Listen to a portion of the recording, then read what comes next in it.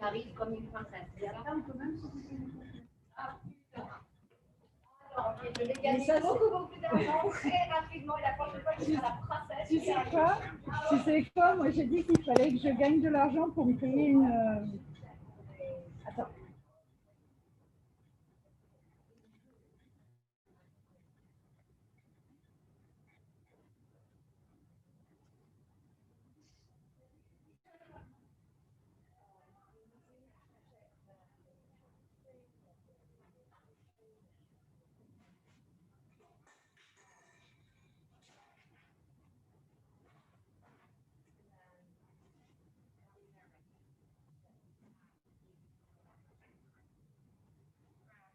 Yeah.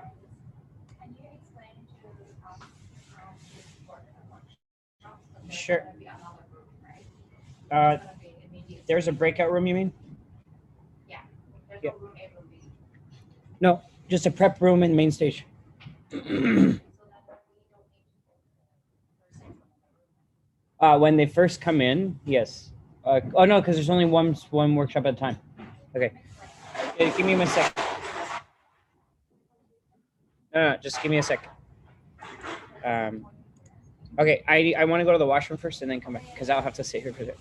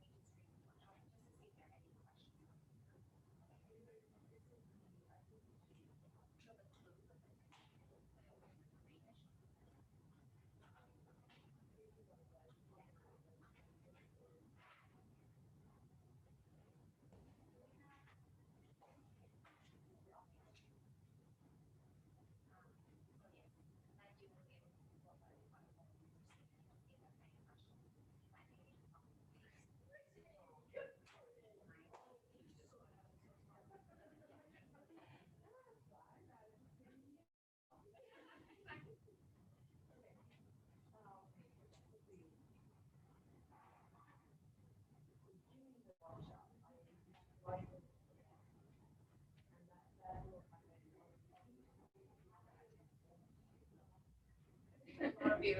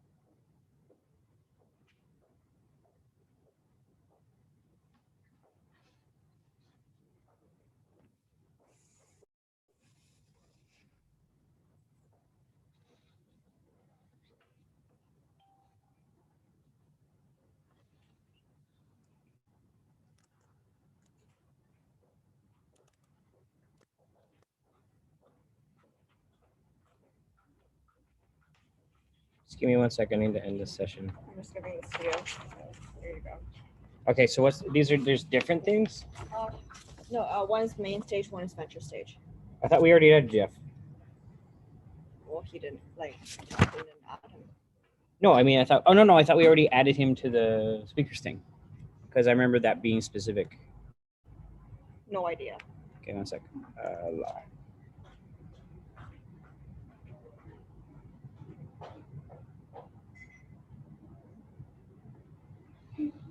Okay, so Benedict, you mean is moderator, right?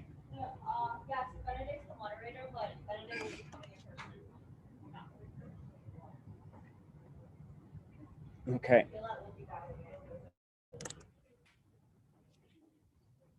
Okay, so Amandine, did I say that right?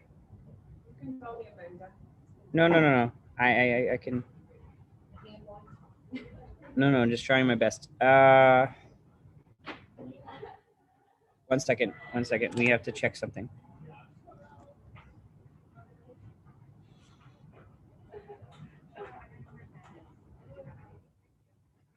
Josephine, can you join the founders Zoom for a quick second?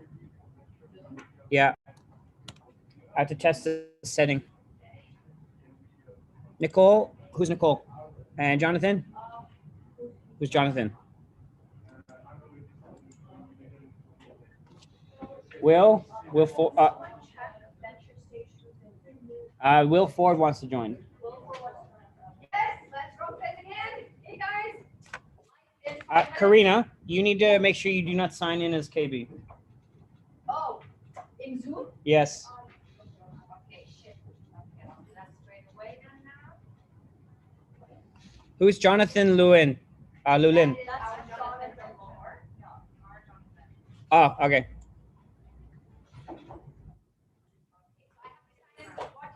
Anything else? You can do Karina at WHub. Are we adding Will now? Yes, admit Will. We don't have anyone on staff to admit him though. I just wanted to confirm I can make co-host. You can exit now. Because the other one, the workshop one, I can't make co-host. I have to change the account settings. Huh? Did I have breakfast? I had a bun. Yes, I'm okay. I don't want that. No. Sure? Yeah, I'm good though. But thank you very much. I very much appreciate it.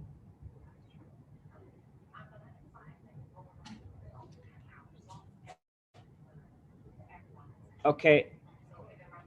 Hello, Will. Who's handling the venture stage? I want you logged in. Hurry up.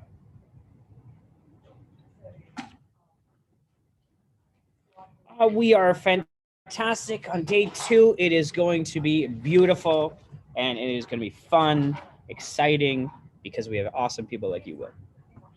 Make it happen.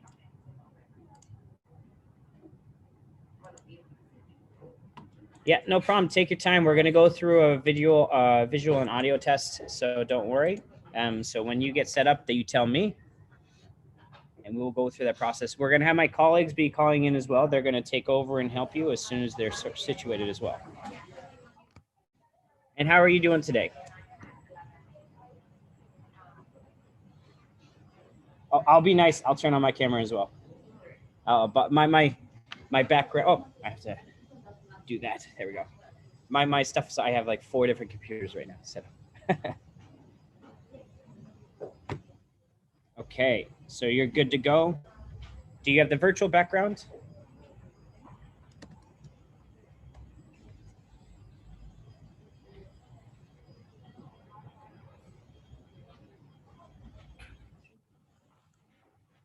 Yeah, I can hear you now.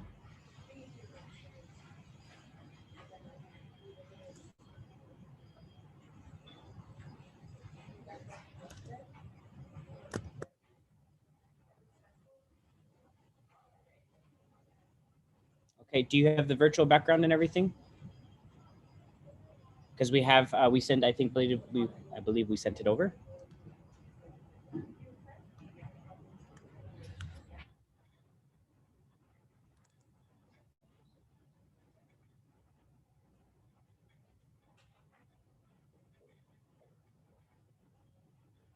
Yes, can you hear me okay? No? Okay, let's see here. So check your audio levels because my mic's coming through.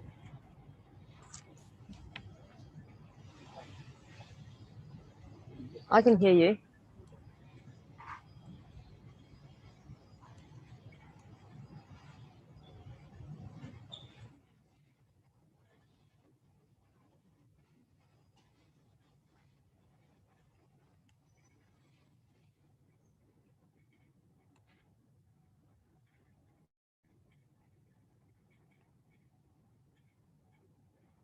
Can you hear me at all yet? Test, test, test. Oh, fantastic. You sound great. Just have to, yeah, I was going to say move your camera up a little bit. Fantastic. Okay, so we have my colleague here, Juno. He's going to help do your test. He's going to get you sorted. He's going to explain to you the process and make sure everything is sorted and good. If you do have the virtual background, please enable that and put that on. Fantastic question. Juno, do you have the link? The virtual background link. Okay, let me get it for you, and then I will send it over via the chat, okay? Graham. Yeah.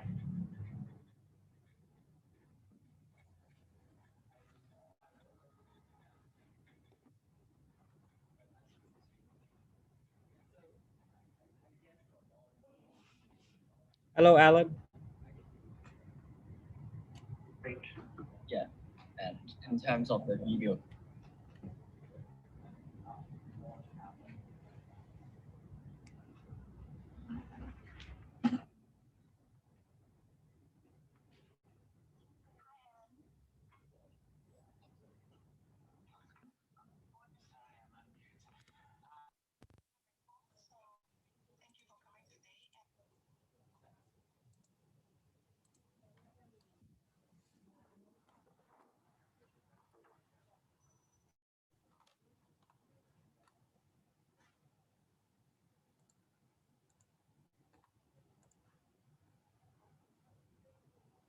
Okay, Amandine?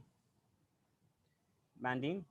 Okay, so I'm gonna have to stop the Zoom and then start it again, okay? To fix that one. I'm gonna stop the workshop Zoom and then I'm gonna start it again. Pardon? Yeah, but I have to change it so that I can make you a co-host so you can move people around.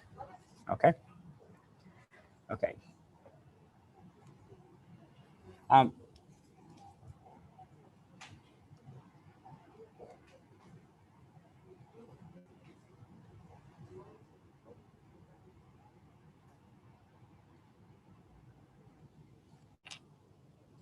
C'est déçu. Okay, let's on to that. I'm actually going to see the stop video. Yeah, but don't click it. You can see that like out. Click it out. And choose virtual background.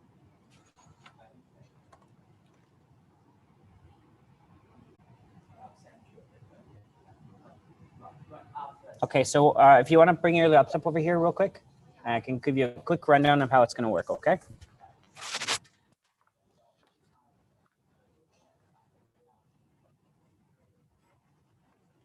Okay. All right, so be aware it's all going to be live streamed, okay? Okay. So the way this is going to work is that we have these breakout rooms, okay? When somebody joins, you're going to see a pop-up here, or you're going to see a pop-up over here, okay?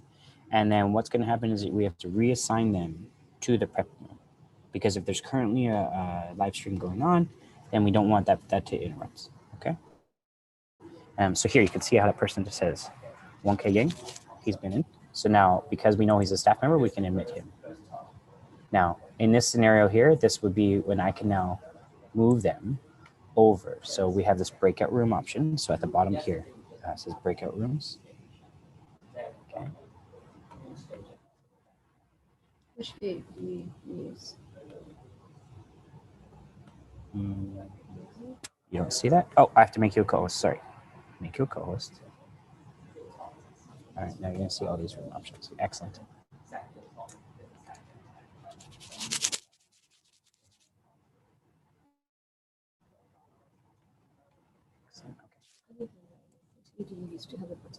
Oh, well, right now it's full screen, so just press the escape.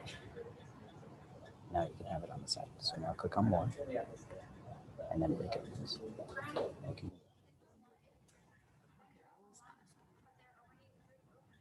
Nobody opened the session?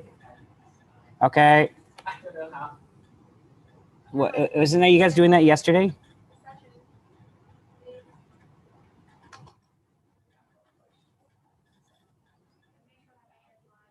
Yeah, for both, right?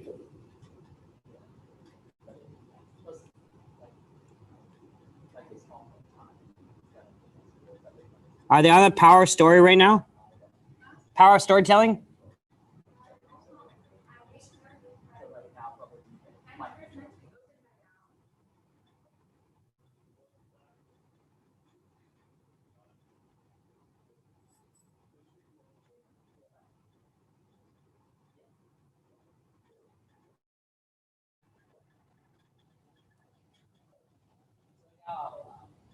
Good.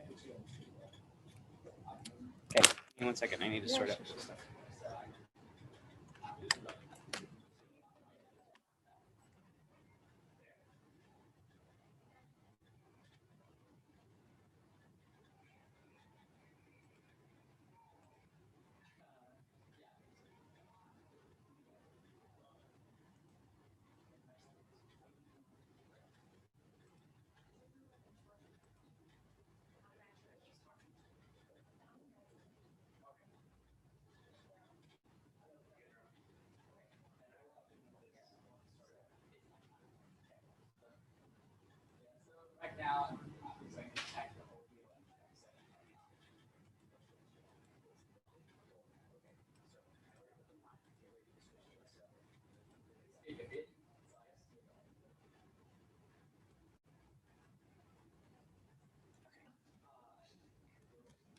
Okay, sorry.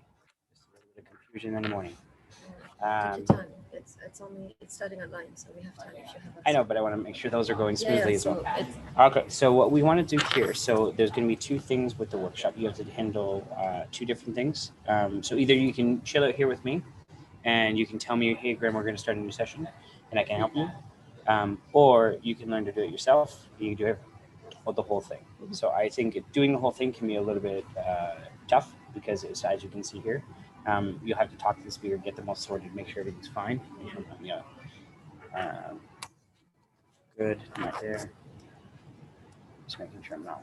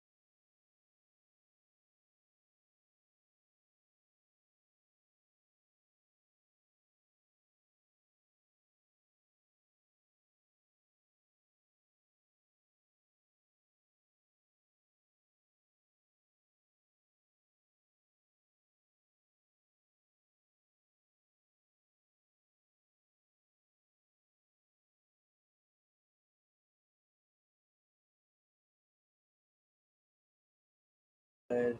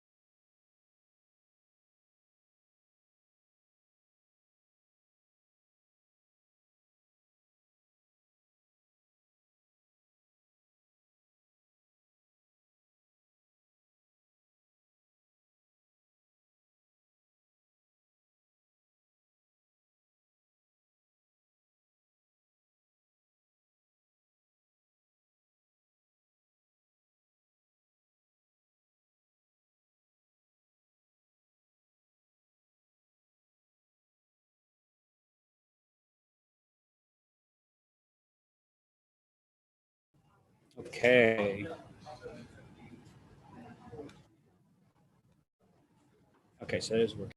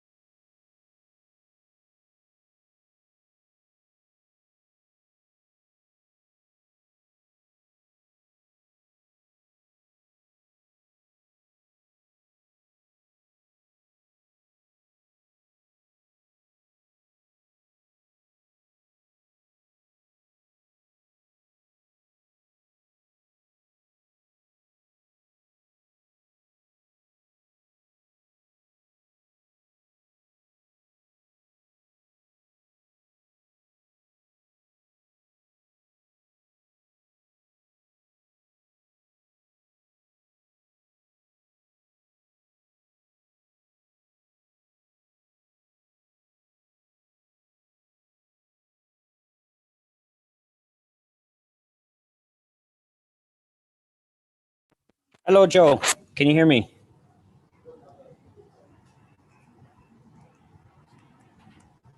Hello, hello. Could everyone hear me? Yes, we can hear you just fine. Okay. Do you have the virtual background at all?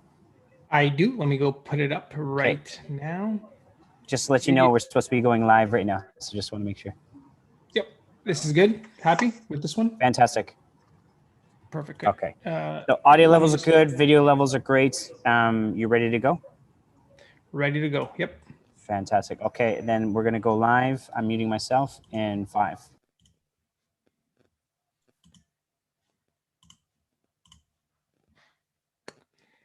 Yes, hello. Hi. Could everyone hear me?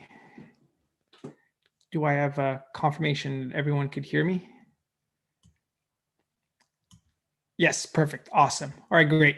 So let me go ahead and begin. I know we don't have a lot of time and I have a great workshop for everyone today. So I'm going to start by sharing my screen and I'm going to get right into the workshop. So let me go ahead here. I'm going to share this screen here, share. I'm going to do present. Perfect. I hope everyone could see my screen. If I could just get confirmation that people could see my screen. Let me go into the chat. Could you see my presentation?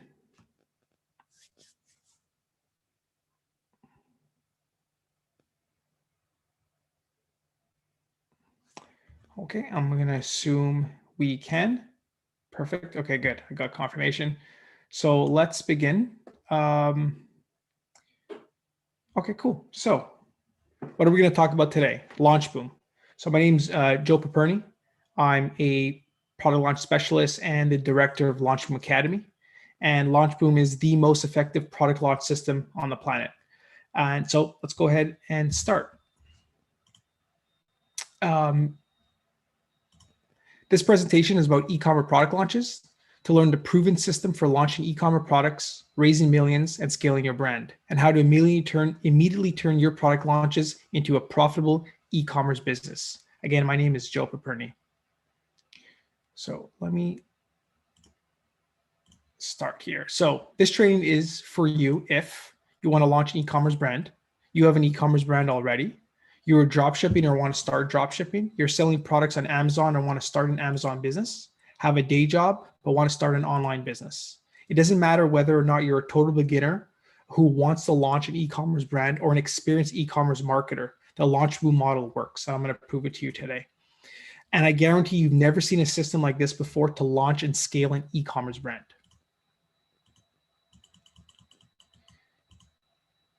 So the question is this: what is the single most important asset for your e-commerce business?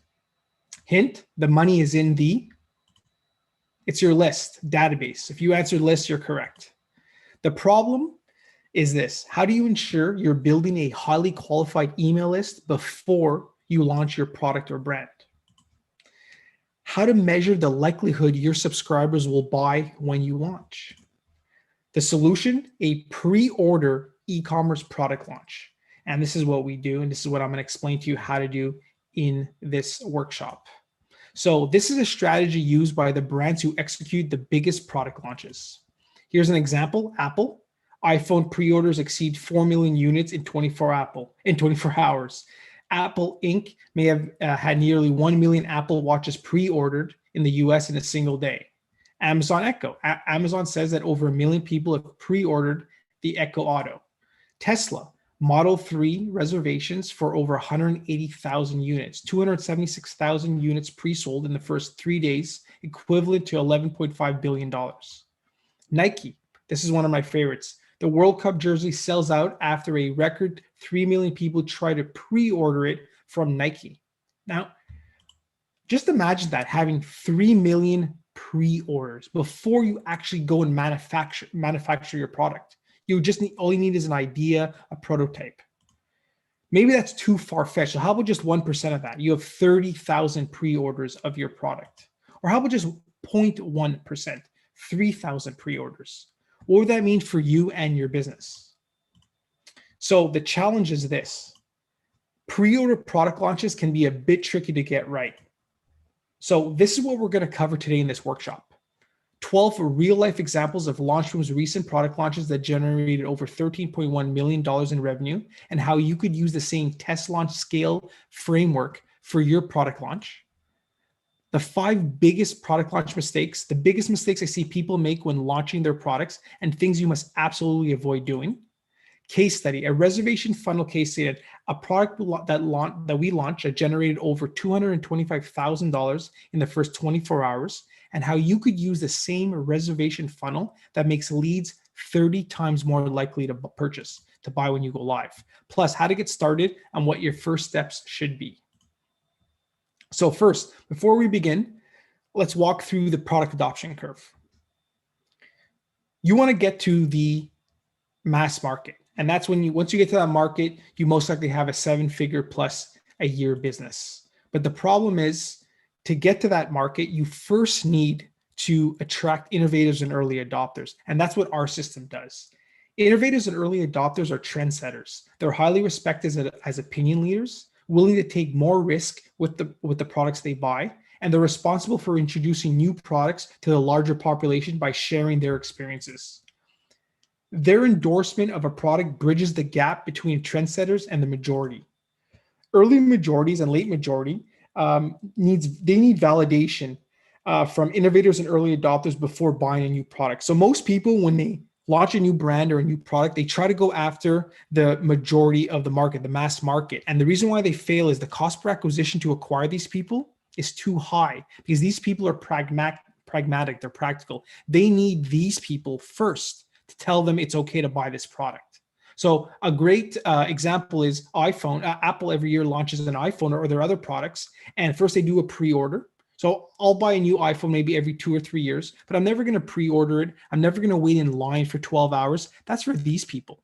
Then they're going to tell me, they're going to write reviews, they're going to tell me how the battery is, how the camera is, and I'm probably like an early majority. But if Apple tries to go after me, they're going to spend too much and I'll take too long.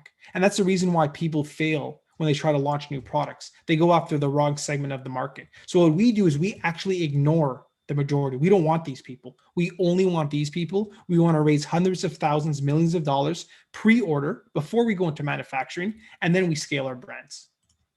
So here's how crowdfunding works. This is the vehicle we use to just go ahead and get this going. Campaigns are created on either Indiegogo or Kickstarter. Campaigns must have a duration that you accept funds, usually 30 days we do it. Campaigns must have an external goal of funds they want to raise during a live campaign. If you hit that goal, you become funded. Campaigns make their new products available for pre-order.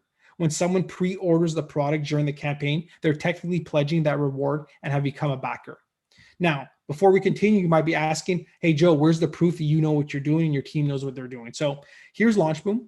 We're a team of 50 plus experts worldwide. We've worked on thousands of entrepreneurs in 40 plus countries. We've raised over 70 million in revenue from product launches alone. We're Kickstarter certified experts, Indiegogo certified experts, Facebook preferred marketing partners, and a Shopify partner.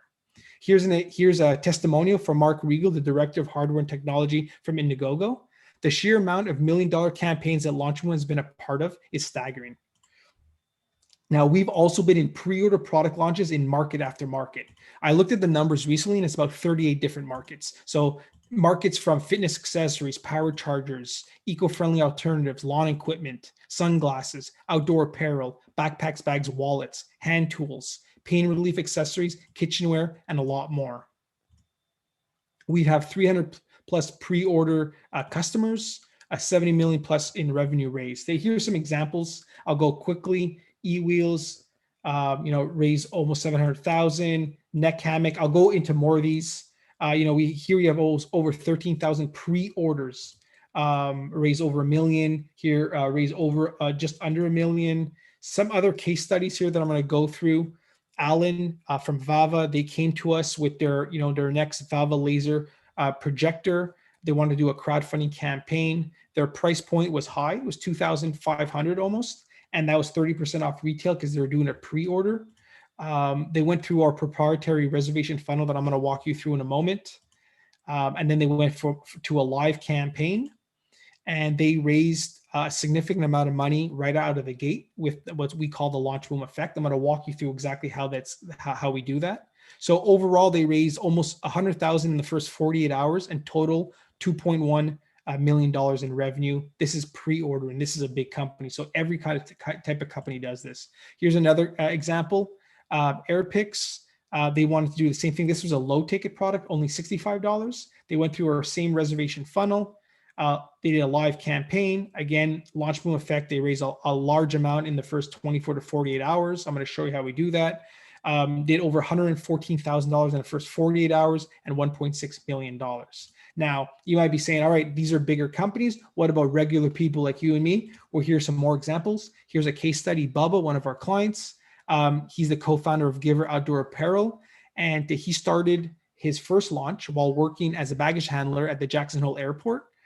He had a great idea for gloves. He did the exact same launch that I just processed that I just showed you with the other two companies, raised over $270,000 on his first launch, then had his next idea. Instead of gloves, he wanted mittens. He had a built-in audience, and I'll show you in a second how that works, because this is a process that feeds on itself. So the more launches you do, the bigger they get. His next launch were mittens, $1.3 million. Totally 1.3, 8,400 pre-orders. These are customers, and this campaign raised over 3,000%. Here's another case study. Kevin Liang, he was the founder of Aqua Design Innovations. He did his first product launch with LaunchBoom. He did a respectable $79,000 out the gate. And then after that, did several other product launches. In total, did 6, raised 1.5 million from product launches alone. And off the back of those product launches, built a successful $2 million a year e-commerce business. Here's another great study. Dr. Steve, he was the founder of the Neck Hammock. He's a physical therapist, a doctor of physical therapy. He specializes in mobility, strength, and post-injury physical therapy. He had this great idea for what we call the Neck Hammock. He was using it with his patients in his local practice, decided to do a pre-order product launch via crowdfunding with the LaunchBoom system, raised $1.6 million from the launch alone. These are pre-orders going after only innovators and early adopters. That's over 22,000 customers right there. Then went into e-commerce, and the following year had over 110,000 orders, raised almost $10 million in 100 different countries. Again, all off the back of a pre-order product launch, following the product adoption curve, not spending money in mass manufacturing upfront, mitigating risk of time and money. That's exactly what the LaunchBoom system does. So the common ground with all these, a proven system for launching e-commerce products designed to test, launch, and then scale. So here are the 5 biggest mistakes most people make when they try to launch a new product. Number one mistake, the wrong model. So dropshipping model has low margins, high probability of returns and chargebacks due to long shipping times and poor quality control. Plus, it's not a unique product. Dropshipping model is high risk, low reward. The Amazon FBA model is high risk for startups because you have to invest over $10,000 upfront into inventory for a product that you don't know will sell. Plus, again, nothing's unique about your product. Amazon FBA model is also high risk with low reward. Plus, both these models involve products that have no unique selling proposition, which will ultimately ruin your brand and future growth. The launch move model is based on creating a custom, unique product specifically made for your target audience. So first, by validating the product with your audience before manufacturing it. After the product is validated, we launch a pre-order crowdfunding campaign to raise capital for the manufacturing while we profit. Then use the profits to raise from the pre-order campaign to fund your product's first production run. The launch move model is low risk, high reward with very high margins. So again, first we validate, then we do a pre-campaign, we then launch, and then we raise. We then take the profits, raise funds for your first manufacturing and production run of your unique model. All right, perfect. Let me just make sure everything's good. Great. And then of course we scale. Once you've manufactured your product and you have inventory, it's time to transition to drive sales to your e-commerce website. We like using Shopify or even Amazon FBA. At that point, you have a unique product that way.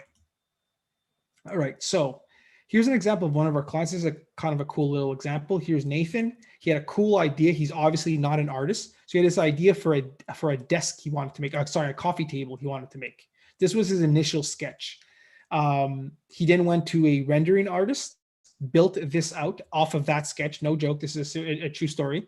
And then from there, got some more renderings done. Went through our reservation funnel. I'll walk you through all the pages of it. Here's one example of the landing page. Once we validated that this was going to work, he spent money on one prototype. I think it was $600 or $700 to get that, and then did a launch and raised over $200,000. So again, mitigating risk of time and money. Idea, validation, one prototype, then pre-orders, and then we go into manufacturing, and then we scale on e-commerce. So mistake number 2, the wrong process. So you need to follow a blueprint. Most people don't. And so the way it works is you have a blueprint. If you want to build a house, you need a blueprint, and then you have a skeleton, and then you build a beautiful house. Now, if you didn't follow this process, you would build, potentially a balcony that leads to nowhere. So if you don't want a product launch to lead to nowhere, you need to follow a blueprint. This is the Launch Boom framework, basically. But actually, we don't look at it this way. We look at it this way because everything feeds on itself. So just like our client Bubba, where he tested a product for gloves, launched it, pre-order, did $270,000 on his first launch, then went to e-commerce, scaled it there. And then when he has his next brilliant idea, built-in audience, he did the same thing all over again. But since you have a bigger audience, you have bigger launches, they get easier and easier. So again, the framework is you test, you validate the product demand, and then you pre-sell the product to the market, and then you scale and you build off your previous crowdfunding success, drive sales to your e-commerce website. Our client Kevin Liang, he did several pre-order product launches via crowdfunding, raised in total over several launches, 1.5 million, but off the back of that, built a $2 million a year e-commerce business. So here's some examples of some of our advertising, and then here's our reservation funnel. I'll go into more detail in a second. Then we launch it here, and then we scale it on e-commerce. Here we use Shopify. So again, it feeds on itself. The test launch scale framework is meant to feed on itself and grow your business. Once you get to the scale phase, you can begin to work on your next product that you want to test in the market. You'll now have a large group of happy customers that will support your next campaign. That's why we keep launching more products for our clients here at LaunchBoom. Using this framework will be able to not only have a successful product launch, but build a successful brand. Each campaign will not only grow larger than the last, but become more profitable as you dial in your target audience with your traffic sources. And that segues nicely into mistake number 3, the wrong traffic source. It's all about traffic sources in the right order. So while there are typically hundreds of traffic sources that can lead to sales, we typically use these 4 distinct categories. We call them the 4 horsemen of traffic. So here they are: pre-launch email list, social advertising, Facebook and Instagram, PR and media placements, and crowdfunding platform in itself. So Kickstarter, Indiegogo. So in order: 1, pre-order, pre-launch email lists. You build a pre-launch email list before you launch, before your campaign launches. List the people that are interested in purchasing your product once you launch. And I'm going to show you how we build lists that are hyper interested in buying and how they're 30 times more likely to buy than any other list. Build a pre-launch email list through Facebook and Instagram advertising. Around 90% of the sales from the pre-launch email list will come within the first 48 hours. So that's the goal. The goal of the pre-launch email list is to drive sales immediately to your campaign once you launch. This is why all of Launchroom campaigns fund themselves within the first day. The traffic from this horseman alone will be enough to get your campaign funded. The next one is Facebook and Instagram advertising. Facebook's targeting outperforms the ad platforms such as Google and Twitter for attracting innovators and early adopters. Once you want to scale, that's when you want to go into other traffic sources. But for early on, you really want to get those early adopters and innovators. Facebook has the better targeting for that. Focus 100% of your ad budgets on Facebook and Instagram during the pre-launch and launch phase. Again, especially if you have a smaller budget, you really want to do this. Facebook advertising will be with you for the remainder of the campaign, even after the pre-launch email list has ridden off. Facebook ads allow you to keep sustained traffic throughout the campaign. You could throttle really easily. You could continue to scale your campaign up. The next one is PR and media placements. Landing a solid PR provides your campaign with two things: credibility and sales. So I'm going to show you some examples in a second. PR and media placements become easier with each successful story you get. So the more launches you do, the more that you're going to get into these media placements. They're going to know you. Here's one of our campaigns. They were featured in a bunch of different publications, which really helped. Here's another one of our clients, a Backblade. They got picked up by Business Insider and raised nearly $200,000 in 4 days just by being picked up by them. So it's really great if you could get onto these platforms. The next one is the crowdfunding platform itself. So Kickstarter and Indiegogo have millions of visitors viewing their website every day. Tap into that traffic of innovators and early adopters, and you'll raise a lot more money. Drive sales through your pre-launch email list, Facebook advertising, and PR, and sales will come in from Kickstarter and Indiegogo's own communities. We see an average of about 30% of sales come directly from Kickstarter or Indiegogo. So that's a lot of sales. That's a reason why we do these pre-order product launches through these crowdfunding campaigns. We want to leverage their organic reach. This horseman never rides alone. If the other horsemen don't show up, then this horseman won't appear. That's the reason why I said at the beginning that it's in the right order. The order we do the traffic sources are really important. So just to give you before I end how this kind of looks. So we have Facebook advertising that then goes to our reservation funnel that I'm going to walk you through. So then we build this email list of buyers. I'll show you why they're buyers. It's a buyers list. Then once we go live, we go to the crowdfunding page to pre-order. That happens, the launch boom effect happens where we get funded within the first 24 to 48 hours. Then we get traffic from Indiegogo, Kickstarter, and the PR. So that goes back. And then also we then go back to live campaign ads with Facebook and Instagram. And then after that, we typically, regardless if you launch on Kickstarter or Indiegogo, we always then move the campaign once it's over to Indiegogo in demand to continue taking pre-orders, and then we drive more traffic there. Now, mistake number 4 is the wrong product positioning. So 63% of all crowdfunding campaigns fail. And the number one reason they fail is from poor product position. So great product positioning is the foundation in which the rest of your crowdfunding campaign is built on. Start with weak product positioning and your whole campaign will topple over before you finish. So what is great product positioning?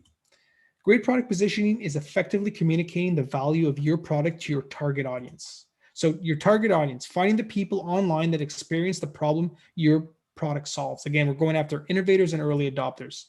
And then communicating the value, explaining how your product solves their problems. If you could do this, you're going to make sales.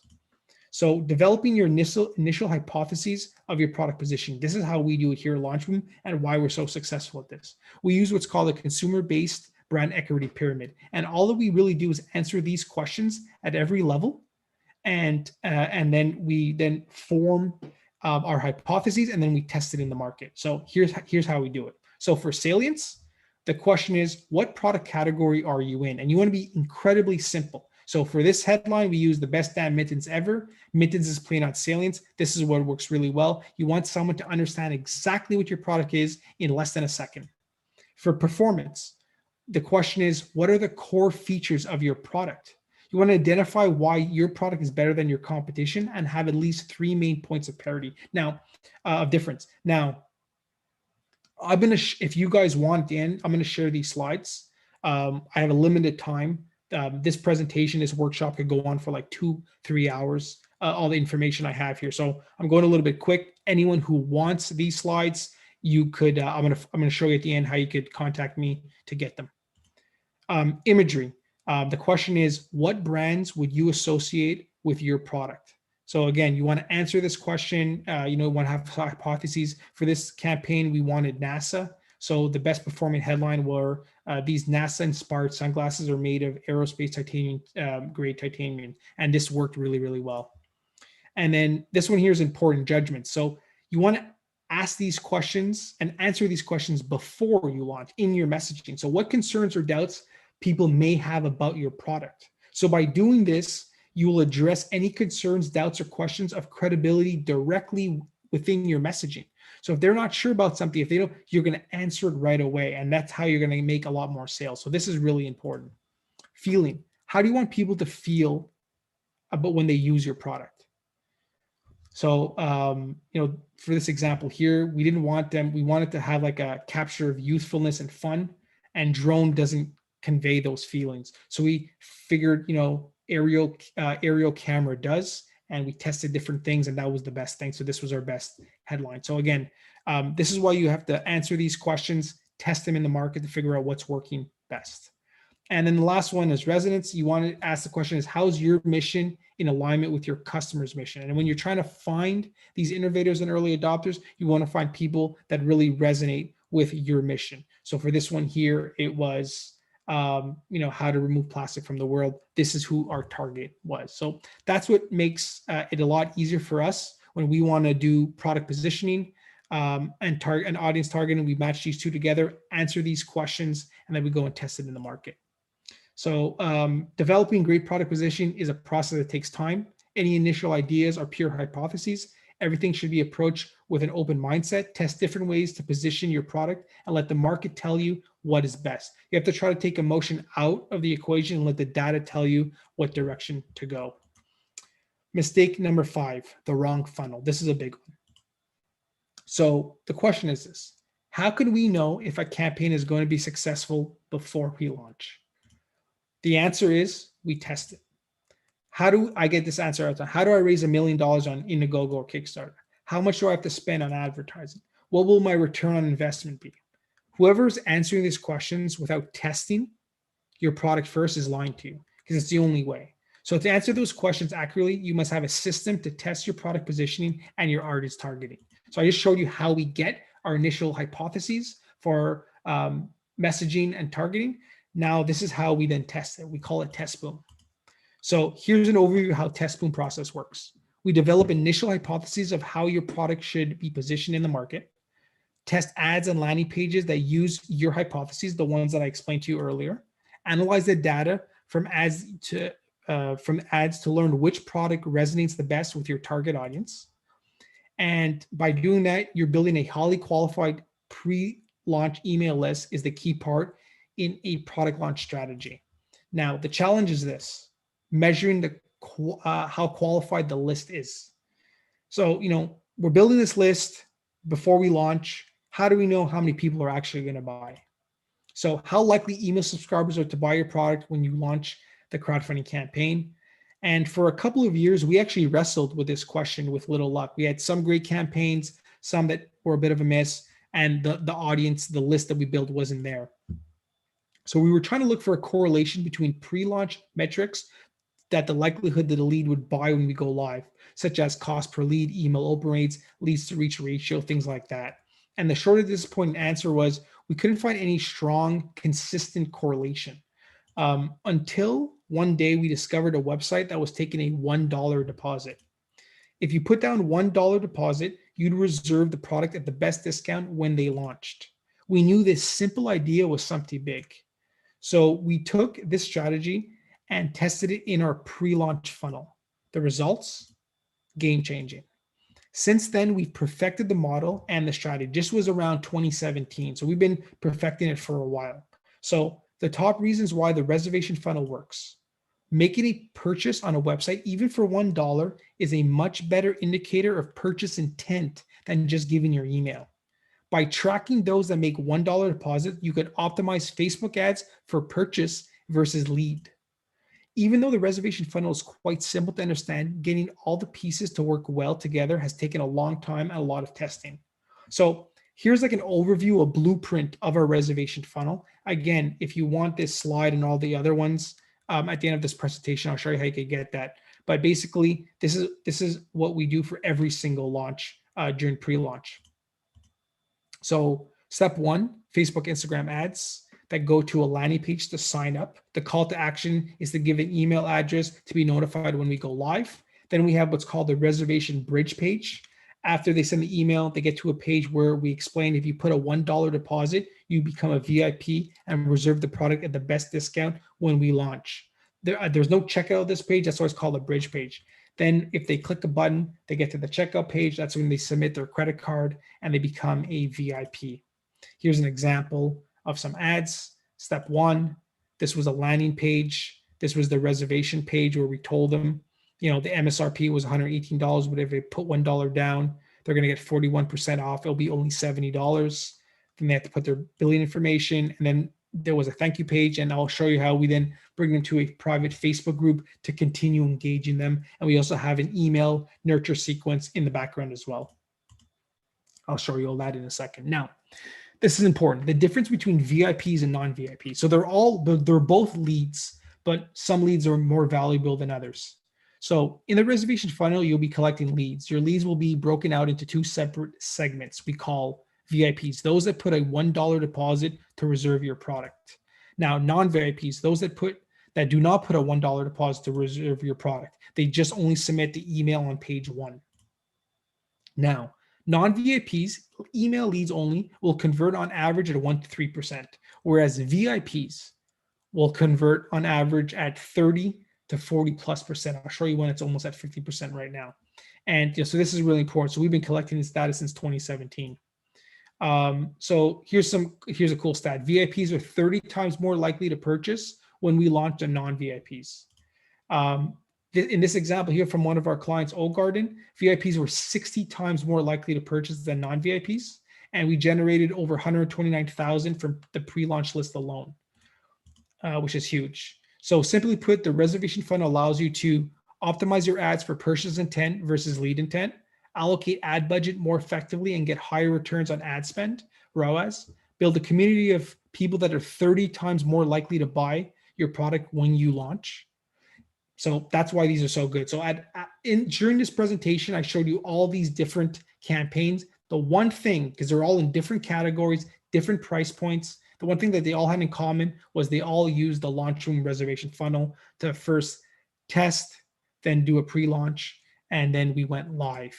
So the question is this. How much time do I have? Okay, perfect. I was checking the time.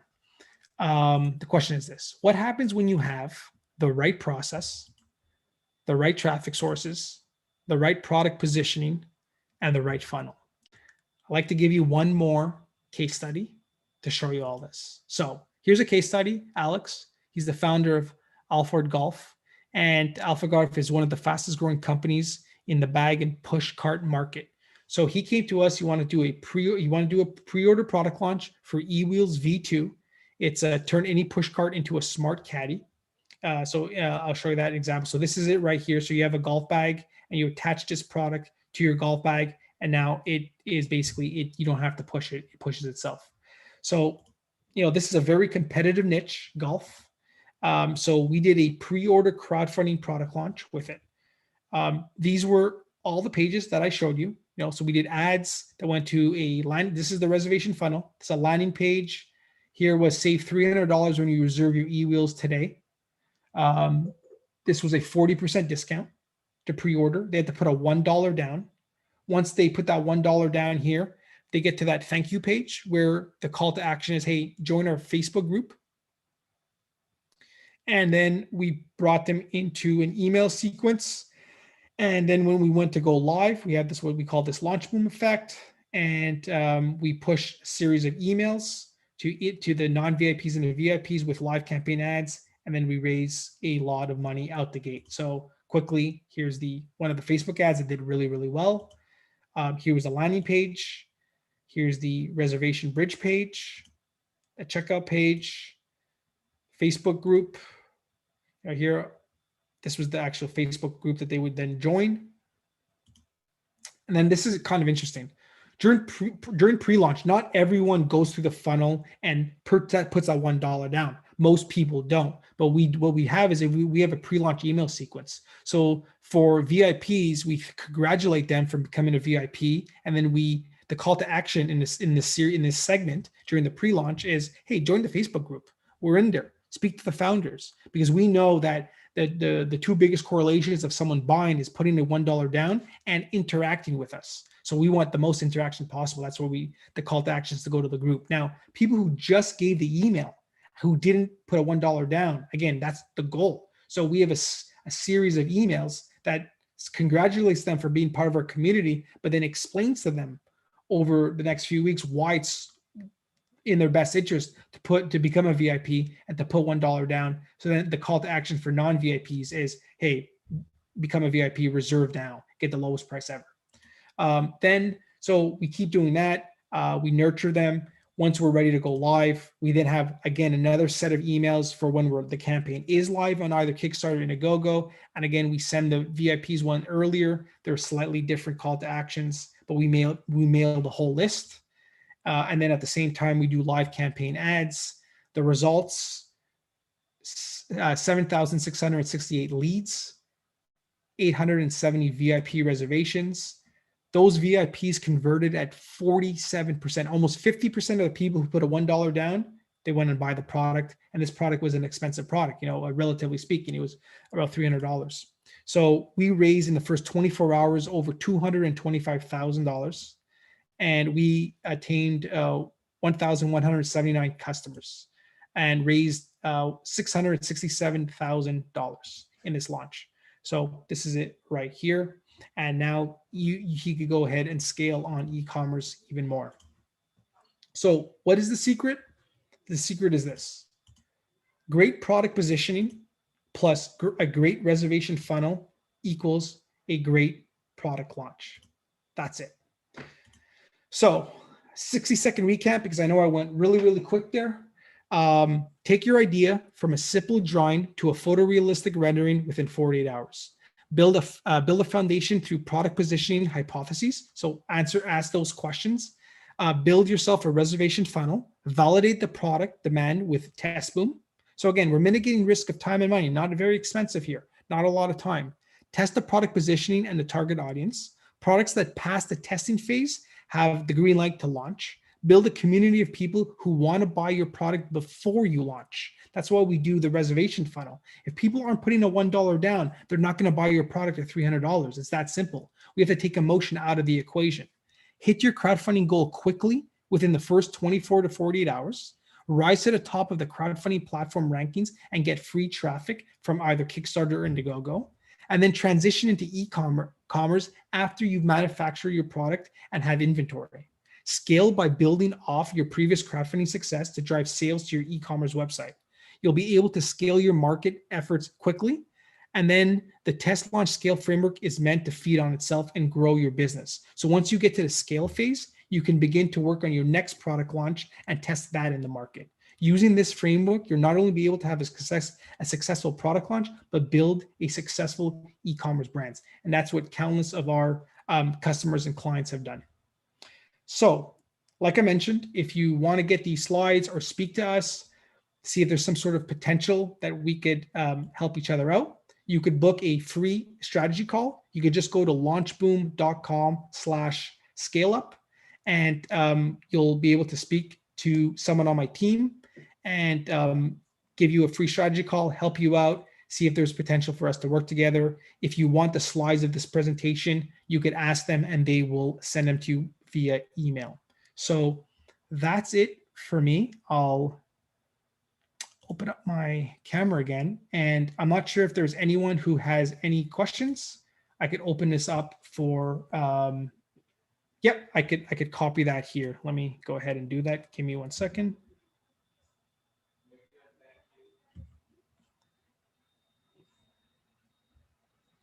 I have other here, so it's just going to redirect here, but I'll just make it simpler.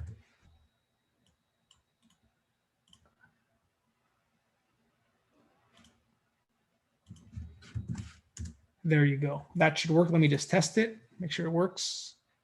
Perfect. You'll get to a page like this right here that I tested to make sure it works, and you'll be able to fill that out. And you could then schedule a call at your convenience. They'll be right after you fill in your name and email. You'll be redirected to a calendar to book a call.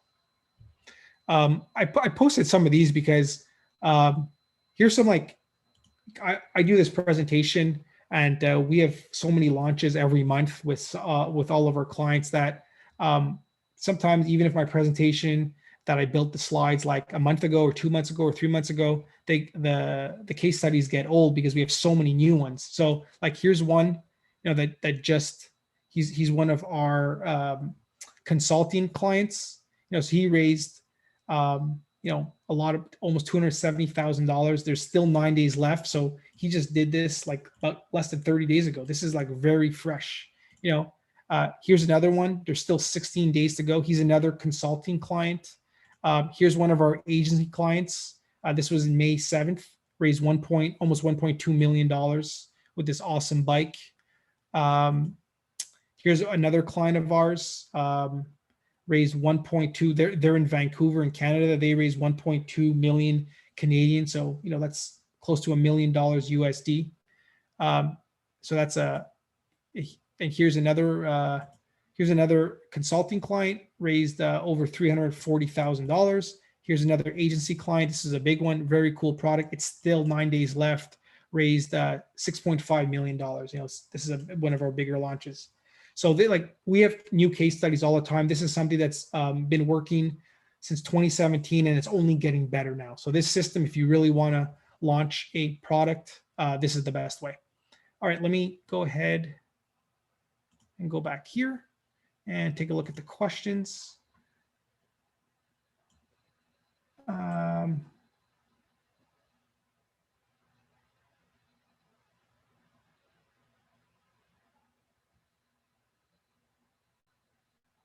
So this product works really, really well. So to answer John's question, how does this system work for services instead of products? So this works well we use it more on our agency. We use it for e-commerce brands, so physical products.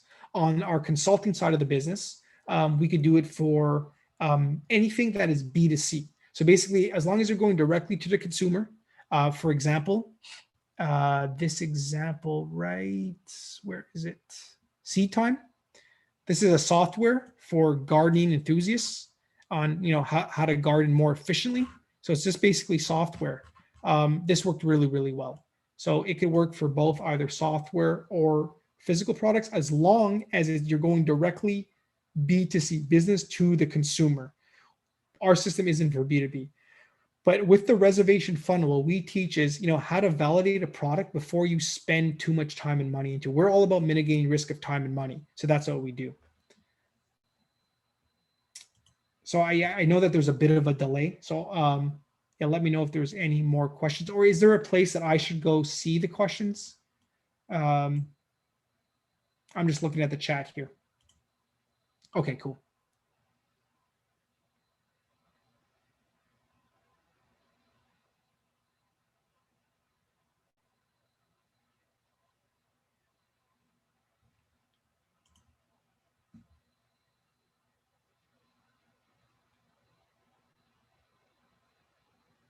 Okay, great. So I'm going to wait for more questions to come in.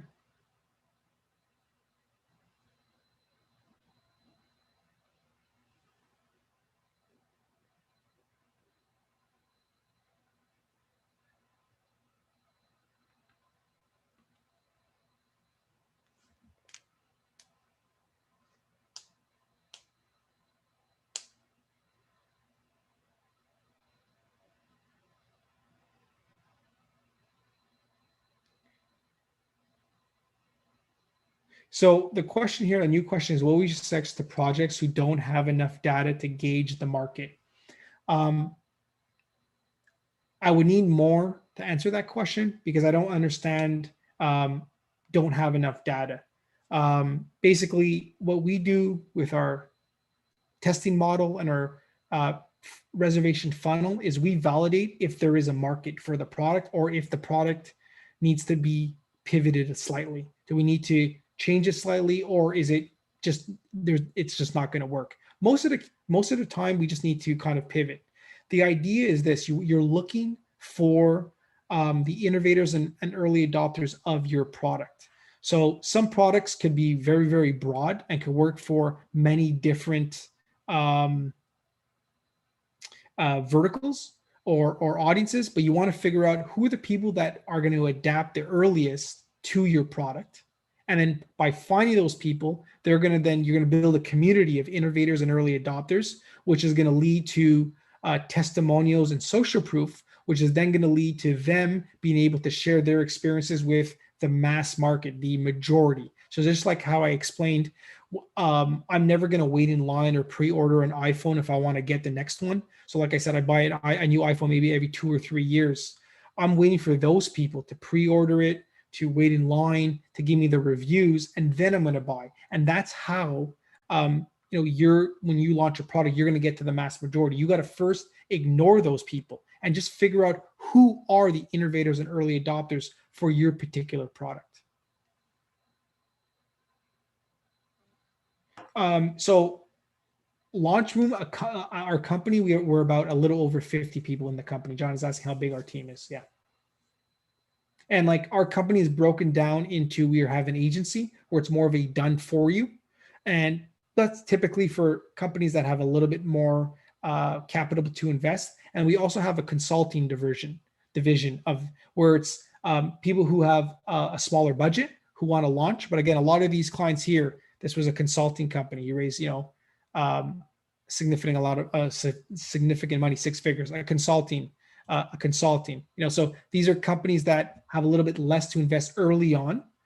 So we show them with our system how to do it. Whereas our agency tend to be companies that have a little bit more upfront, like this one here, raised 6 million. It's a difference between 270,000, but again, they invested a lot more into it, and they invest a lot more into us as well. So we have two sides. So we could really serve, big companies, and we could also serve, startups, and we could help you launch your product with our system. Bottom line, our system works, and it works for big companies or small companies. And as I showed you in the presentation, this is a strategy that's used by some of the biggest companies in the world to launch products. Thank you very much, Joe. I don't see any other questions coming up, but I'd like to thank you very much for your presentation today. Very useful. Great. Thank you. I hope everyone got a lot of value out of it. And again, if you want a free strategy call, launchroom.com/scaleup, and my team will be able to speak to you, help you, and answer any questions you might have, and also give you these slides if you're interested in them. Thank you, Joe. Thank you. Bye. And Bye, have everyone. a great day. You too.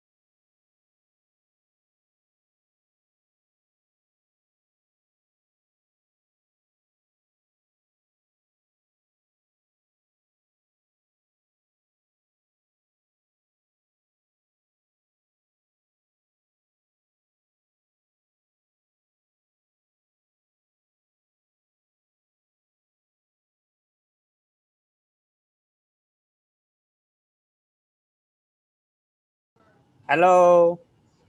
We're waiting on Michelle. Don't forget to unmute yourself, Karina. Pardon? I'm not in there. I don't. Oh, I can check. One sec.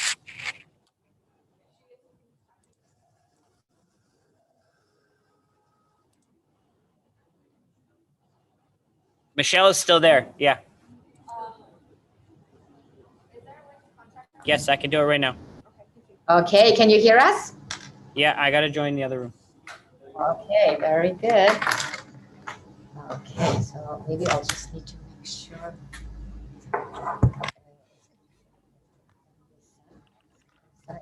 La table, en fait, on la met en haut. Et comme ça, après, merci. Elle nous voit en fait toutes les trois.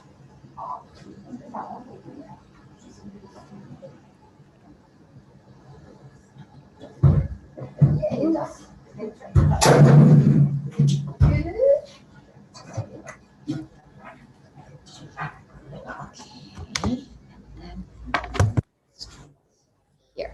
Okay, I just. Did you get Michelle? Yeah, I just went onto the other Zoom and messaged her and said, please leave, come to this link. Okay.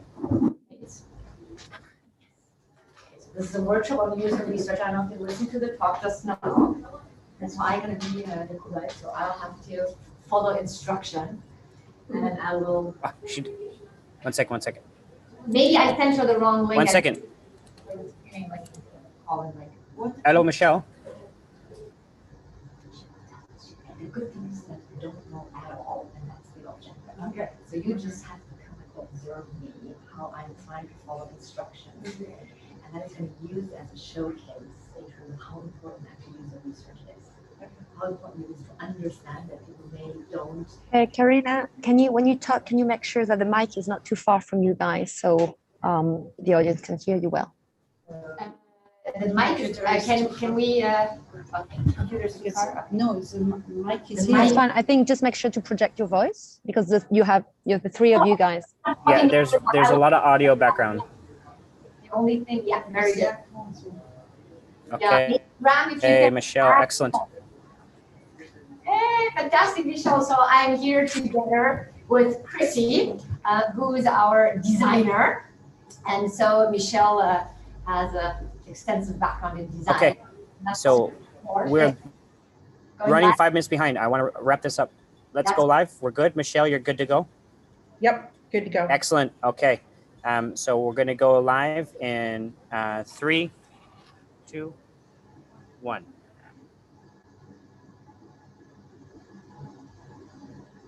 Hi there, my name is Michelle Ronson, and this is our workshop. Karina, I'm not sure if you wanted to do a little bit of an introduction here. Yes, thank you very much, Michelle. Absolutely. I'm so thrilled that now we can put into practice what we explored a little bit on the fireside chat at main stage a few minutes ago. So really the importance of user research. I love the title because it's really about talking the exponential power it has.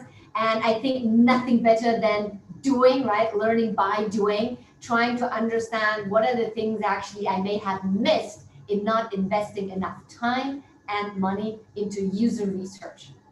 Michelle, I already introduced you on main stage, but for those who did not have a chance to tune in, I just want to mention that Michelle has an extensive background. She is the expert on user research. She founded her own company called Curiosity Tank, who does exactly that.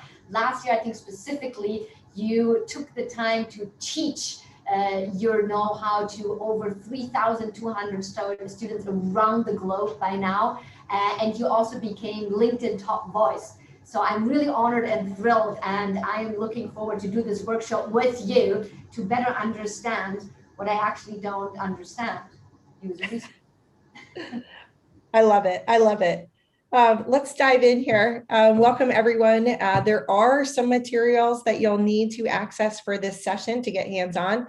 So I've also pasted this in the Zoom link, this URL. Let me read it out to you. tinyurl.com/scale up 2021. So you'll be Perfect.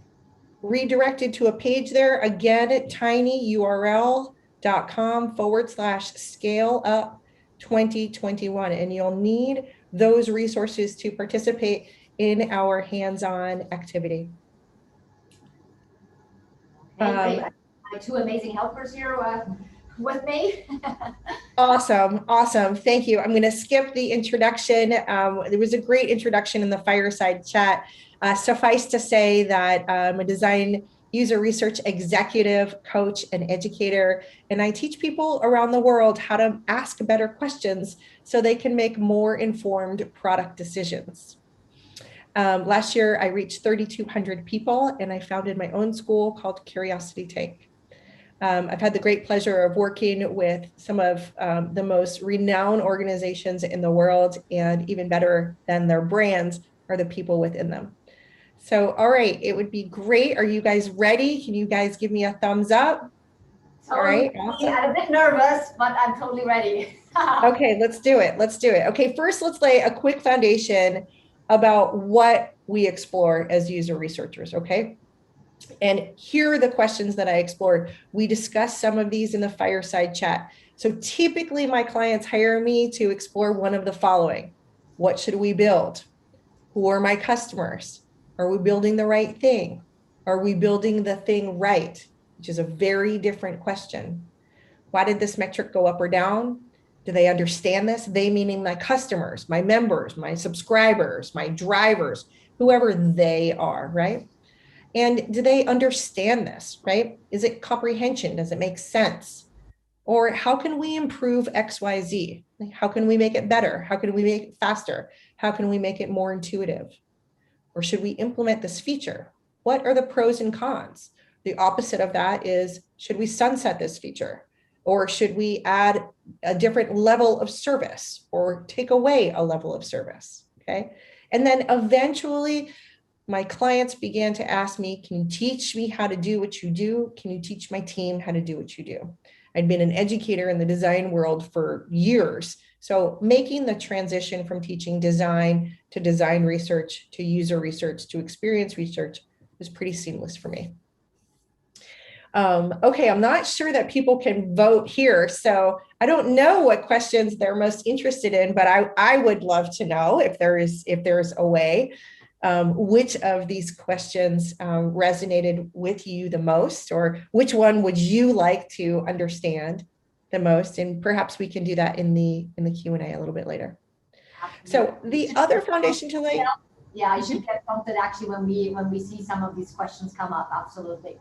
Okay, great. Okay, great. And people feel free to take a screenshot also as we go through these, if this is helpful in terms of understanding what you might want to hire a user researcher to do, or what types of questions are user research questions and not. Yeah. Okay. So when do we explore user research questions? This is something else that is helpful to know. We explore user research questions throughout the entire product development cycle. When we're in the discovery phase, we want to understand who our audience really is.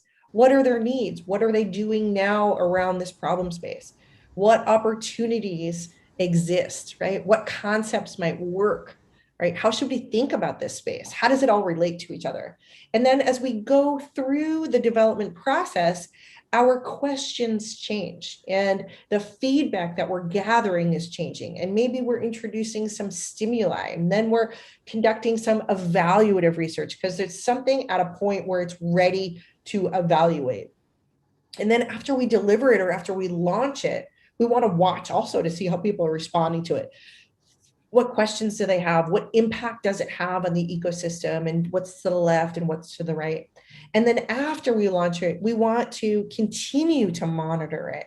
We want to continue to see what changes we can make. We want to keep an eye on our competition, on politics, on the environment, on policy changes, to understand how we can optimize it over time. So we work in a continuous cycle. And ideally, we are generating this understanding first, then using the information we generate to inform our initial concept, then then gather more feedback and move around and around in this iterative cycle. All right, so with that, let's get hands-on. Sound good? Okay. All good. Fantastic. All right. Okay, so again, I'm going to skip these interactive questions because I don't think that we have the ability to get that feedback. But if you missed the session's materials and resources, again, you're going to need them to participate in this activity. It is tinyurl.com/scaleup2021. Okay, so user research isn't always complicated or expensive. This is a misnomer about our industry. So what I would like to do is underscore how not all user research is rocket science. And what we have here for you is a very quick activity to demonstrate that. And in that resources link, the very first link, highlighted in yellow, says giraffe origami activity.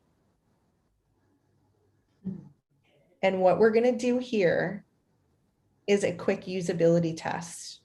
And Karina is my user. She is going to be my research participant. And with the ladies to the left and to the right, what I would love for you to do is to observe what Karina is doing and what she's saying. So Karina, as you go through this experience, please talk aloud. Show us what you're doing, right? And then ladies, I want you to write down and take notes about what you hear and what you observe. This is going to be a test of these origami giraffe instructions. Imagine we work for the origami giraffe company, and we want to know how well our directions are working.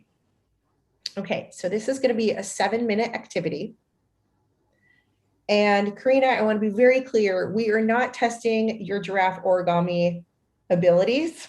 We are testing the instructions.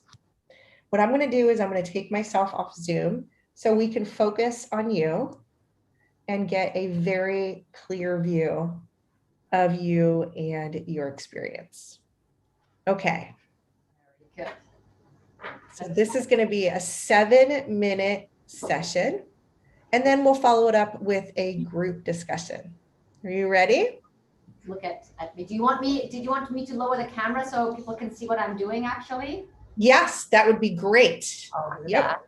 Okay, here we go. That would be great. Okay, so no one talking here for the next 7 minutes. Karina, though, please continue to talk out loud about what you're thinking, about what you're doing. By the way, have you ever participated in a usability study, any of you?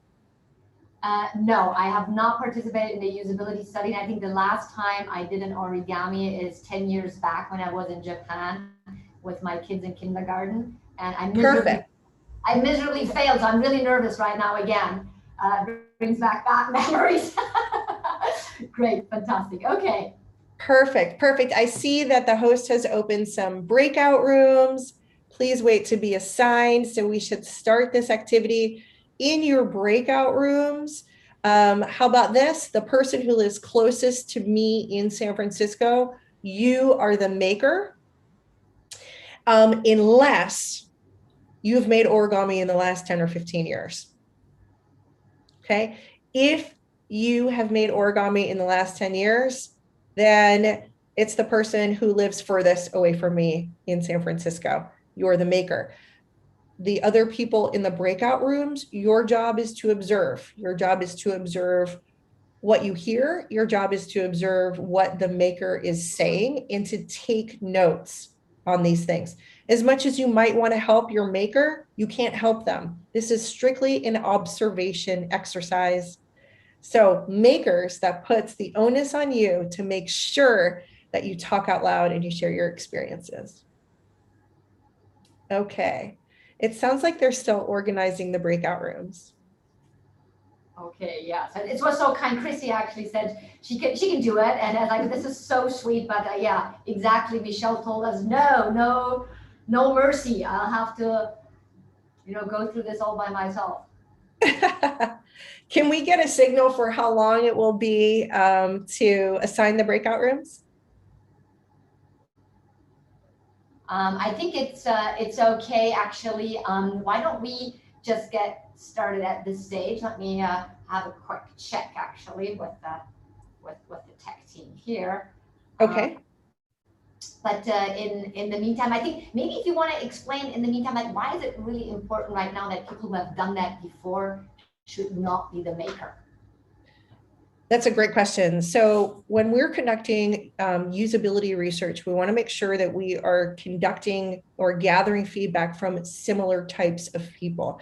We call that segmentation. So the segment that we're targeting for this particular activity are novice origami makers. So again, imagine we work for the Giraffe Origami Company, and we're looking to understand how well our instructions are working for novice origami makers. Great question.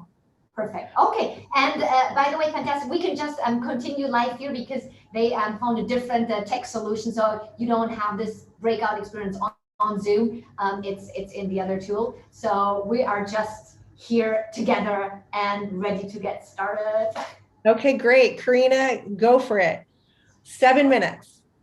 I have 7 minutes. Okay, so you told me I have to talk this through. So the first point that it says fold in half to make crease and fold back.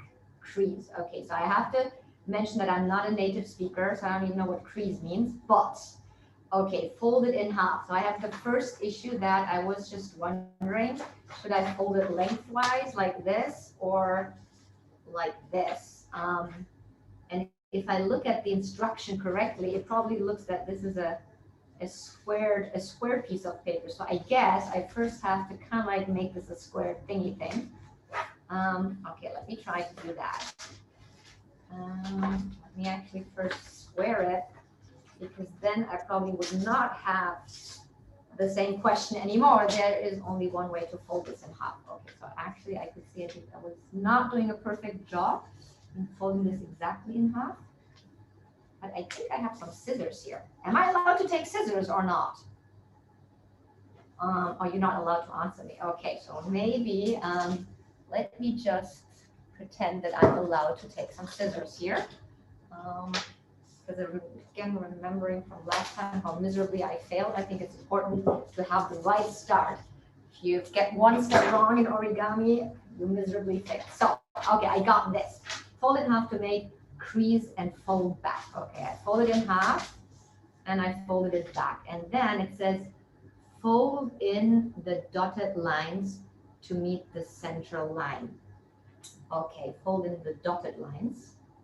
Okay, well, I don't have any dotted line here, but let me, I guess this shows some arrows, which I assume means that this paper should be folded like this. Can you see what I'm doing? Yes, you can see what I'm doing. Fantastic.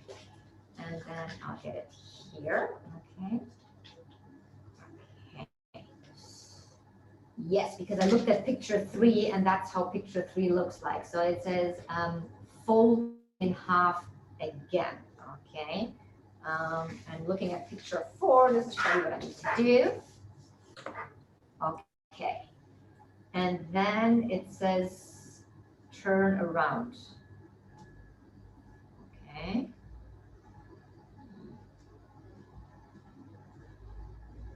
Mine actually looks different right now. Why does this look different? Okay. Interesting. This is how this picture looks like, even though when I turned it the way the arrows were showing. Okay. Open the pocket from there. Okay, I'm opening the pocket from here. Why is there a dotted line in 5? I was probably supposed to fold it again. Did I miss a step? I didn't miss a step. Open. Okay, let me actually just try to simulate what we were doing here in step 5, because there is a dotted line, and I think a dotted line kind of like means I have to fold something before. The only issue that I have is if I fold it, I cannot open it anymore. Okay. This is actually even worse than my kindergarten experience. Okay. Let me move on to number 7. Hold, fold inside. Okay, maybe like this. Knowing that I'm trying to build a giraffe, I guess I need to get like a head or so going. Like this. Okay. Gosh, this giraffe now starts moving her head. Okay. I'm at page 8, and it looks a little bit like this. Yes, I mean, it looks like a giraffe. I'm not sure if it's exactly what I'm supposed to do here. Let me go to number 9 then, because I think 8 kind of like looks relatively similar to what I have, even though this little circle inside, that tells me I should fold again. I'm not sure if it tells me actually to fold. But so then in picture number 9, pocket fold, and there are 2 dotted lines. So I think I have to make the first big one like this. And then it seems I have to make a smaller one again like this. Because then probably if I open it up, then I can fold this inside. I'm not so sure why I have to make 2 of them. I probably just have to fold it inside. Pocket fold. I don't know what a pocket fold is. I guess if you're an origami expert, you know exactly what a pocket fold is. Okay, well, I did this not here. Okay, where's number 10? Pocket fold and pull out the edge. Okay. Okay, that's probably why I had the second fold. That's why I probably have to do the second fold, because if not, I cannot pull out the edge. Look, like this, actually, yeah, it looks like the tail, see? I think I figured it out. Yeah, it actually looks pretty much. No, what do you think, guys? Looks good, no? You're not allowed to say anything, I know. Okay, I think it pretty much looks like the picture. And then I am allowed to take scissors. I'm so glad I brought scissors. I'm always equipped. I don't know how I would have managed that if I would not have brought scissors. And then I have to cut this inside here, like this, okay, and like this, and this, okay. Cut with a pair of scissors, so that's all what it says. And then it says, draw eyes, spots, and finished. Okay. Oh, I think I realized here at the end. Oh, now I know what I missed actually in step 8. Because if I look at step 12, right now it looks more like a pelican than a giraffe. It's because I was supposed, I think, in point number 8 to do the pocket fold, kind of like the same thing, I guess, that I did with the tail. I have to just get the nose inside. If not, yeah, she looks more, my little giraffe looks more like a pelican than like a giraffe. Okay, here we go, like this. Okay. Giraffe isn't as proud to look at that much, but here we go. Look straight ahead. Okay, so draw spots and things. Yeah, draw. Oh, see. So again, me being very well equipped with my super out of space pencil case. I do have probably even red pen with me. See, look at that. I'm so glad I brought it, because I asked Michelle, do I have to bring anything? And she was like, no, just come. Ha, see, never come unprepared. Always come with your pencil case. And then I guess I don't have to exactly follow. I can do the spots as I want. Wait, giraffe spots are a little bit more squared, actually. This looks more like chicken pox right now. Okay, here we go. Yeah. Okay, great. Great. Wait, I'll just make a dot for the eye, because they mentioned there is a dot for the eye. And yeah, so just imagine that this is a half albino one with no spots and some spots. Here it is. I'm not sure if it stands, if it's supposed to stand. Maybe I can open it up. It doesn't stand. But you did it. Way to go. Way to go. And congratulations to all of you. You have now participated in a usability study. I love it. I love it. So Karina, congratulations. Thanks for being such a good sport. Ladies, let's talk about what you heard and what you observed. Now, remember, our goal is to understand how well these instructions are working for a novice giraffe origami maker. Who wants to go first? Beatrice, you want to go first? Okay, so there was problem of vocabulary, clearly. She mentioned twice she doesn't understand the words, crease or pocketful. Then she said several times that they probably mean something for the origami people. So she felt a bit out of, like the paper was not speaking to her, was speaking to somebody else. She as well put it in front of her face. So very often it was on a table, but when she started, she tried to put it in front of her face to just figure out what she had in hand. And then she took an action, because very often the action was motivated by there is only one way. And one time she said, if you take the wrong step, then it's wrong in origami, which annoys her later on, because she said, well, I cannot go back. And because there was a story about one of the hardest step was that she realized she couldn't go back. So it was the biggest decision she had to take, because she realized you cannot undo.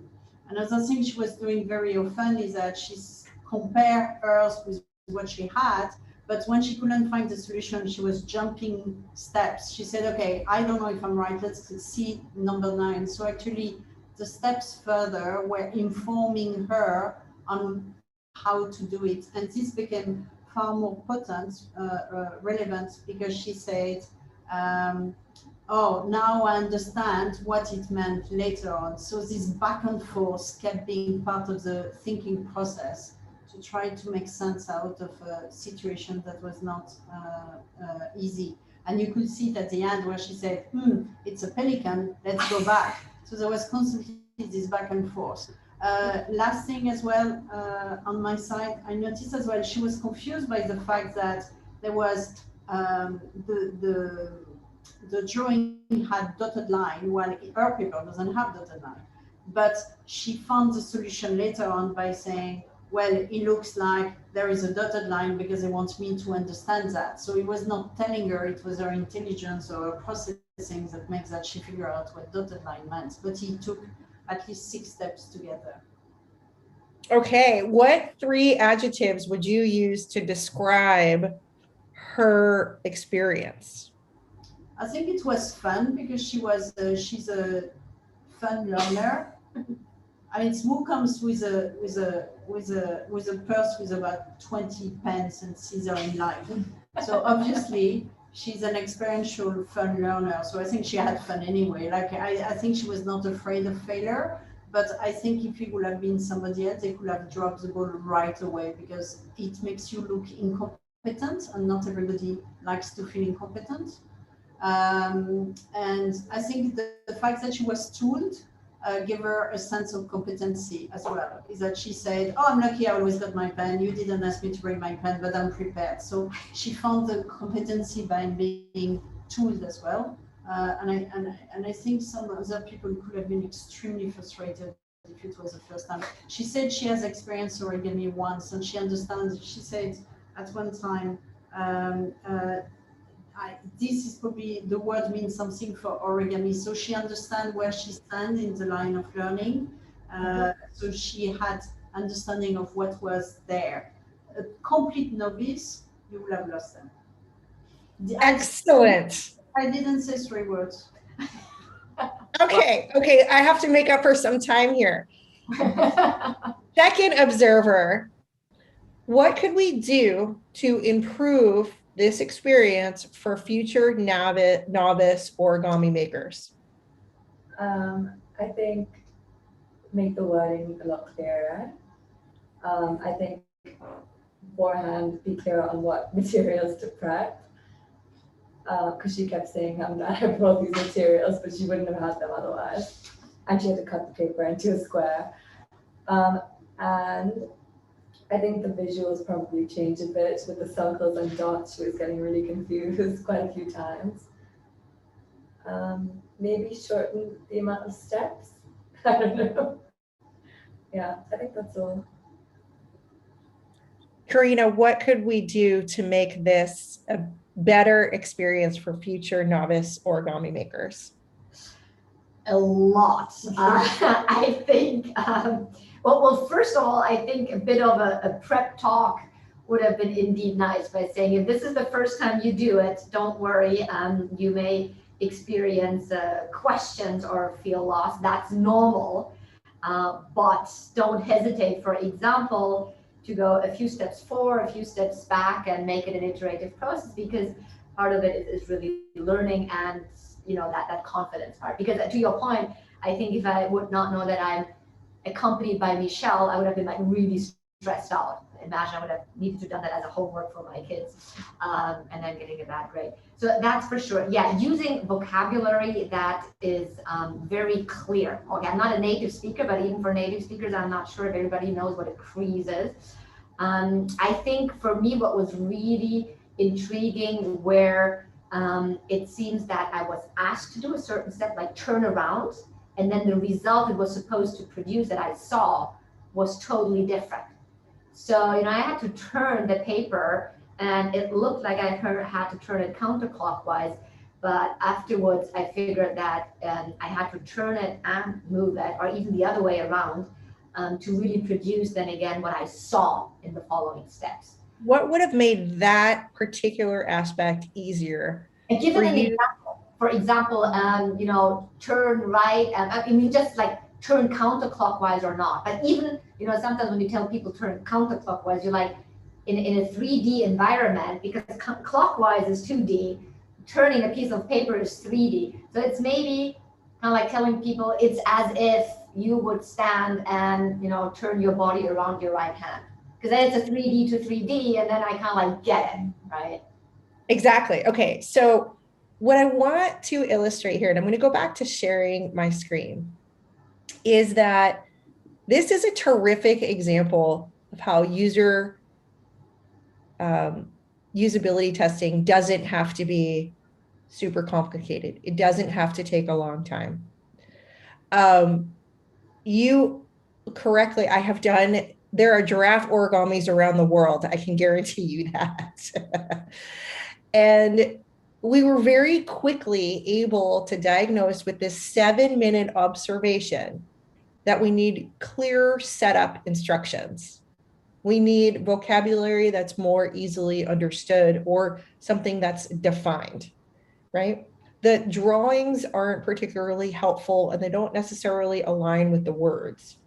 Maybe fewer steps would be helpful. And then Karina, your last one, I think where you were getting at, if we had talked about it a little bit more, is sort of a mental model mismatch by doing something in 2D, doing something in 3D, and following it on 2D instructions. So there is a perception issue, right?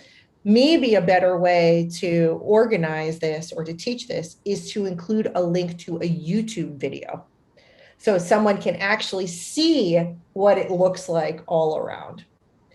This is a great activity to underscore how in usability, when we gather feedback, we're gathering feedback in specific segments or categories of people. And we typically only need to speak with 4 or 5 people to identify 80% of the opportunities. Now, Karina, you were just one person that we spoke with. I've spoken with hundreds of giraffe origami makers in this last year. And I can tell you, you were well on the way of identifying 80% of those opportunities. There are 2 ways to gather information. We lean on listening and observing, which is exactly what you 2 ladies just did. Thank you so much. In user research, we listen to get at why, meaning, motivation, beliefs, and values. And we observe to get at how, habits, behaviors, and actions.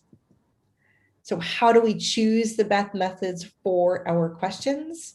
Well, There's many different factors, but observation alone can be extremely powerful. So if you haven't sat down to watch somebody use your product or service and talk aloud as they go, that would be the number one step I would recommend to identifying how well you are meeting the needs of your customers and how easy is it to use or follow or set up or print or download or whatever the thing is. I would go through your top 10 tasks that your customers need to achieve and watch them try to achieve that. Okay. When you get a little bit more advanced, you'll choose some other methods. And those methods will depend on where you are in the product development process. Are you in the very beginning stages, the generative stage? Or are you in the stage where you have something to evaluate? Or have you already launched this, right? You also want to take into consideration, what are you trying to learn? And when you need the learnings, what are you trying to learn?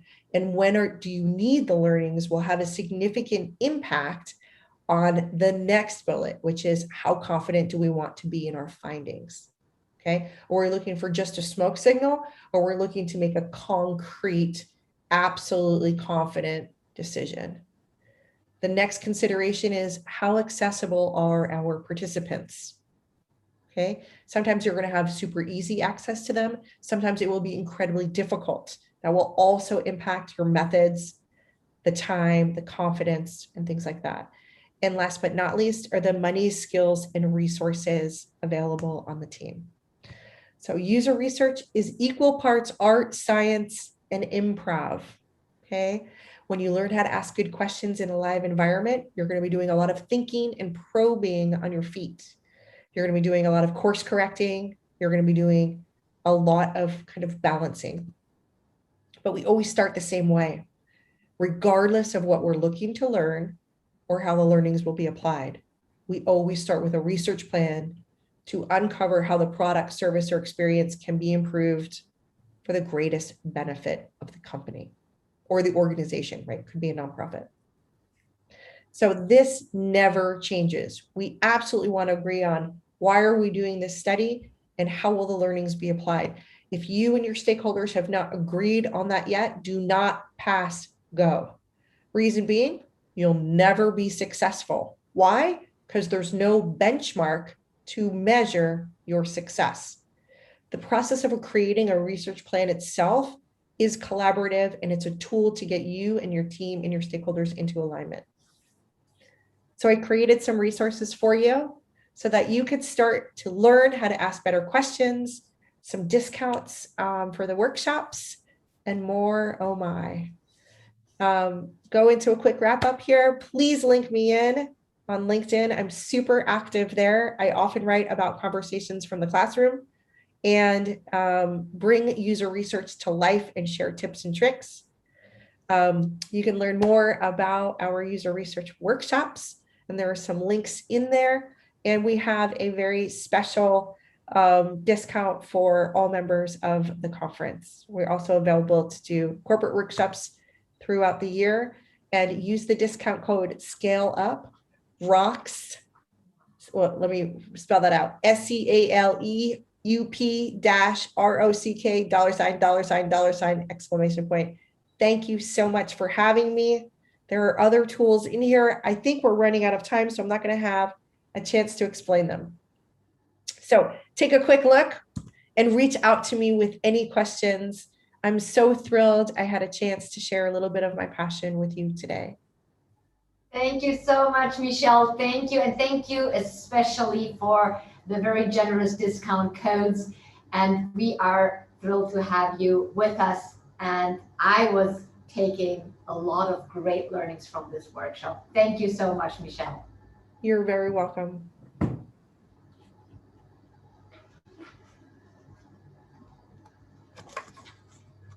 Okay. Thank you, Michelle. Thank you so much. Bye, Karina. I'll talk to you soon. I'll talk to you soon. Bye.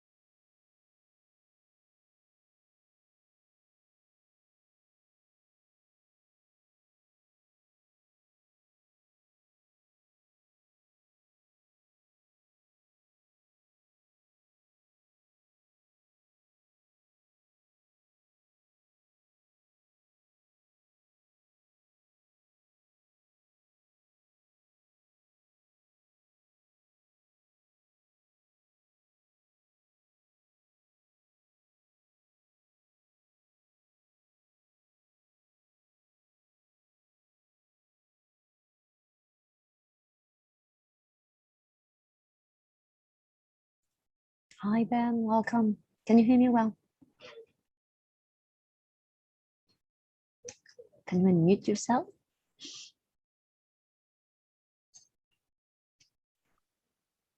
Hey, how's it going? Can you hear me? Yes, very well. So, hi, thank you for joining. So we'll be starting the session in 2 minutes. Do you have a virtual background that you want to use? Yeah, I saw the current virtual background. I think our preference as a company generally is to just use the backgrounds that we have in our broadcasting room. Okay, Yeah. it works well. Is this okay? Yeah, it works. It works well. It works professional. Don't worry.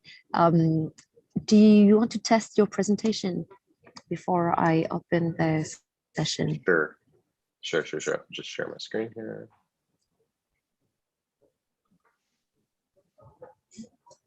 Awesome. I can see it. So you'll just put it full screen. Yeah, awesome. Okay, it works well. Just as a reminder, there is a small delay between time you share and when it gets to the audience. So don't get anxious if you don't get immediate reactions from the audience. So there is like a 20 seconds or delay. I'll try to, so any reaction from the Pine tool where the audience is, I'll capture that and share it with you in the chat function in Zoom. Okay, great. Yeah, because on my screen here, I'm just looking at Zoom. I don't have Pine open. Exactly. So I'll do the transfer between the two tools and let you know through the chat if there is any questions from the audience. Okay. Okay. You ready to go? I am. Yeah. Okay. So we're going live in 3, 2, 1. Okay, you're live now. Excellent. Yeah, I would like to thank everyone for joining this workshop. Definitely would like to thank the Startup Impact Summit for inviting us. Shout out to W Hub for all the great work that they've been putting into this. So just to give everyone a further idea of what this workshop is about, this workshop is really to focus on asset tokenization, tokenization using blockchain. And this is a very unique topic and something that we feel will add a lot of value to issuers and startups and companies who are looking for new ways, both A, to raise capital, but also B, looking for new ways to bring value into their business. And obviously there's incentives for investors to be interested in these types of assets because they bring new characteristics to the assets that they want to invest in. So this presentation will actually be focusing, this presentation workshop will be focusing on kind of the nuts and bolts of how to make this happen. So how to identify the right assets, but then also how to execute the right deal. And just a little bit of going back, right? Just a little bit of background on myself. So my name is Ben Elbaz. I am head of ecosystems here at HashKey Group. And I'll share a little bit more information about HashKey Group. But what I do for the organization is I lead many of our strategic projects, and I lead all of our work happening right now around asset tokenization. So the structure of this workshop is quite simple. Talk a little bit about our corporate background. Next, I'll go into our views on asset tokenization, what's happening today and where we see it going into the future. The third section will be talking about what we see are kind of the right assets, how we view that. And I think what's important in the third section is just bringing a little bit of practical knowledge to bear through looking at a few examples and use cases. And the final section will really be focused on a deal execution and life cycle. So once you have the right opportunity, how do you actually go out there and execute it? How do you engage with a company like HashKey? A little bit of HashKey's corporate background. We are quite a unique, multifaceted digital asset firm based out here in Hong Kong, but also with offices in Japan and Singapore. There's essentially 5 core parts of the business. One is digital securities trading platforms. So currently in Hong Kong, we are, we've been applying for a license with the SFC here to trade these assets, to trade digital securities and also utility tokens here in Hong Kong. And we hope to have that license approved by this year. It's currently ongoing. In addition to that, we also have a strategic co-development and investment in a company in the United States named Prometheum, who's doing offerings of these tokens under Regulation A+ in the United States to public investors. The next part of our business is Hatchby Capital, which is a venture capital firm located here in Hong Kong, but investing globally. Quite an active investor in the blockchain and crypto scene. The next part of our business is in custody and wallet. This is essentially all infrastructure services for holding of digital assets and tokens. We also have liquidity services, and the last bucket of our business is around blockchain technology. So a lot of our blockchain technology work is done in strategic partnership with Wanxiang Blockchain, who's very well known and very respected in Asia as being one of the earliest implementers of blockchain technology in the industry, in industrial use cases. So in this chart, this just shows a little bit of the strategic portfolio companies and affiliates of Wanxiang Holdings, of which we are an affiliate. So there's two categories of companies. You have fintech companies, but then also financial licenses. And one thing to note about the overall organization is, to date, it has a very strong presence in financial services in mainland China. And over the past few years, the organization as a whole has really started to expand in fintech use cases in East Asia and in APAC. So specifically on the AI and IoT side, blockchain, digital assets, and also data privacy, the overall organization has been doing a lot to push some of these technologies into other parts of Asia. So the next, kind of the meat of the presentation now, I'll be talking about asset tokenization, where we see the industry going, and where it is today. So I think it's important to just figure out kind of what the current environment is. So if you look over the past 3 years, you can see in the top left quadrant here, the amount of capital raised through tokenized securities offerings has been growing. And then in the bottom left category, you can see the types of assets that folks are raising funds for are really highly dominated by the finance and banking categories. And those are essentially things like funds and bonds, for example. And the next largest category is all about real estate. So, taking real estate assets and tokenizing them, and then doing an offering around that. I think it is also it's also helpful to highlight some of what the traditional financial players have been doing in this space. So for those of you who don't know, DBS has been quite active. Over the past 7 months. They announced that they would be doing a digital exchange.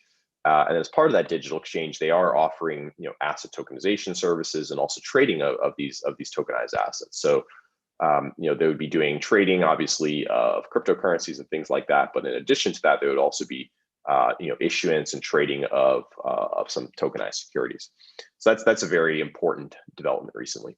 Another thing I wanted to highlight was out of Japan. So SMTB. I think a few months ago, they announced that they had launched the first security token in Japan that actually was credit rated by a credit rating agency in Japan. And that's actually, it seems like a little bit of a nuance, but it's a very important milestone for the industry as a whole, because the majority of, whether they're bonds or structured products, some of these financial instruments, obviously the majority of them, when they're distributed to institutional investors, they need to have credit ratings. So I think to date, it was, many credit rating agencies were a little bit skeptical of whether or not there was technology risks and whether or not that would harm credit. So it's really, really exciting to see some of the developments of credit rating agencies starting to give some ratings for some of these assets. And then the bottom right, we've been very excited over the past few years to work with each of these agencies. The SFC here in Hong Kong, as many of you know, has recently approved some licenses for trading of security token assets. MAS in Singapore actually has several exchanges. They call them RMOs. They recognize market operators who are issuing security tokens, issuing these tokenized assets, and also allowing the trading of them. And then the FSA in Japan is also quite active in the security token space. So the next few slides are just a little bit of a primer on tokens. So when we talk about tokens, what are they? What do they mean? What are some of the key terms that gets tossed around?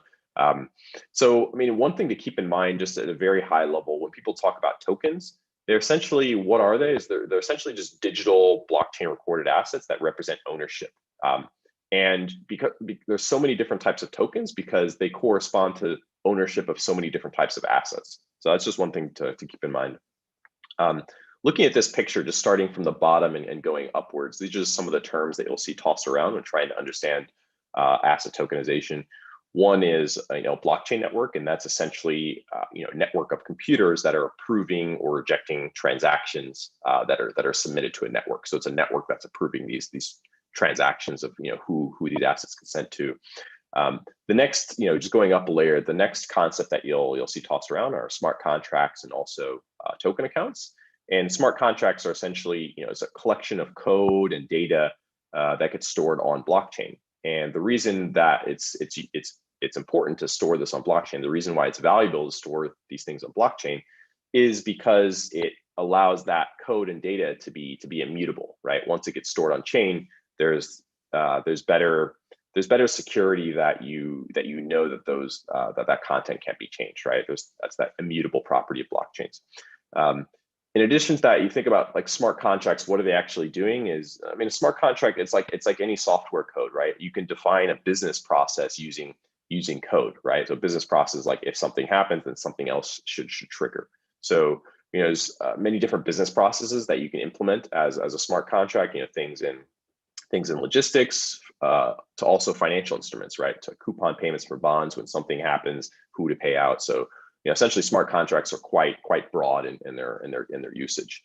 And the last category there, token accounts, is essentially very simple. It's just how you represent the who owns what in any type of token database. And then just going to that last category up above, applications, very simple. I'm sure everyone knows this.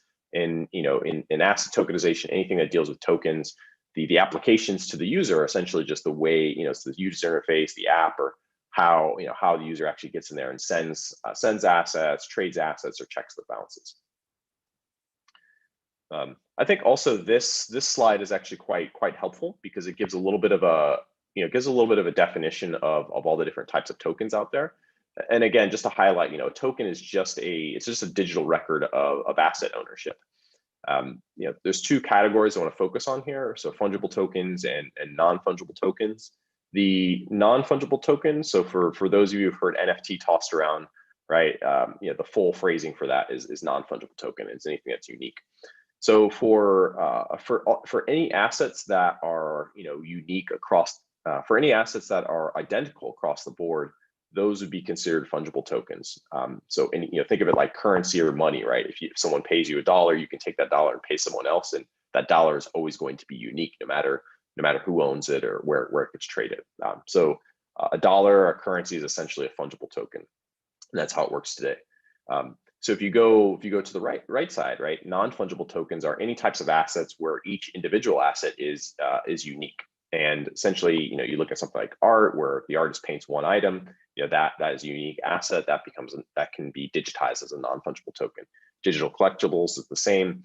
A biological asset in this case would be something like in agribusiness. It could be many different types of assets that have a high monetary value. So think maybe cows or cattle, where each individual asset has a different value corresponding to its age or its weight or whatever. And as I'll share later on this presentation, is actually use cases where we've experimented with representing some of these types of assets using a similar structure here. And then the last category, just to highlight for companies or issuers who might be interested, is there's also structures that you can envision where someone would want to issue a combination of these types of tokens. So for example, imagine an issuer or company who wants to issue both common stock and preferred stock, right? So if you think about common stock, inherently its properties are such that it's identical no matter who's holding it, right? I hold one piece of stock, I can trade to them as long as there's no restrictions. Like it's generally identical.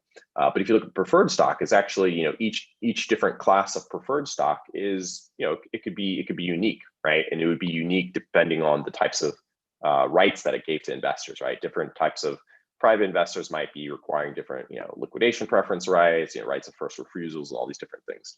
So there's actually some unique structuring opportunities to issuing, multiple different types of these types of tokens. So just going through here, so with the primer behind us, I'll talk a little bit about what we see as the two waves of tokenization. And starting here, just in this first slide.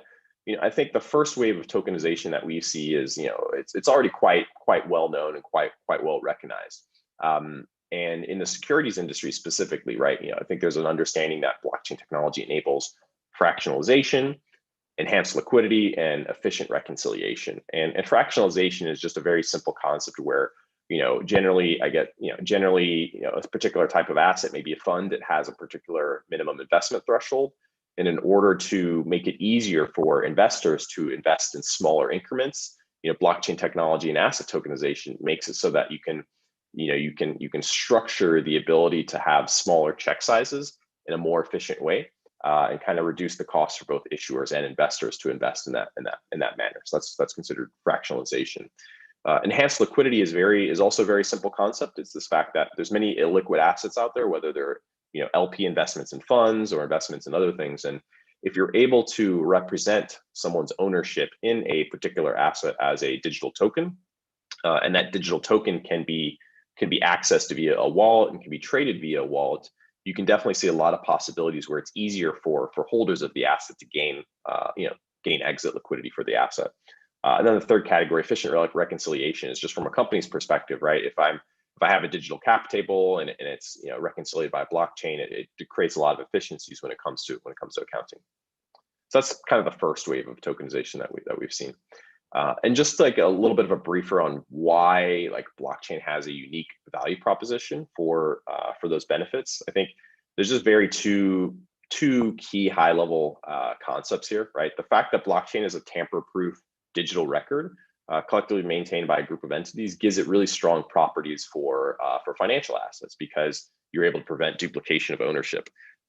Another strong advantage you get is for risk management, right? Because you can the property you gain from that is that you can prevent unauthorized modification of data.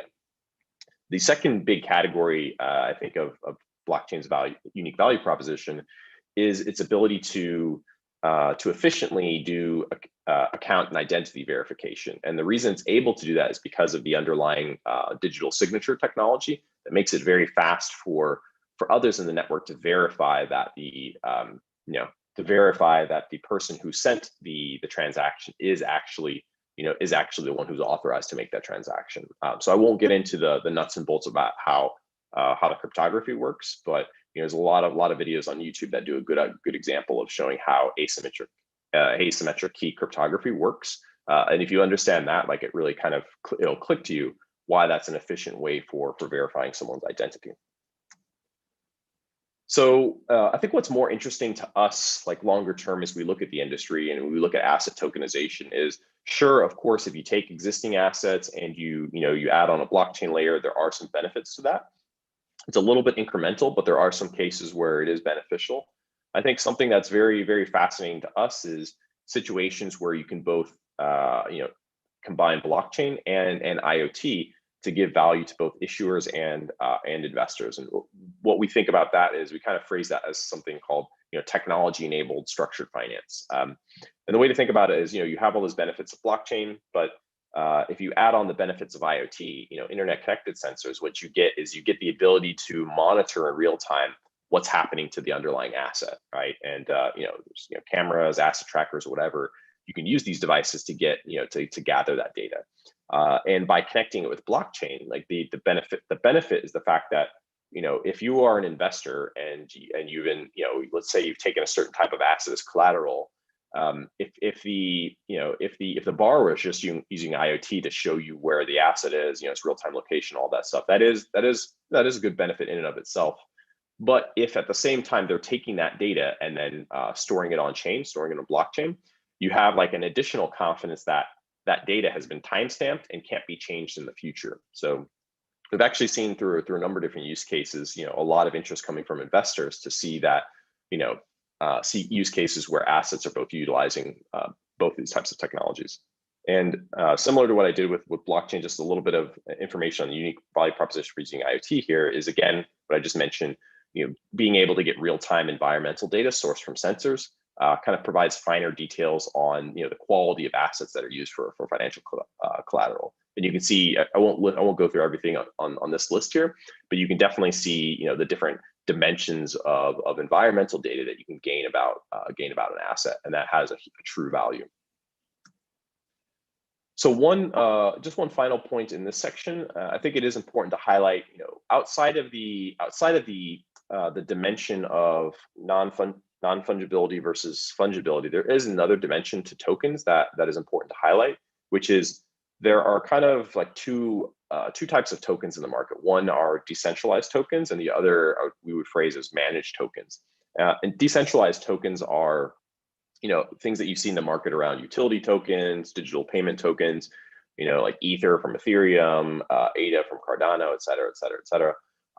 These are tokens that are distributed and issued in a in a decentralized way, usually issued by a network or a foundation. And there's not really a formal regulatory disclosure requirement for these types of tokens. And the issuer doesn't really have direct control capability over the assets or over asset transfers. And that's kind of the decentralization element, right? There's no central control over who owns what or the ability to claw back certain things. And while that does have benefits in certain use cases, where it does struggle a little bit, that property does struggle in the ability to comply with certain regulations in the securities industry, right? Like for the securities industry, there are like specific legal requirements for issuers to be able to have specific levels of control over who owns what. So in those cases, some of those types of tokens might not necessarily be able to fulfill the requirements of regulated financial instruments. So what you've seen the growth of over the past few years is something called managed tokens. So some people call these security tokens, digital securities, and whatnot. The disclosure requirements in Asia for these types of tokens are similar to what you would see in private placement memorandums, because these tokens, because they're financial instruments, they're generally restricted to selling to accredited or professional investors. And the big difference with these types of tokens, because the technology is a little bit different, is that the issuer has added capability of control over the assets, and that better complies with some of the legal requirements of the securities industry.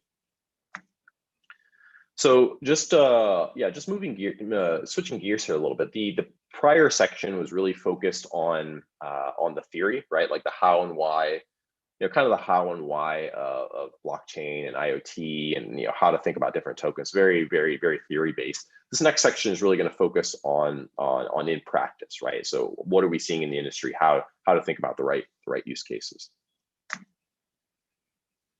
So the key technology value adds, just to give a little bit of a summary. I think what we've seen is that the value adds of using technology, this type of technology for asset tokenization, is A, lower risk of fraud, B, lower minimum investment thresholds for investors, and C, lower cost of raising capital, lower cost of servicing, but then also increased access to capital. So in a number of use cases we've worked on, it's not just the fact that the issuer utilizes this technology, they tokenize and they can, they reduce the amount that they have to pay to intermediaries. That's not the only benefit, but rather it's the benefit of being able to gain increased access to capital in a situation where they previously wouldn't have been able to. And today I'll be sharing just some use cases from private equity, venture capital, and then also something we call structured supply chain finance. So talking a little bit about the private equity use case. So this, I'm just sharing a third-party project. It's not something that we've worked on, but something that we find interesting, from a company named Liberty Real Estate Fund. And essentially what if you focus on the bottom left part of this graph here, essentially Liberty Real Estate Fund, it's a typical fund structure. What they do is they acquire and hold a portfolio of diversified real estate properties in the United States, and they issue that to accredited investors, professional investors in the US. What's different is that when if you go to the right and you kind of look at the steps in this box here, what's different is that once the investor agrees to subscribe into this fund, and once the fund receives subscription funds, the issuer actually would issue a blockchain token to the investor, which represents ownership of LP interests. And that ownership of LP interests, if you look at number 2 here, essentially what that is the fund is paying periodic rent income based on the properties that they own. And what they do is when they pay out that rent income, they would pay it pro rata to each LP, depending on the holdings of that, depending on the corresponding holdings that the LP has relative to the total holdings. So there's a little bit of efficiency when it comes to payouts. The other benefit for LPs in this case is that in the situation where that token, right, so the Liberty Real Estate Fund token or whatever, once it gets listed on a secondary market, the LP has the flexibility to sign up as a user on that secondary market, and then also trade that LP token, right? They can list it on the market and trade with another buyer. So there's that added benefit of exit liquidity for the LP.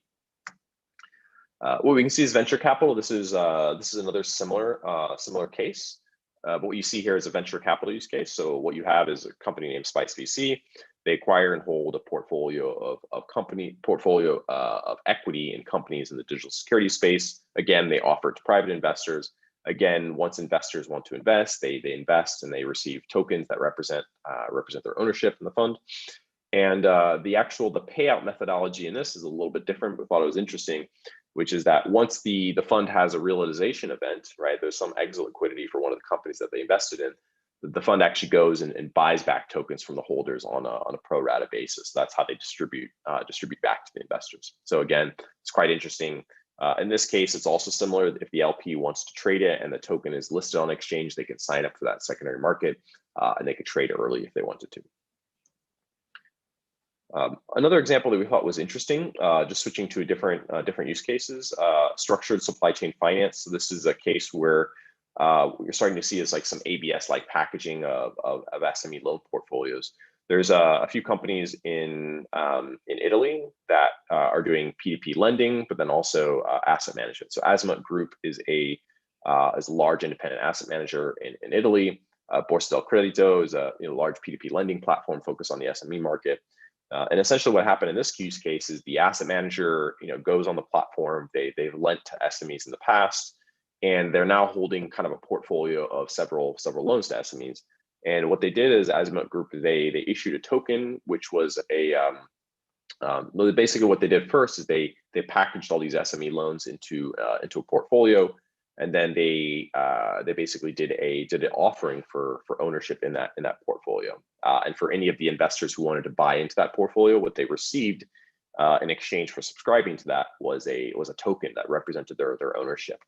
And the payouts that investors get are similar to the private equity real estate case, where they would receive pro rata interest income generated by this portfolio. And if that token was listed on a market, they could have liquidity, they could trade it. So just the next two cases are quite interesting because all the other use cases that I've talked about before this have been focused on blockchain, where this is the next two use cases focus on the use of blockchain together with IoT. So this is an internal project, not disclosing information on the company, and this is very, very high level, but it gives you a sense of what's happening in this case. So this is a use case where it's an agribusiness. It actually revolves around beef cattle, and essentially you have an SME who has these assets, but like many SMEs, they often have a need for working capital financing, or they have a need for working capital financing, and they need access to short-term financing for some cases. So what they do is essentially, for the assets that they bring into the farm, they can connect a lot of different IoT devices. So things like smart collars, there's cameras, and each of these different devices will output metadata, which can be that metadata gets integrated into a token that creates a unique kind of a digital it's like kind of like a digital representation of that individual real asset. So that's the token, right? So if you think back to the explanations earlier about non-fungible tokens, is essentially, in practice, that's a non-fungible token because the asset itself is unique and the token is unique because it corresponds to that asset. And what the SME can then do once there is then tokenization of those assets, they could then go to financial institutions or funds and provide those tokens as collateral to any short-term financing that they might need. And from the investor's point of view, the fact that I own this token, it represents this asset, and in real time, I know that the location of the asset, its weight, and all these different things, I know that it's being recorded in real time via these devices, and the data itself is being recorded on blockchain. There's just that added level of security for an investor to want to invest in kind of one of these unique assets. And SME financing is always there's always a drive by governments and regulators to finance this part of the economy. But from the private markets perspective, is always a little bit of a risk, right? Because these are small companies. How, there's a lot of fraud. How do you gain a little bit more conviction over what's happening? From what we've seen, the ability to implement technology like this really creates a lot of added benefits and lower cost risk management of fraud. So this use case is also in the agribusiness sector, coming from Southeast Asia. Again, quite confidential and internal project, but it just gives you a gist of kind of what's happening on the ground here. So again, what you have is an SME. That SME is farming. It could be any type of different, it could be any different type of farming activity, but in this case, it's chicken farming. So essentially, what you do in the farm, again, you deploy a number of different devices. And those devices give you access to real-time information. This project is structured a little bit different, whereas in phase 1 of the project, that real-time data is not being used to create like unique NFTs that correspond to each individual asset, but rather that data is actually just being stored on chain to kind of give this kind of a snapshot that, okay, all the different assets have this status, right? So just kind of a snapshot in real time, what's happening. That gets stored on blockchain. In phase 1. In phase 2, actually, what's happening in this use case is there is a separate private credit fund who wants to come in and provide working capital loans to the SME. So that private credit fund, if they want to go out and raise money from private investors, they can actually, similar to what you saw earlier in this presentation, they can go out and issue tokens. They can go out and do an offering to the market and issue tokens to investors that represent the investor's LP interest in that fund. So we thought this was an interesting use case because this shows you kind of a combination of how this real-time data gets stored on blockchain and creates this added comfort for investors, and at the same time how the fund itself is using tokenization to streamline the process of investors investing in and also paying out investors this periodic interest income off the loans. So just as a side point, so I think a lot of what I focus on today is quite focused on industrial use cases and hasn't really talked that much about public blockchains and crypto and everything that's happening around decentralized finance and DeFi. So I did want to add in this slide to just talk about this for a brief moment.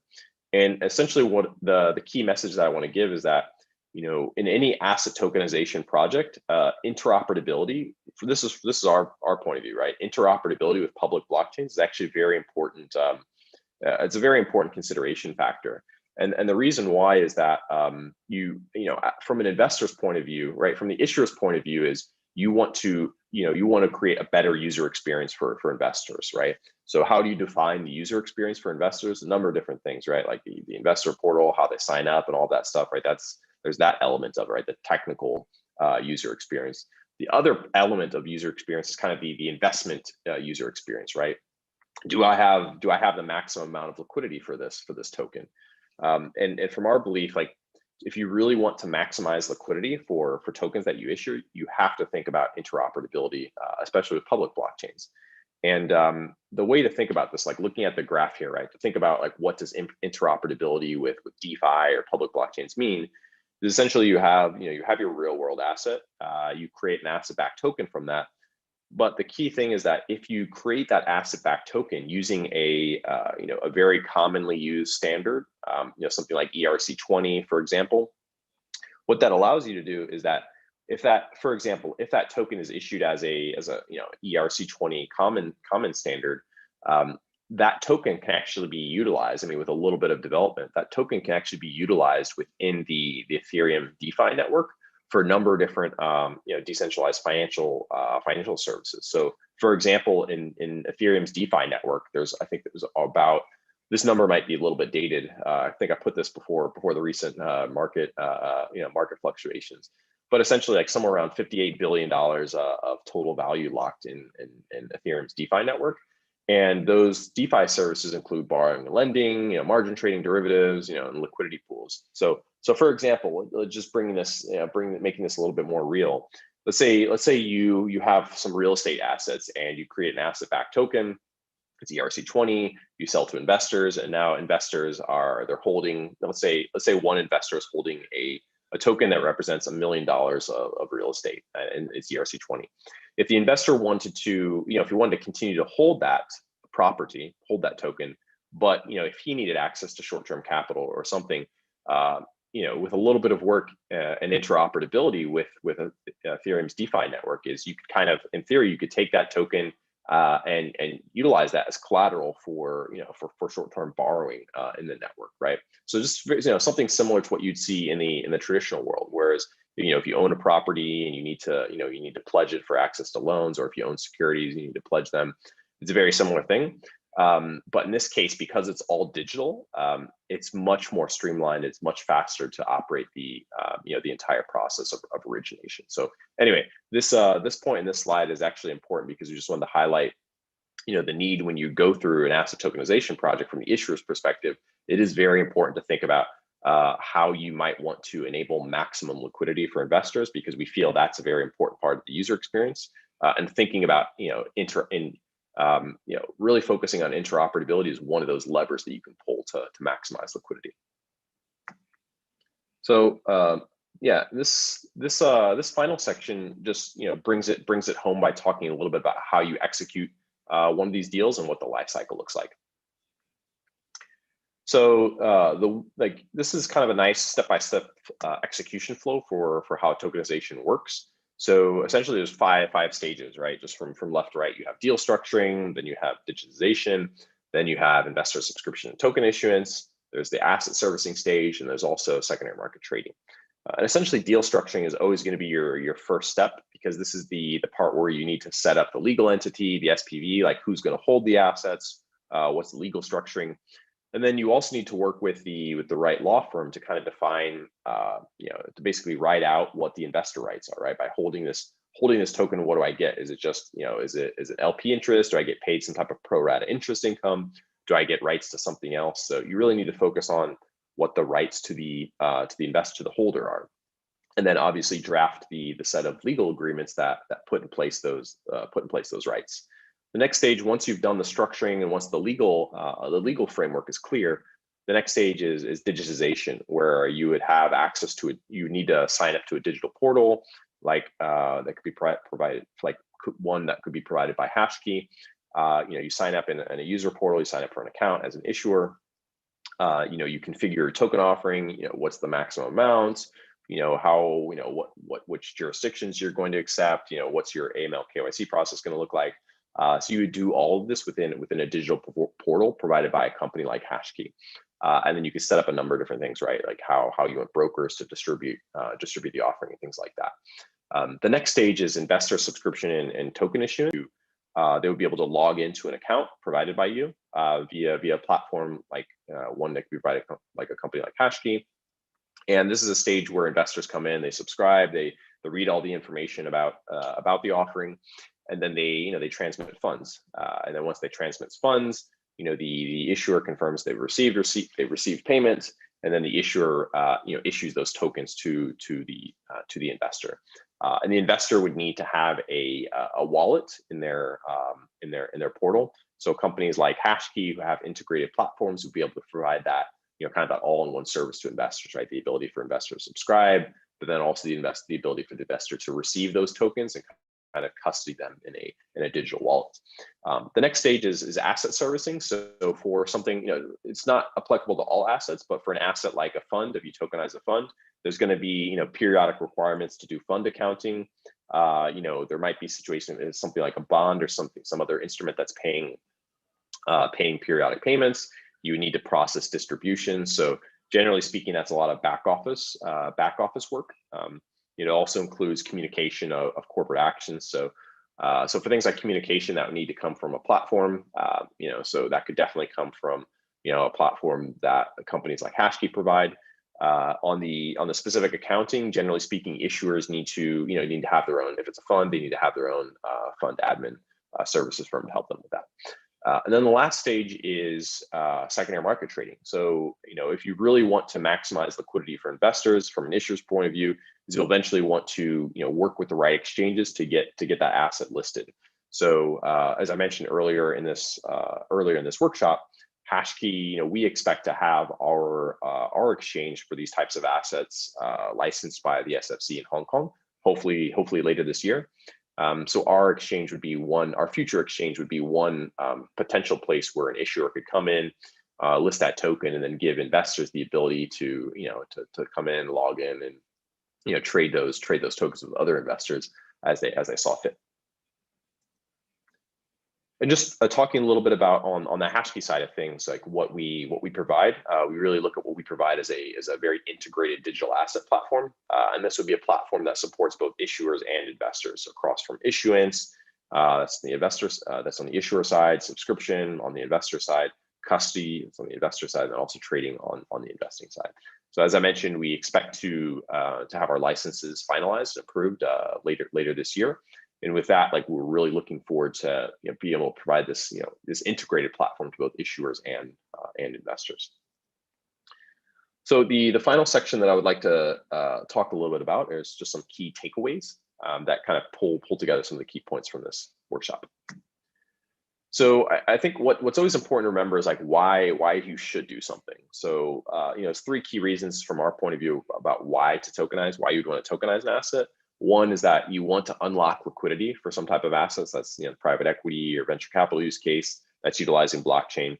Another key reason would be if you want to de-risk or diversify. So in the case where the ABS-like use case, right? In the case where someone has bought a portfolio of SME loans, they then want to de-risk by basically selling off that package of loans. The corollary to that is that investors, by buying that package of loans, they actually have diversified exposure to that asset class. Being able to run that type of deal and process utilizing blockchain creates lower costs and streamlines the entire process for both the issuer and investors. So that's another key reason to think about tokenizing an asset. The third key reason to tokenize an asset is something that, again, what I mentioned earlier in this workshop, is an area that we're much more interested in. Is kind of what we call the fintech digital transformation of SMEs. So this is a case where an issuer or an SME is able to utilize both blockchain and IoT. And that'll be a case where they have some types of assets. They could be in farms, they could be wherever. They have some types of assets, and they deploy sensors to their to whatever their business operations are. And from those sensors, they're able to get access to real-time data.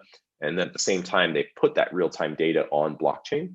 By doing those two things, right, by gathering more real-time data and then storing that real-time data on blockchain, it has the potential to give more confidence to lenders or other financial institutions to give capital to SMEs, right? So that's why we call it kind of this fintech digital transformation of SMEs.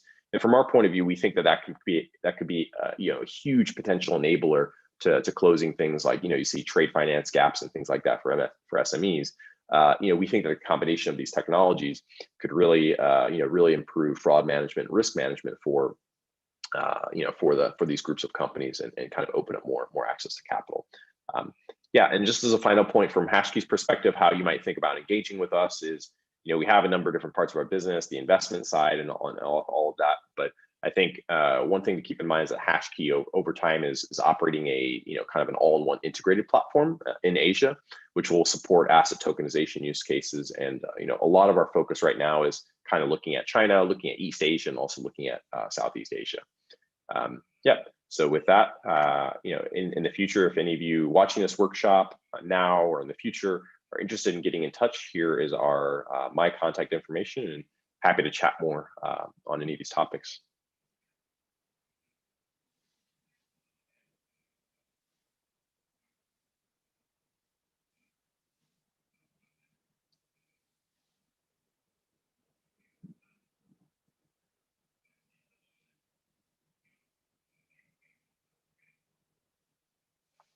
Yeah, if there's any questions, I'm happy to answer a few questions. If not, happy to take any additional questions offline. Thank you, Ben. Thank you very much. I think we have one or two questions coming. If you can look at the chat, you might see them. Yeah. No. Yeah. This is great. I see one question here about are there any examples of SMEs working in the green business, right? Either waste recycling or recycling of organic raw material.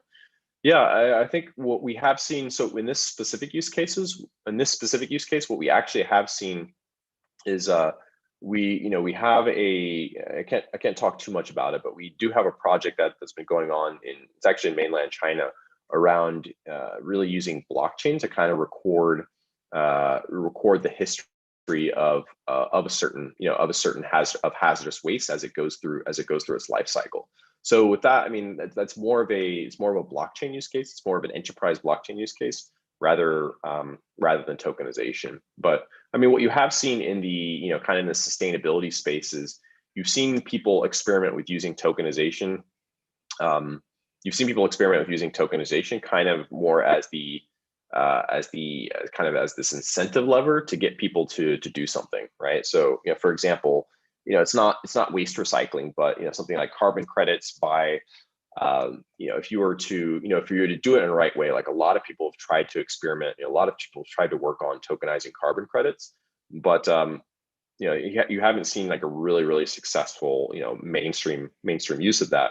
But in theory, the pain point is that carbon credits is very fragmented, trading of it is very fragmented. In theory, if you had like a common token standard that represented a carbon credit, it could bring some massive advantages to the liquidity of these different credits, and then bring more incentives for people to actually want to do some of these offsets. So I think the experience that we've had has been more on the enterprise side. But tokenization, I think the interesting thing longer term is around the incentives.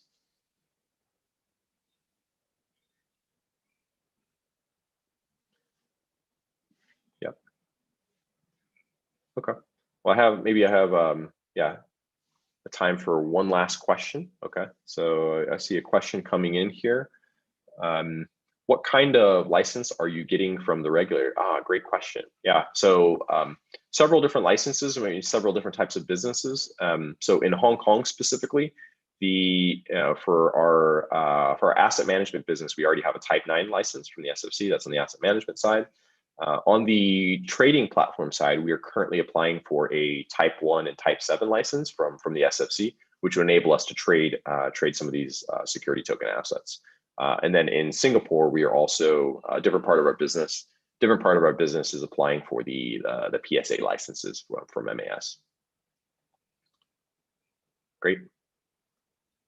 Well, I would like to thank the summit for inviting us to speak and giving this workshop on asset tokenization. It's something that's very interesting and innovative to us, and we hope to just kind of continue to spread the word. And for any of you out there who are interested in this topic or want to chat with us about opportunities, feel free to reach out. Thanks. Thank you very much, Ben, and have a great day. Great. Thank you. Bye-bye.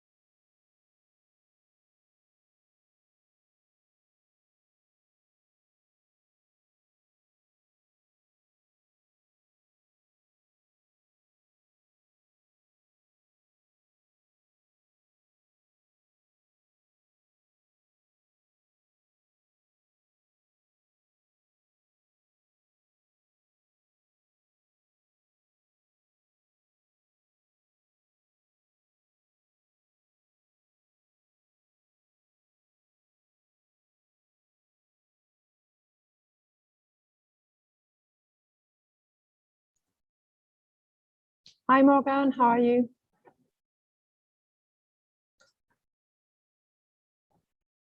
Welcome. Can you unmute yourself? Hey. Hi. How are you?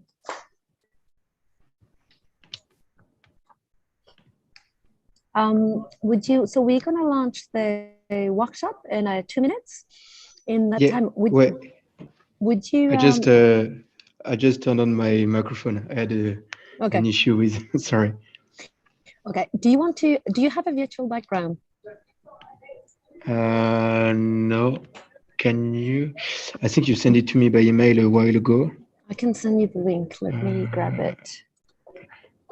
And then while I do that, can you upload your or start sharing your presentation so we check it's all working well? Yeah.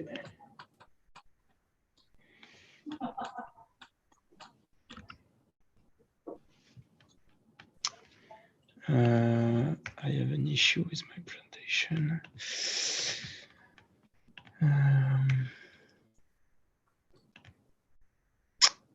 What the fuck is that?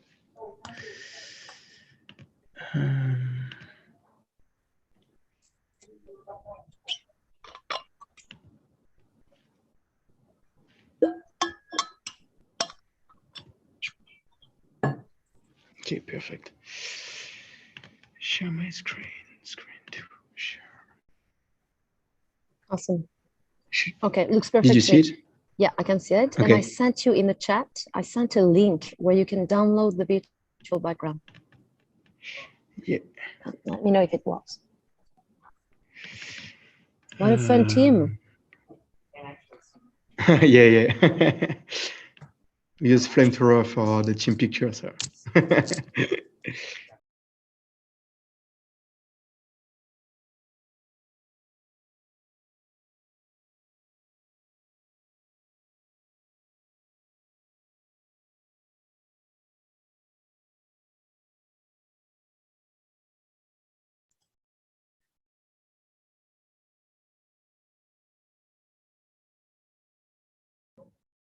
Can you get it?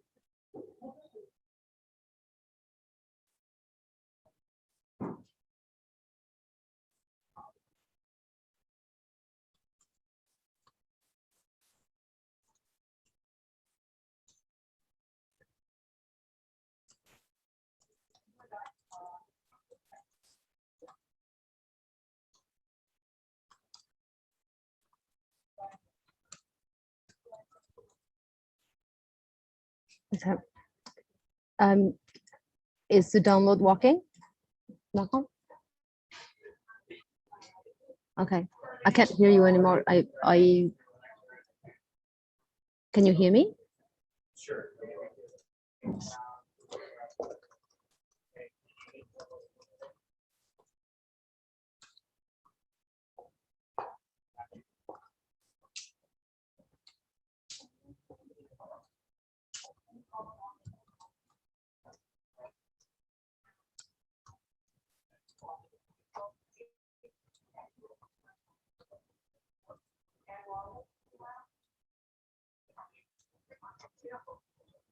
Morgan? Ah, bummer.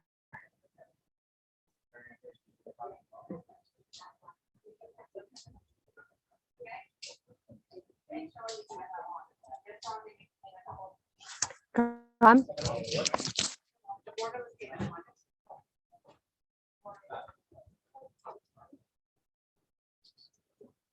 Graham?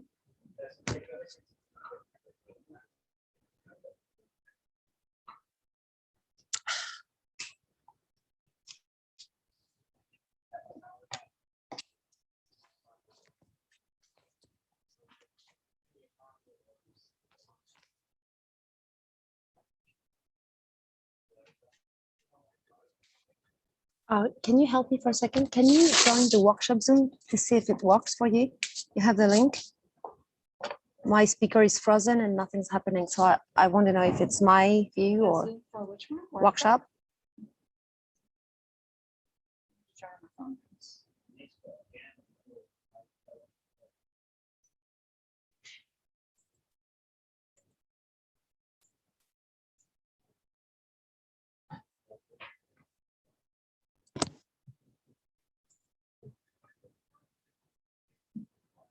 Josephine.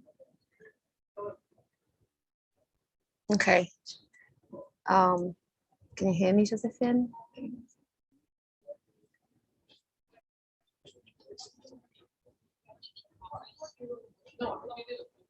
Okay, I can see you and you can hear me.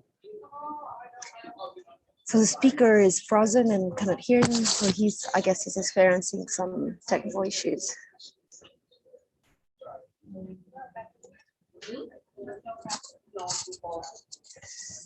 Ah, yeah. Two?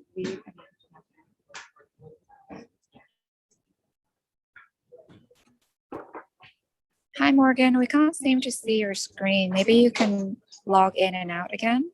Okay, he's out. Oh, no, he's back. Okay, Morgan. Hey, Amandine, can you hear? Ah, yes. Okay, you're Yeah, back. okay. I don't know what happened. Okay, So I hopefully it won't switched to happen. Yeah, hopefully it won't happen during the meeting. I hope. Okay. Were you able to download the virtual background? I'm just downloading the. I think that's when I started to download, it makes everything bug. So, okay, so don't do it. I'm really trying to download the only it. thing is that you have a light behind you, so your face is super dark. Is there a way where you could actually turn on the other or have the light not behind you? Yeah.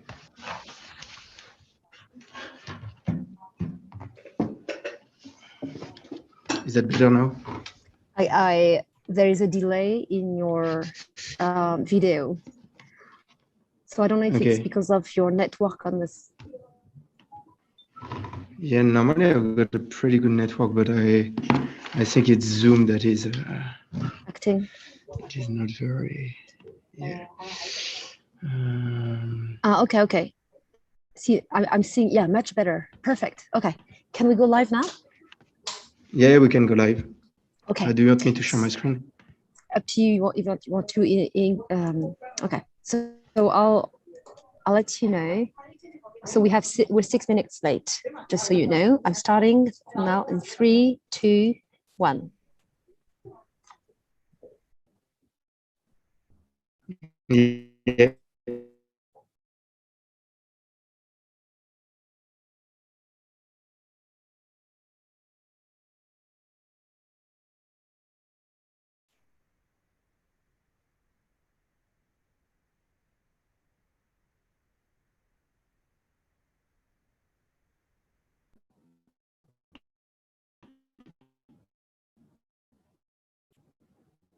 Okay.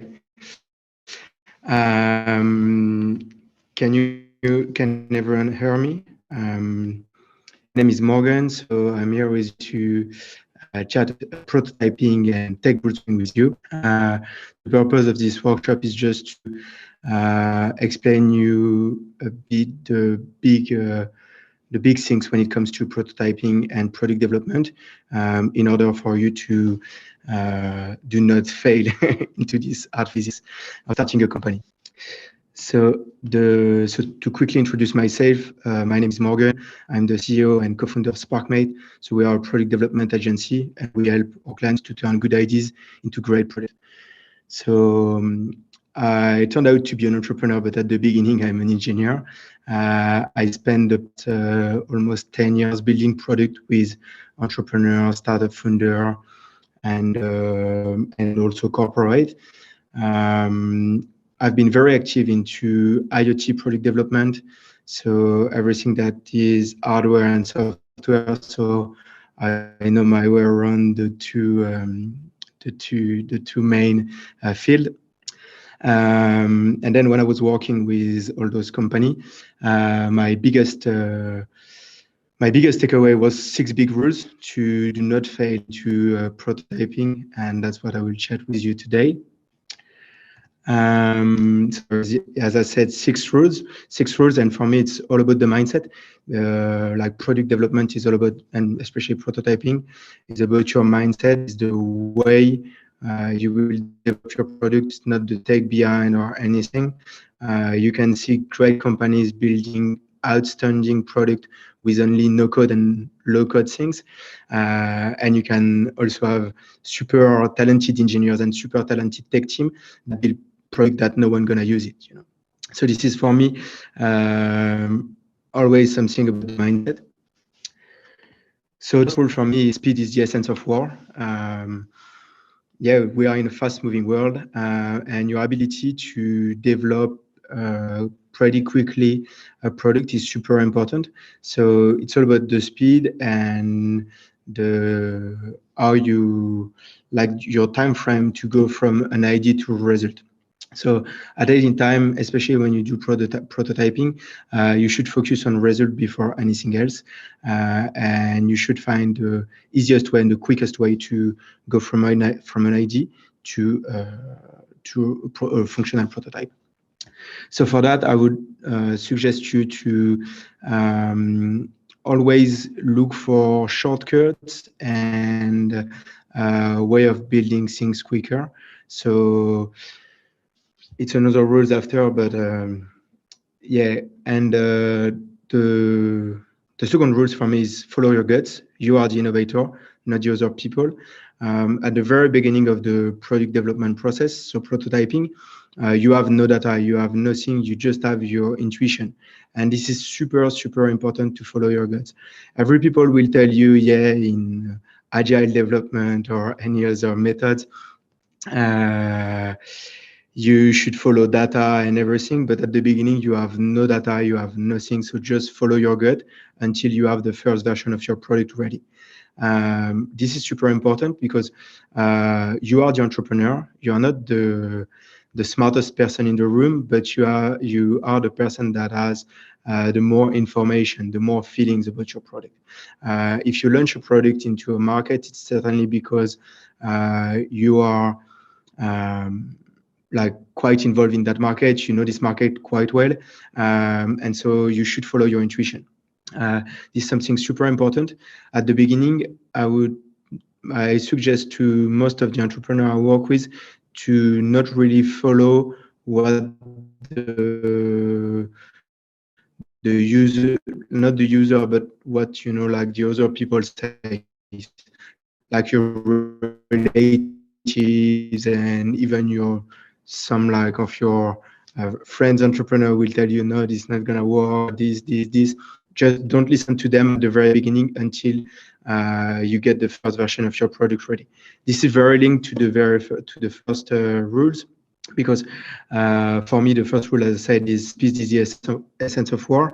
Yeah, not following people's opinion for a week, 2 weeks, 3 weeks, a month is fine, but not following people's opinions for 6 months or a year is not fine at all. So yeah, follow your gut. This is very important. The third one is focus on building instead of talking. This also goes with the second rules before, and also with the first. I've seen too much entrepreneur talking about their product, trying to, you know, like explain what their product will be and everything. But there is a huge gap between what you say and what your product will be, you know.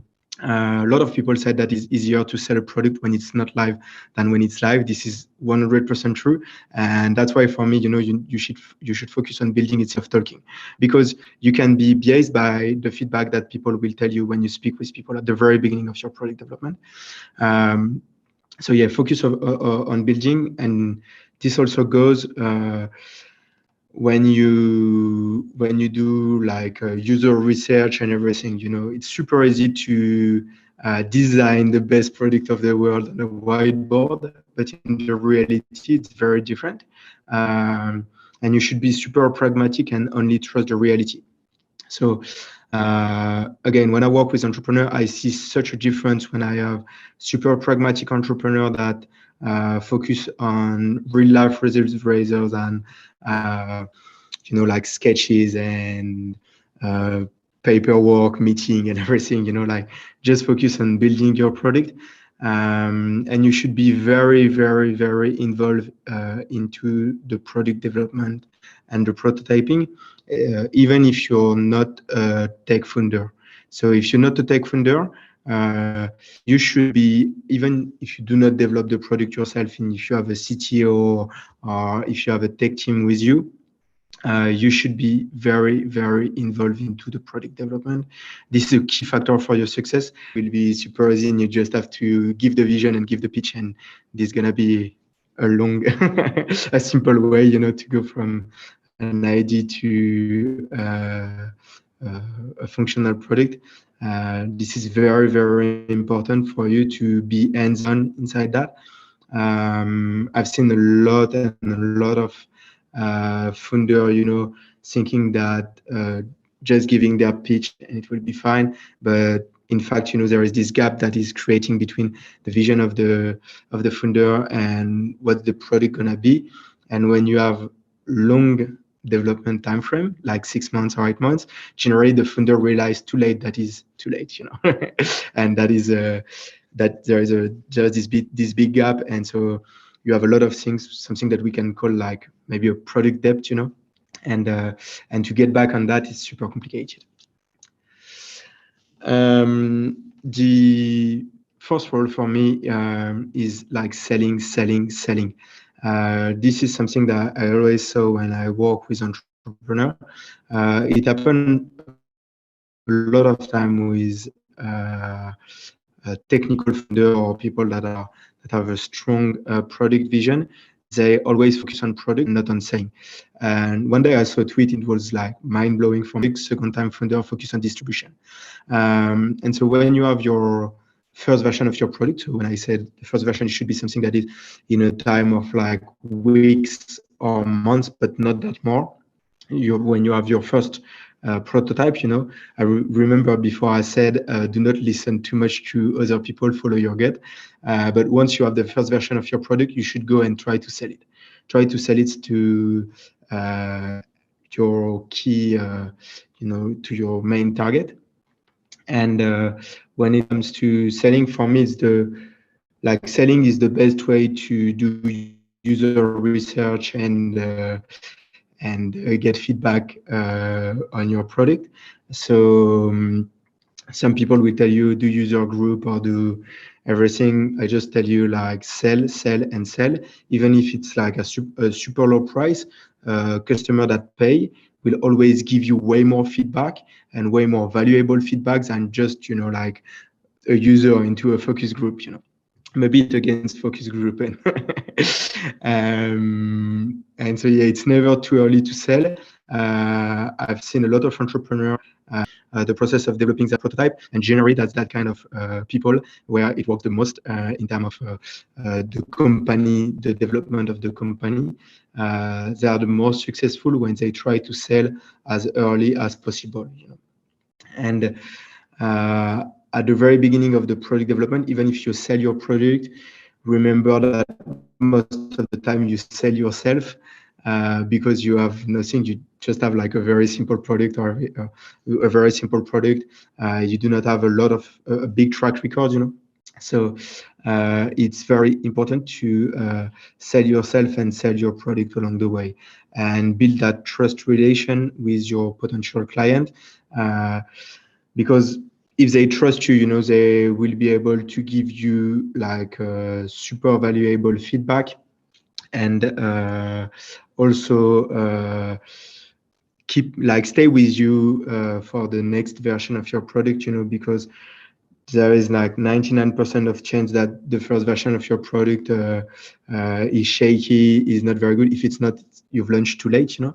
But at the very beginning, if you have this trust with your client, and your client like your personality and like you as an entrepreneur, they will stay with you, they will trust you, and they will trust you to make a better version of your product later on.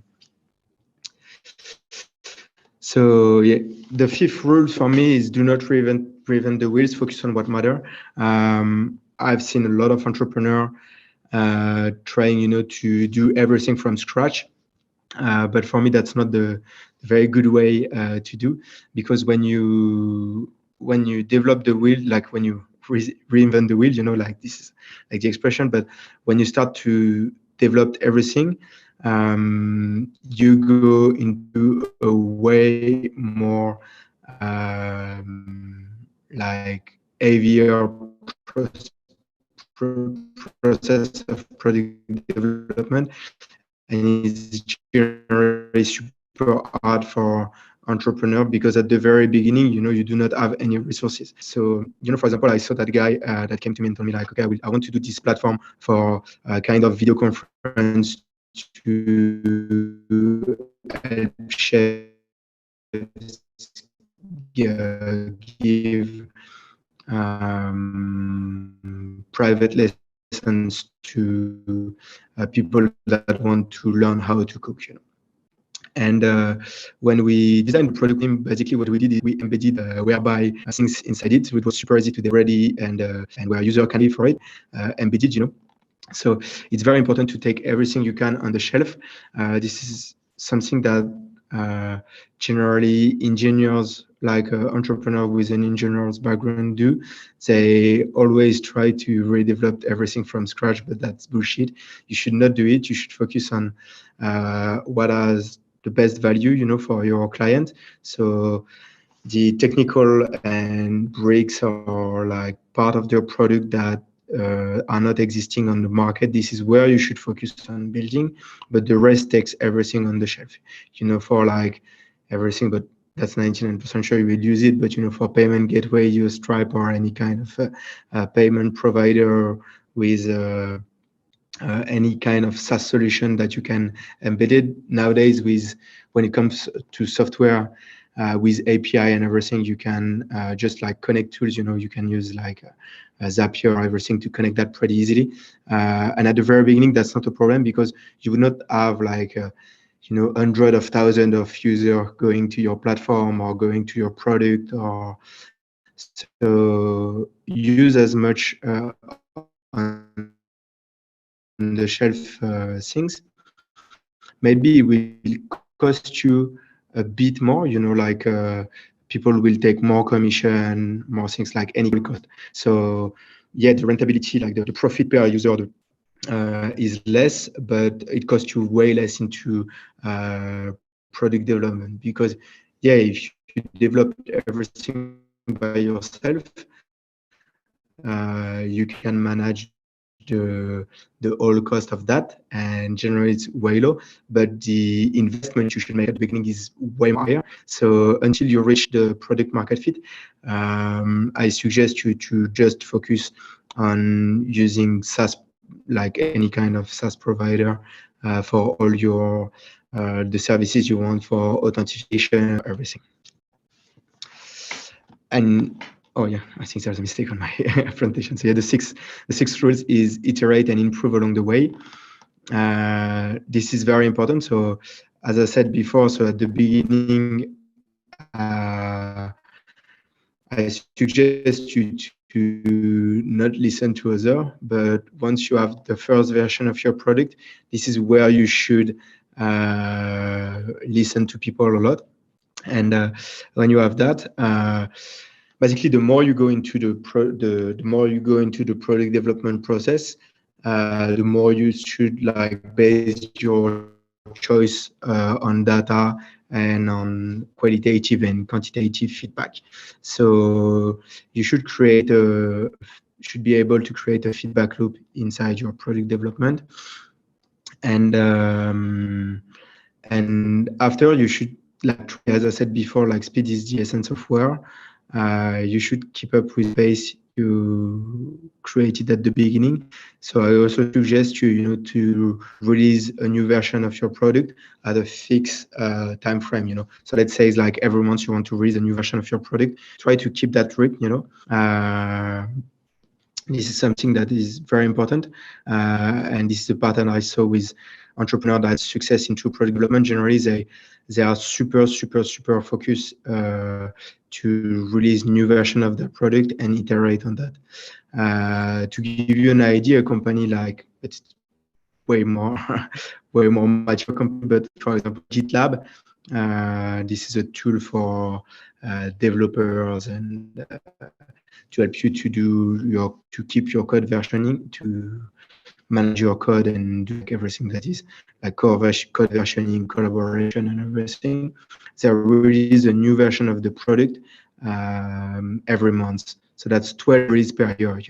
And when you're small, I think that this is something like a new version of the product that is predefined, 1 month or 3 weeks, 6, something that you're fine with, but try to have this kind of rhythm. It's super important to put some rhythm at the beginning of the company because obviously you don't know where you go, and your ability to iterate, like for example, you're an entrepreneur, you do one version of a product in 6 months. Okay, maybe you will have like a super polished and finished version of your product at the end of the 6 months.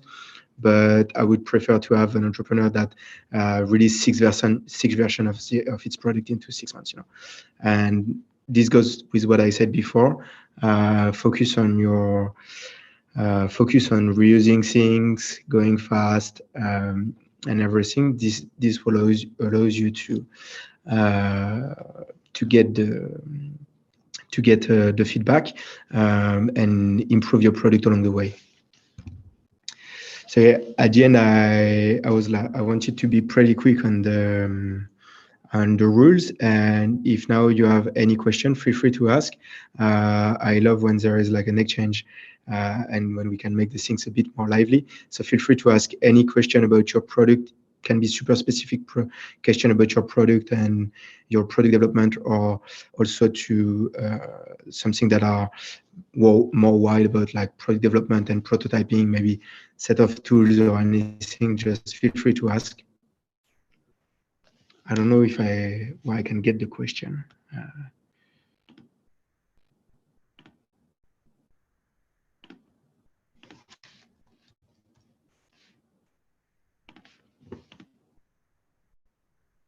You guys don't have any question?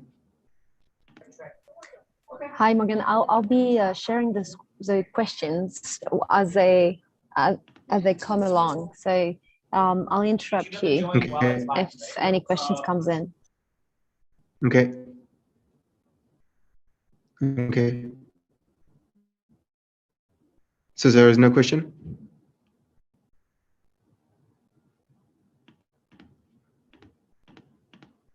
Yes, sorry. There is a first question. So Andy is asking if there is any project portfolio you can share.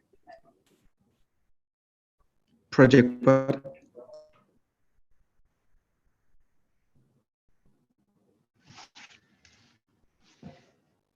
Amandine, I didn't get the question.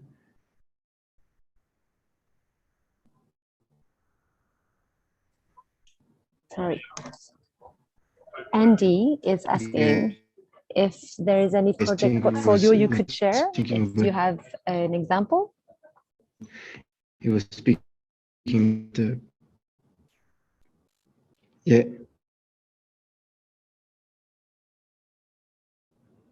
Yeah. For sure.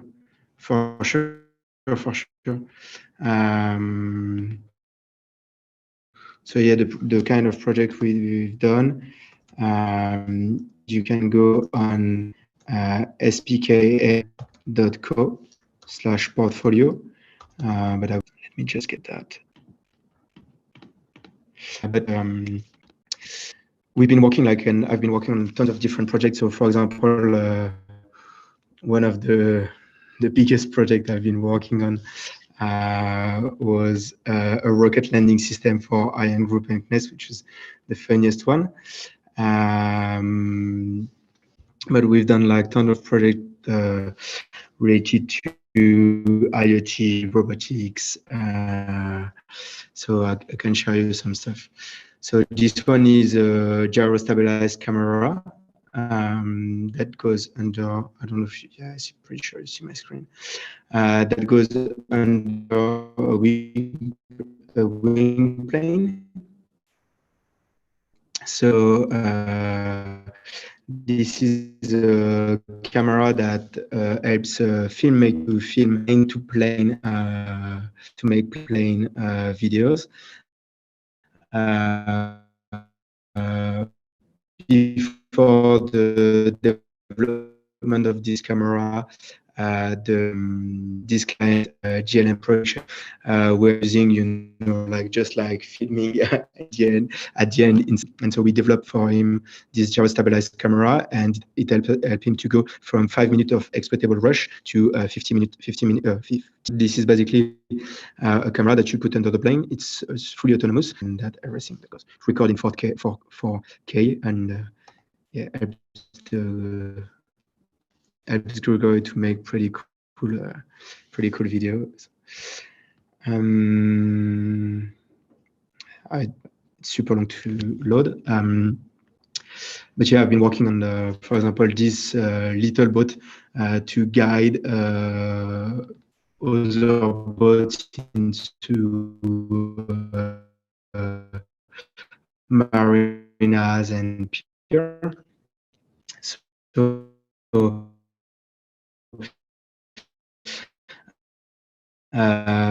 this entrepreneur came to us with the idea of making a boat to guide other boats into marinas.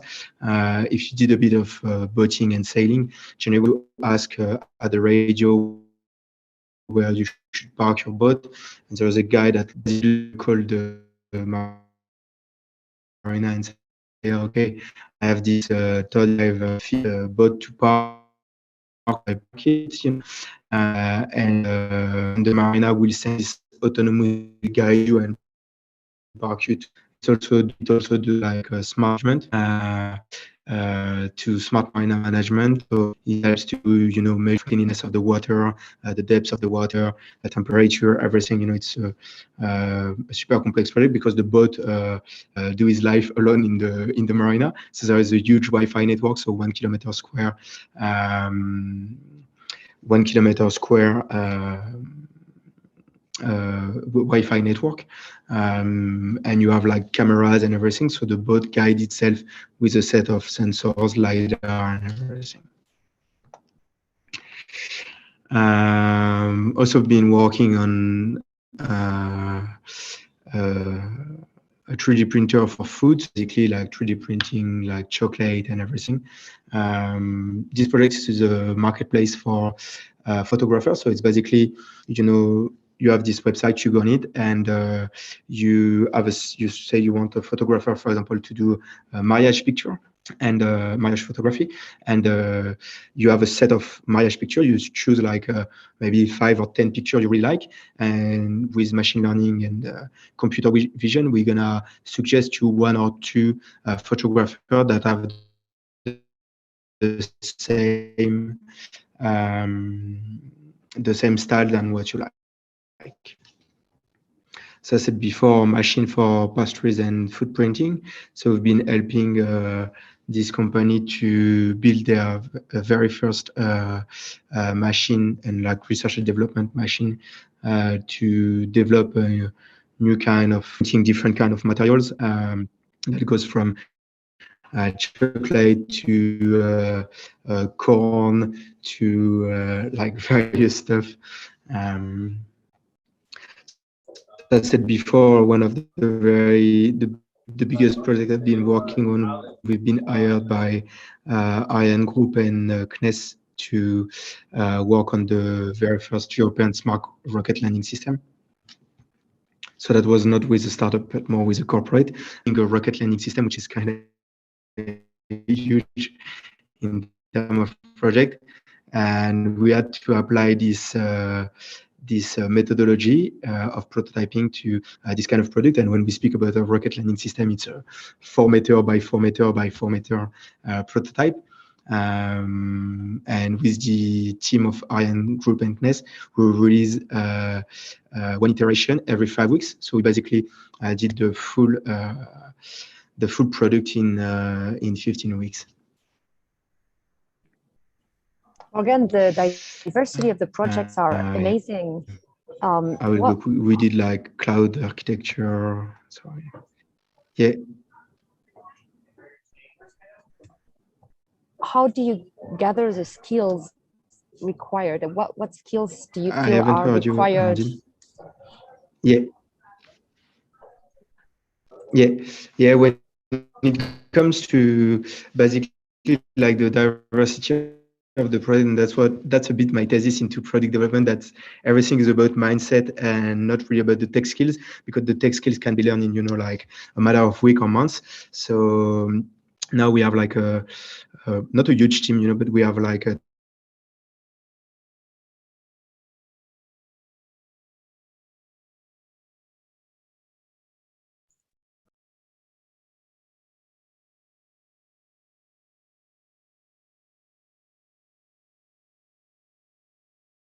25 people split it between Hong Kong, Bucharest, and Paris.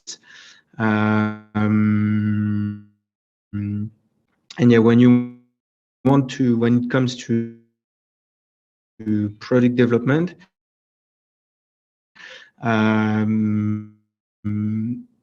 this is very, very important to remember that your ability to test and learn from what you're building is super important. And yeah, the skills to, I think it's more about soft skills than hard skills, Obviously, you need some people that are very good skilled, in like back-end development, front-end, robotics, embedded system, mechatronics, and everything.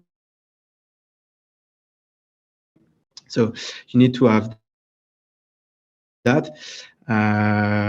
But when I started my entrepreneurial experience, I come from the hardware sector, so everything that is related to mechanics, robotics, and everything. And my two co-founders were more on the software part. So with our three, like us three, we were able to build any kind of product. And basically, when we did this rocket landing system for Ariane Group, we were just three inside the company, my two co-founders and I. And then after we grew the team, and but basically what I did is like I am strong into mechanics, as I said, mechanics, robotics, and everything. So I hired a guy into mechanics, robotics, a hardware guy, And then we created this company like that by always hiring people on the skills that we were mastering before, So we are able to train them and teach them how to do, For the question on how much of your clients are corporate versus startups, 90% of our clients are actually startups. We almost never work with corporate for the simple reason that we are not a startup because by definition we're in the services space. So we do not define ourselves as a startup. But generally corporate, the time when they reach out to you and when you get the project is super long, and I don't want to waste my time on that. So basically, I do not work with corporate, but mainly with entrepreneur. But most of our clients like just raise a seed or something like that before working with us or while working with us. For us to share our prototype to user. So for this question about the platform, I suggest you to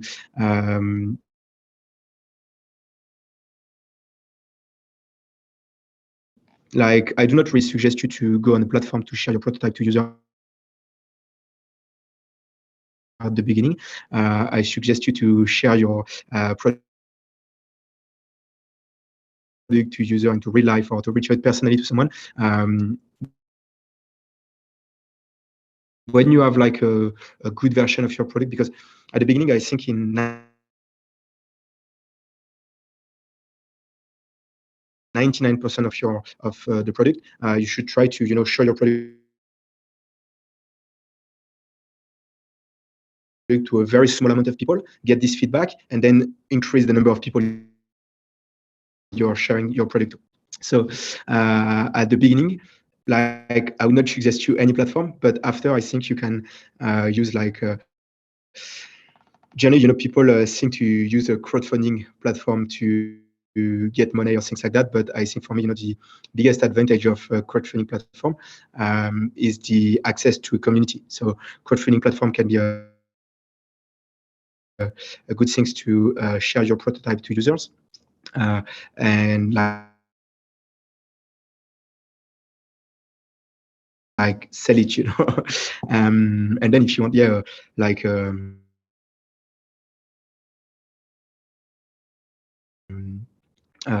like platform, you can also use any kind of like Behance or anything. But to be fair, we do not reuse it because we focus on like finding a very small amount of users that are directly into the target of our client, of the entrepreneur we work with. We show to them, and then we increase that based on the feedback we get. So I do not use any kind of. And yes, do you see George for the past, but I think this a lot of corporate reach out to me and totalization, innovation, and everything. Proportion like our main client will companies, SME basically, and startups. As a corporate, you want to be like a startup, and as a startup, both worlds will not merge, but like I think we should. I think for us it will be a lot of layered in my life, so I don't know anything how it works into the corporate world. That's with corporate, because I don't know how it works internally. Okay. I can go back on like showing you some example of project and how we build this. So for example, this is a meeting SaaS for confidentiality and quality. So this client came to us with the idea of building a SaaS, for you to share, for him to share, like confidential projects. So basically what we did is like, we made a little device that create a Wi-Fi point. So it's very easy. You can do that with a Raspberry Pi at the beginning. Raspberry Pi is a small computer that was like 50 euros or something like that. It's very cheap. And basically, so we created that Wi-Fi network. All the attendees of the meeting join that network with their phone or their computer. And basically, we broadcast the documents on their phone or on their computer or any kind of device you're connected on. But once you once you disconnect yourself from the meeting, you do not have everything inside your phone. It's like broadcasting a video on like YouTube or anything. You don't have the video on your device. So we did that for them, and it actually like went to sell that into like for corporates, for like a big finance corporation and everything. So yeah, and yeah, this one of the last project we've done. So basically, working with them with this client. So basically, in 6 months, we brought them from the idea of changing the way people park their bike into the cities. So we basically transformed the pole, that you have to separate the pedestrian way and the car, to transform the pole into connected bike locks. So basically, as a user, you can come nearby the pole, unlock it with your phone, park your bike on it, and it's super secure and everything.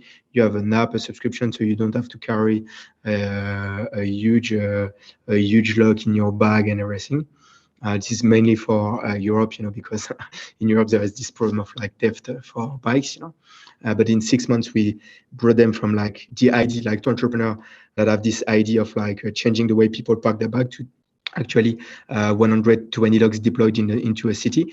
And basically we did that with these things of like iterating. So we released a new version of the lock every 5 weeks for 6 months, around like 30 weeks, That's why I tell you before, this is super important to have that read, because you can learn from as long as you release a new version of your product, you can get new feedbacks and improve your product. So yeah, looks like there is no more question. So it was a pleasure to be with you. Do not hesitate to reach me if you need anything else. I love, like grabbing a coffee and chatting about product development or a phone call due to COVID-19. But yeah, schedule a meeting to chat about product development. I'm always open. I love entrepreneurship, so see you.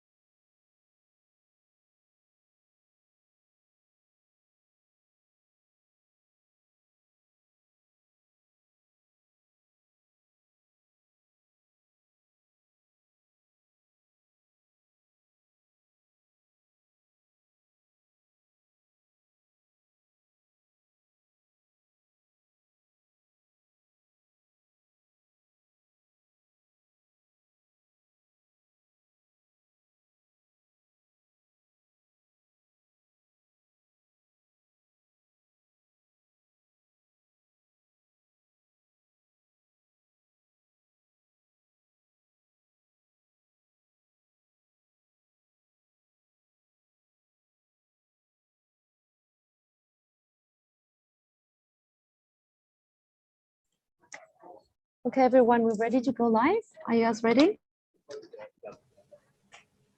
Okay, so if Dr. William Yu, you're going to be the first speaking, don't forget to unmute your microphone, and then I'll just count down from 3. So we're going live 3, 2, 1. And you're live now. Hi, welcome everyone to the workshop stage today. We are grateful that you have Dr. William Yu, founders and the CEO of the World Green Organizations, doing a masterclass for us today on building startup with ESG measures, as well as migrating the risk associated with the investment. Welcome, Dr. William, here's your stage. Thank you, Joe. My great pleasure to be here. Let me first share my screen. Okay. Okay. Today, I would like to talk about ESG. ESG stands for Environment, Social, and Governance. Because I'm not too sure, about the background of our audience, so I will start from something basic on ESG, and then we can talk about some risks, different types of risks we are going to face during our process in making our investment decision. So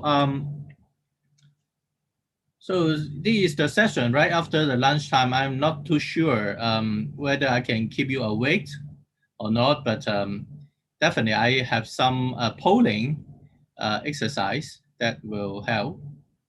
Okay, advertising my organization is an NGO, nonprofit, founded in 2012, now with around 30 staff.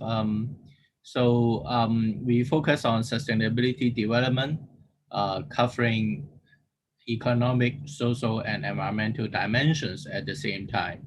So hopefully this three-pronged approach will help to address, so many global challenges we are facing today.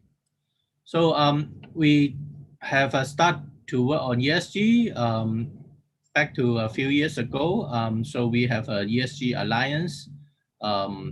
They have done some good job in ESG reporting especially, but we also care about the environmental initiative they introduced. So also we have introduced a green office program for 7-8 years already.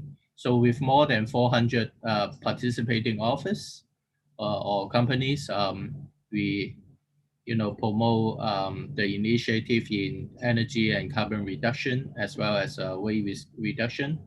Hopefully can achieve some kind of saving in water, in paper, in electricity. So we have different types of companies. So also myself sitting on some of the government advisory committee, like the recent one, Green Tech Fund, or also we have organized a climate finance conference with the United Nations 2 years ago. Also, we have offered some training on sustainable development goals. Also, I provide support as a deputy chairman in the ICT award, as well as the chairman in the judging panel for the BDO ESG award. Okay, so today I briefly talk about what is ESG, why we need to do so, what's the benefit for startup, as well as what are the implications for our investor. So talk about, to get started, I talk about some history about ESG development in Hong Kong. So consultation was introduced back to a few years ago by Hong Kong Stock Exchange. And later they released a guideline and make it an obligation is comply or explain, which means you have to report on the ESG aspect. Otherwise, you need to explain. So I don't think any listed company want to explain. So they have to report. Yeah, that's the game. So what were required by the Hong Kong Stock Exchange is mainly a few aspects. Environmental, that covers the usage of resources, including like electricity usage, paper, as well as the carbon emissions. So you need to report those information, as well as on the social side, that mainly on the uh, internal staff engagement related to employment, health, occupational safety, training. So also that extend to the operating practice related to supplier, to the product responsibility, and also like anti-corruption. Also, the community investment, the charity, the philanthropy, work carried out by the listed company should be reported as well.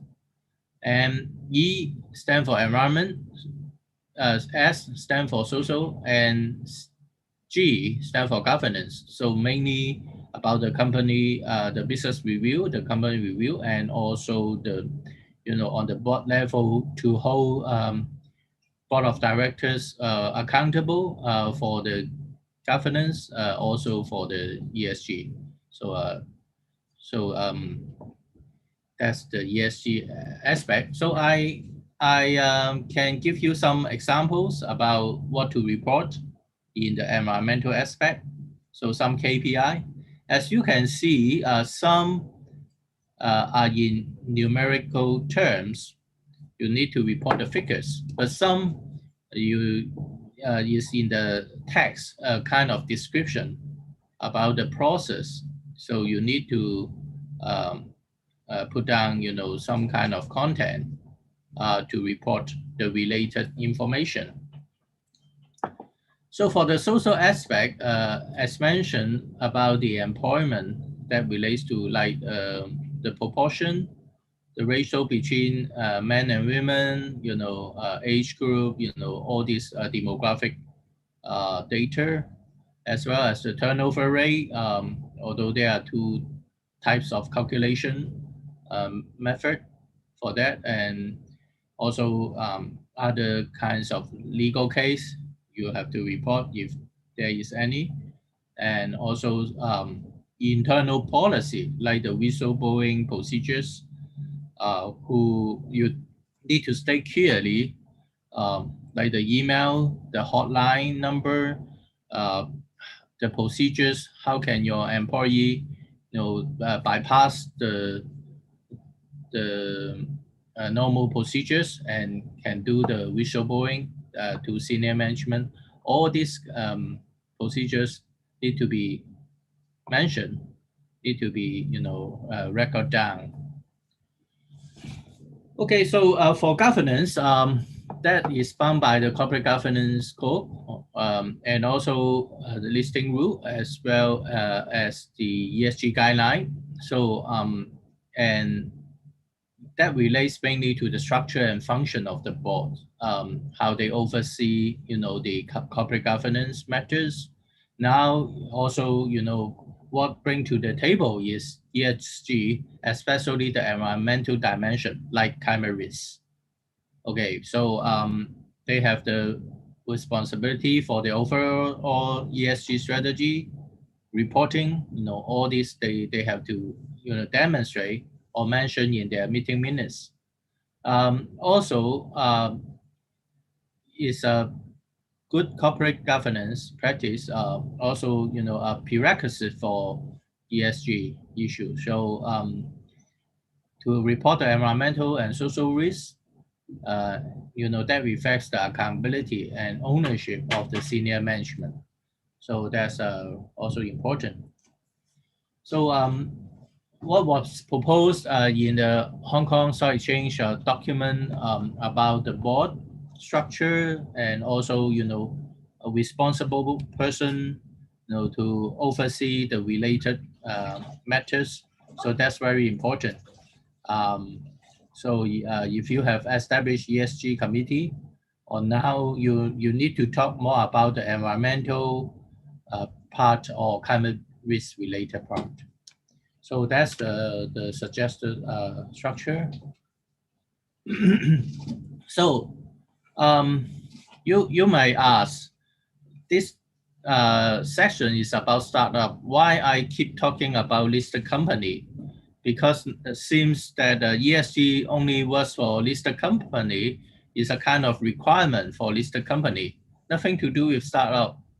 But startup can one day become a unicorn, become a listed company. Why not? But what I want to say is I try to introduce the ESG concept first, and then I try to elaborate the link between ESG, the advantages, and also for the startup. So it was introduced in 2017, and to start the reporting by public listed company. 2018, Hong Kong Stock Exchange has done a review on the ESG report. So they have randomly select 400 listed companies and to look at their ESG reporting, whether they comply with the requirements with all these guidelines. Actually, a lower percentage was found to have a full compliance, and so is still room for improvement, would say. And some companies, I would say, some listed company, they try to take a box-ticking approach. Okay, do the minimum, and even repeat the same. So because I'm one of the director of studies for overseas university, so my DBA student now is doing research on ESG reporting, the disclosure level of small cap and middle cap companies.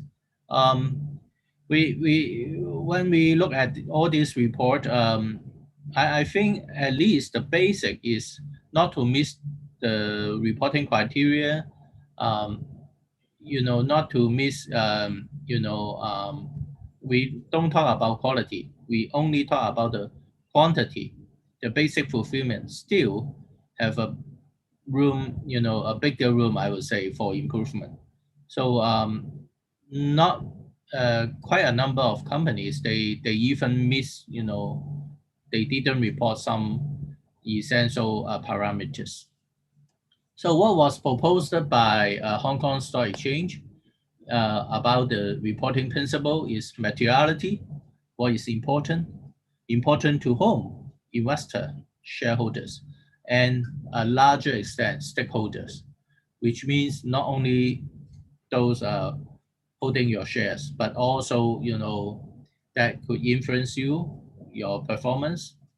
It could be your customers, it could be your internal staff, it could be media or government. So stakeholders, a much broader term. And also quantitative is we have measurable KPI, and also we have narrative explanation in text. But we also need to make comparisons. So data is important. But with all this data, how to collect the data and how to do the calculation, all this methodology must be consistent. We cannot change the definition. We cannot change the calculation approach this year, making it different with another year. That doesn't reflect, the true picture.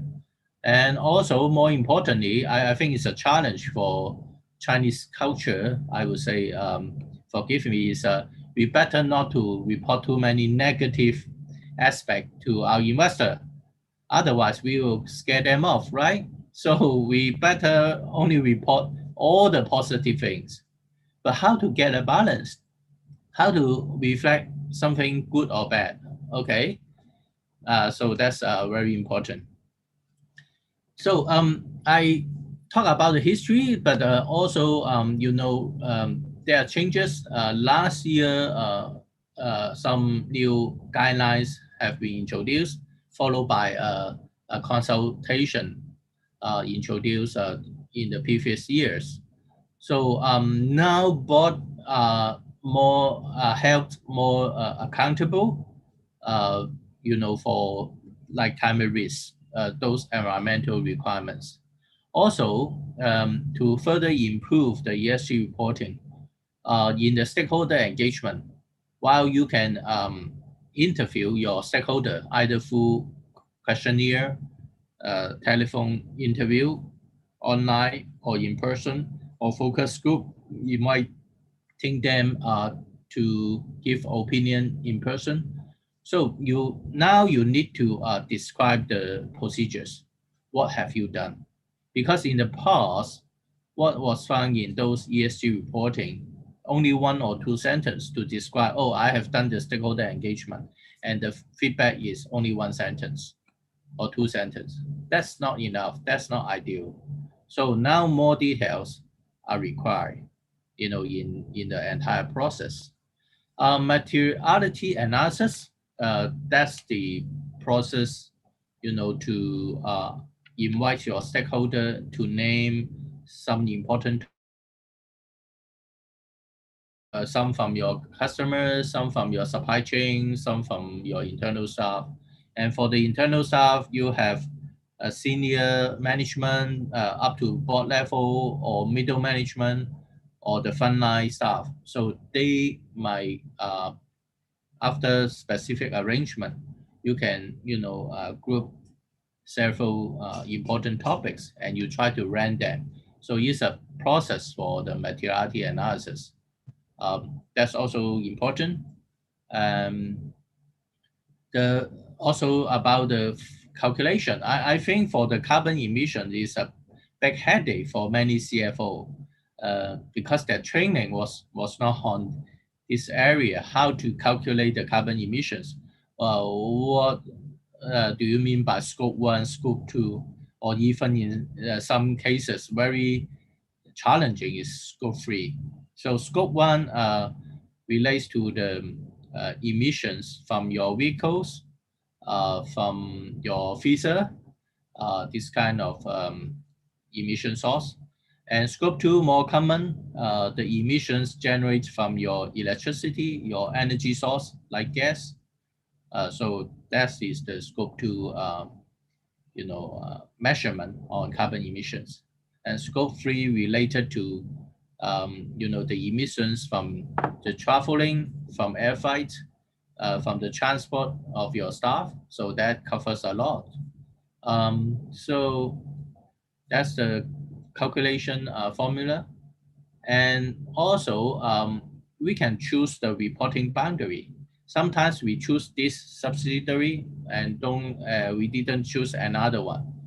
In the past, we have some kind of feasibility because maybe we pick the best unit or the subsidiary to report.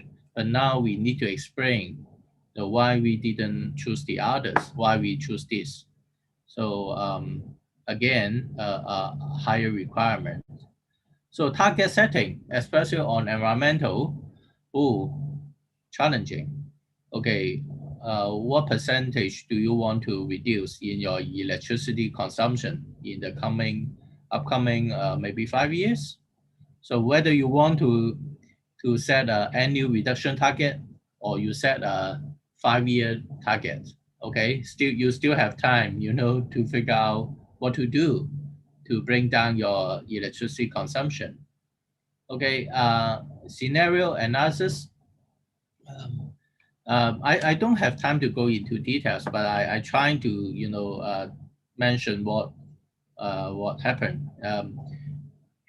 Under 2 degrees Celsius increase in our global temperature due to climate change, what kind of scenario we will see, what kind of impact will brought by that kind of climatic challenges. So we need to have a kind of a scenario analysis. It's not merely a kind of wide guess or projection of future circumstances, but also I think we have some scientific and logical, framework to follow in order to understand what kind of scenario we are going to face and what are the implications to our business operation in terms of risk and also the risk level. All depends on your business nature, frankly. Different types of industry will face different types of risks. But I will talk about different types of risks, mainly transition risk and also the physical risk in the latest slide. And as a board of directors, you are accountable to, to describe what are the possible scenario, in terms of your performance, financial performance, facing all these climate risks in the future. Okay, are there any financial loss that might happen? All this. So climate risk, you can rely on what we call TCFD, this Task Force on Climate-Related Financial Disclosure. So this strategy, this guideline, we expect, the public listed company, they have to have this kind rely on this framework to report on their climate risk related, matters according to the requirement of Hong Kong Monetary Authority by 2025. So I talk about the situation in Hong Kong, about the ESG reporting, about the status. So for big companies, they have more resources. They can spend money, manpower to get a long ESG report. For Gem boards, say for example, maybe they have less resources. They only produce a few pages of ESG report. Some produce 100 pages, some produce a few pages. So what are the difference and what should be the next? But when you look at the overseas experience, like the London one, the London Stock Exchange, they also have ESG guideline. And very interesting is, they have a higher requirements in the disclosure, and also they encourage the listed company, to prepare the ESG report in a way to enabling, to facilitate the investor, investment decision. That's very important. You have to tailor-make your ESG report, to communicate with your potential investor. So when we put this in this kind of perspective, then ESG may have a very different function and meaning. How we can make good use of ESG to attract our investor on the one hand. On the other hand is, I think investors believe ESG can help to reduce their, risk in investment decision. So that becomes a very good medium of communication, during the process. Especially for startup, we look for investor. We want to attract funding, but will ESG add value to the process? So that's, I think we can learn together, we can explore, about this. So for some research done on ESG report that process some kind of features. So like you have to do the stakeholder engagement. You are open to, those stakeholders, to gather their views, their opinion, to increase your transparency. That the more you mention, especially the feedback from your stakeholders. But more importantly, for a good ESG report, you have to stay to put down what kind of response, what kind of action in response to those stakeholder opinion, rather than I listen but do nothing. Okay, so you can also mention this in your ESG report, and the entire ESG report, actually, when you work backward, you have a high-level strategy, okay, in your senior management. Then you try to translate it down to the operational level. Then you can grasp this opportunity to review whether you have the relevant tactics, relevant policy in place, and the measures. And after reaching the frontline staff, after so many layers, what will happen? Do they get, the vision or the picture, the big picture from senior management, or you have something only in the boardroom, but never go out and outreach, able to communicate with your frontline staff. So ESG is not only a difficult task, to do all this paperwork, all this hard work. Instead, it's a good strategic planning process, to help you to align your overall strategy from high level, to execution level. So we view it as a very meaningful, kind of exercise to help to translate your vision, your strategy into practice. Very, very important. So don't just make it a paperwork, make it a good strategic planning exercise. Okay, that helps to align, all the gaps between departments, between different levels. That's very, very important. Okay, also you have something concrete, you have the target, how to reach the target, what, how, which, important. And you show the result to your stakeholders. Okay, I've done something, I have invested, and look, these are the results. Very important. As mentioned before, good and bad news, you have to report something, less positive or even negative, but manageable. You have the solution, and you alert, the potential risks or challenges. I think that's good for investor, but also good for yourself as a kind of, an opportunity to demonstrate the contingency plan, maybe, instead of until, something happen with surprise, right? Okay, so again, ESG fund keep increasing the AUM in ESG fund. Now ESG investing, is a hot topic in the market, and the perception done in early years. Okay, this kind of survey, not a big sample. The perception is, oh, that definitely will help to increase the shareholder value. Okay, it's good. ESG is good. And also, they have different advantages. As you can look at mainly on the soft side, I would say reputation, the morale of the employees, although you have something concrete, like you save energy, you save the electricity cost, that relates to the financial aspect. But more on the strategic position, more on image or the competitive position, right? Not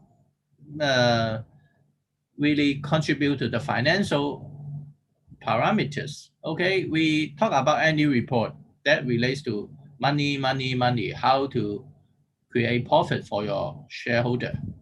But ESG seems to be non-financial kind of metric, talking about your stakeholder.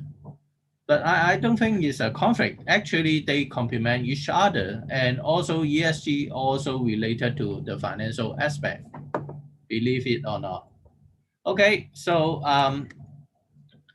like the Morningstar, they have done some survey about ESG, and they found some kind of advantages. Okay, I talked almost for half an hour, so to keep you awake, let's do the polling. Please use your mobile phone to scan, to participate, to scan the QR code. Just turn on your camera and you can scan the QR code, right? Okay. So does investing sustainably mean sacrificing return? Okay, for those company, doing more sustainability, care about more environmental aspect, actually they didn't perform very well in the financial performance. True or not true? We according to a Morningstar analysis on the European Sustainable Fund, okay, true or not true? The average return are better. I mean, the traditional fund are better. Okay, yeah, please poll. Please vote for that. Okay.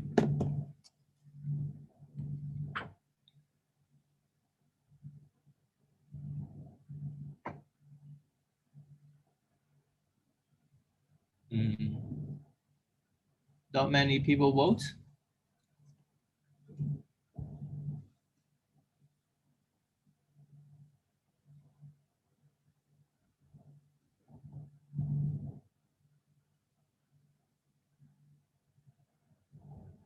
Okay, so let's move on. So the average return, according to the Morningstar analysis, actually the sustainable fund perform much better than the traditional fund. So they have gathered, they have gathered, over 4,000 funds, and to look at it based on their 7 categories. At least they noticed there are no performance trade-off associated with sustainable fund. And I mean, on certain time horizon, even the sustainable fund can outperform the traditional one. Okay, and for the survival rate, more sustainable funds survive, than the traditional one compared to the past. Okay, so that might change our perception. Although I have to admit, I've seen different types of research from the past to it's controversial topic. Okay, whether sustainable stock, sustainable related company performance, they will outperform the traditional one. But as you can see, the trend is changing. It's shifting to the sustainability. So that could be a reference. And another latest research done in 2020, again, during the pandemic, you will see the stock return versus Standard & Poor's 500. The ESG grade 8, companies, they perform better. Okay, that's another reference.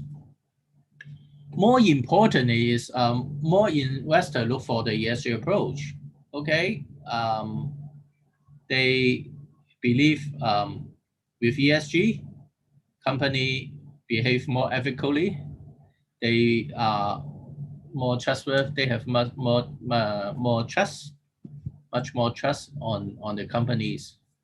So ESG, why we should have it for startup? I think we should equip startup much earlier, with ESG, to have, to try to establish best practice from the very beginning. They don't have much to report, I believe, at the very beginning, but at least we should set up a framework for them to make them more attractive to the investor. That's the purpose. Okay, so we can see, you know, yes, the advantage of ESG. On the one hand, for internal, that attract the younger generation, you know, for employee engagement. Now the younger generations, they place more emphasis on the environmental issues. If one company, the company they are working for, care about the environmental issues, definitely is good. And also, you know,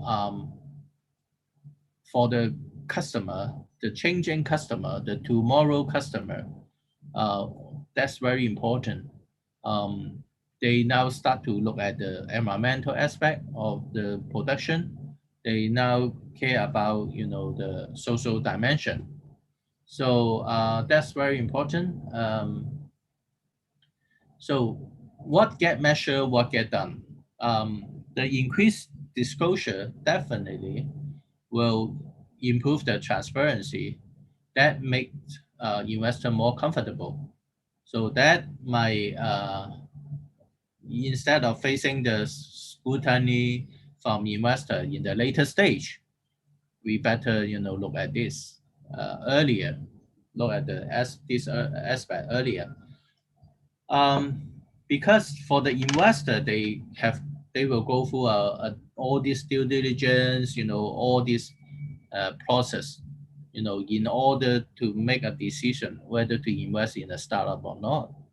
Okay, the VC angel or to Series A and then Series B or even the IPO, all this. So that's all the stuff have to go through. Okay. Again, another questions for the investor, the world has changed. We are going to face different types of risks. Okay, so for World Economic Forum, they have issued some risk ranking. So what are the top 3 global risks? They have different types of global risks. Okay, in terms of impact. Okay, in terms of impact, please screen your please scan your again. So we will go to question number 2.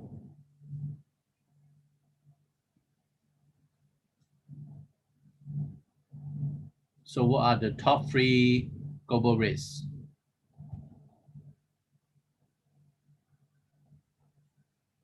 In terms of impact? Yeah, please vote. Some said water crisis, some said natural disaster. Oh,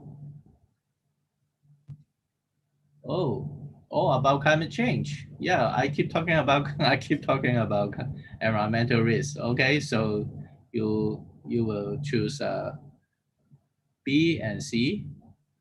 Okay, B and C now the highest, followed by water crisis. All are environmental related or natural related. Okay, we have many people start voting. Sorry, maybe I start too fast last time. So I can now see more people voting. Any more? Okay, so the top 3 according to the polling results are failure of climate change mitigation, extreme weather events, water crisis. So the answer is, okay, maybe too small for you, right? I read it out for you. So the answer, the top 3 is weapons of mass destruction, failure of climate change, and extreme weather events are the top 3, and then followed by water crisis and natural disasters. So the 5th one is natural disaster. Okay. Yeah, thank you very much for your votes. So that's the elaborated by World Economic Forum. So you will see climate change, extreme weather always on rand talk, you know, on the list. So we need to start to frame our worldview, especially in terms of our investment decision. What will happen in the future? You know, especially when we reach 2 degrees Celsius. Frankly speaking, is in high chance we will exceed 2 degrees Celsius, in the temperature, the global temperature rise. So many things will change, not only the species, our ecosystem, but also, our policy, our technology, and also, all this. So maybe we need more renewable energy. So we need more clean energy. What does the implication? That will increase the energy cost and result in the electricity tariff. So if you are in Hong Kong, you can tell, because of the shifting from coal fire to natural gas, we have to increase our electricity tariff. We pay more. Our electricity bill is getting bigger and bigger. So that's the impact. Okay, so we need to electrical car, all this. So I will go into detail, but I think at least we need to start to think about 2 degrees Celsius, what are the scenarios?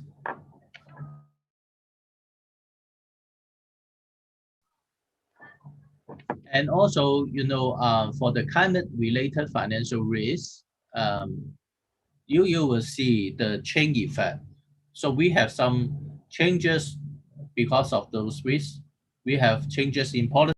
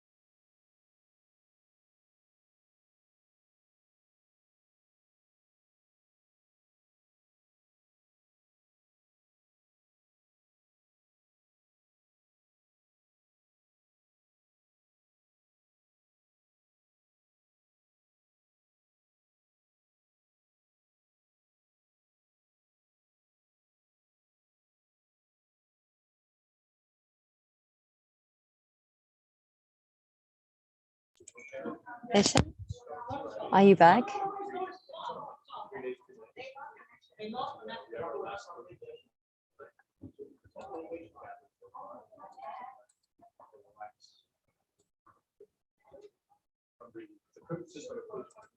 How long did you have this connection for? 3 minutes. It was the end anyway, but hi, Ethan. Oh, okay. Session.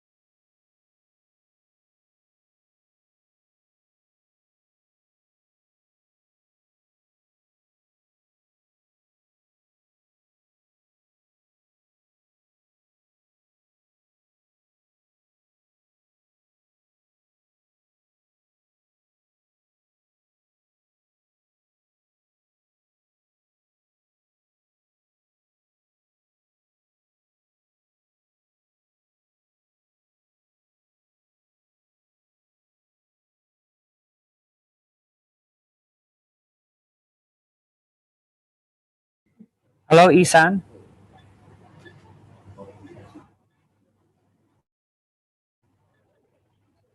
I just wanted to confirm if William's going to come back at all. My computer. We're switching computers now. Excellent. Okay. So I stopped the live stream for now, just so that people had like an understanding that there's just going to be a delay. Okay. We're ready. Okay. Thanks. You're ready now? Okay. We're going to start Yes. the session again. Okay. So in 5, okay?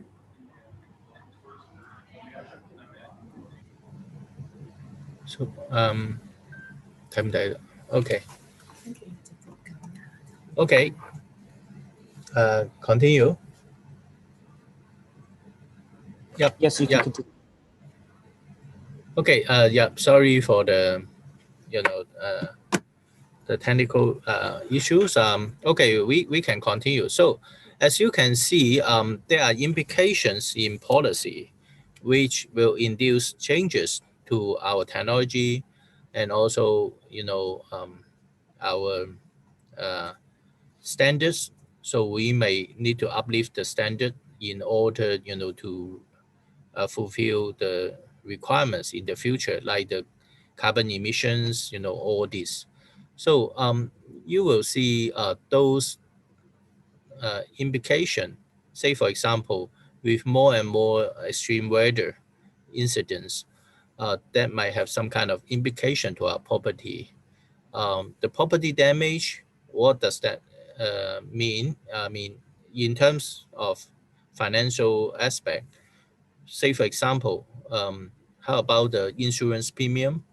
How about the maintenance costs? How about the repairing costs? All these, will carry a very different kinds of meaning in the future. And also that implies some kinds of credit risk, from a financial perspective, like the defaults by business and household, the collateral depreciation, all this. So all this will have a kind of chain effect and implication. And again, so we need to look at, according to the TCFD, as I mentioned earlier, two aspects of climate-related risk: transition risk as well as physical risk.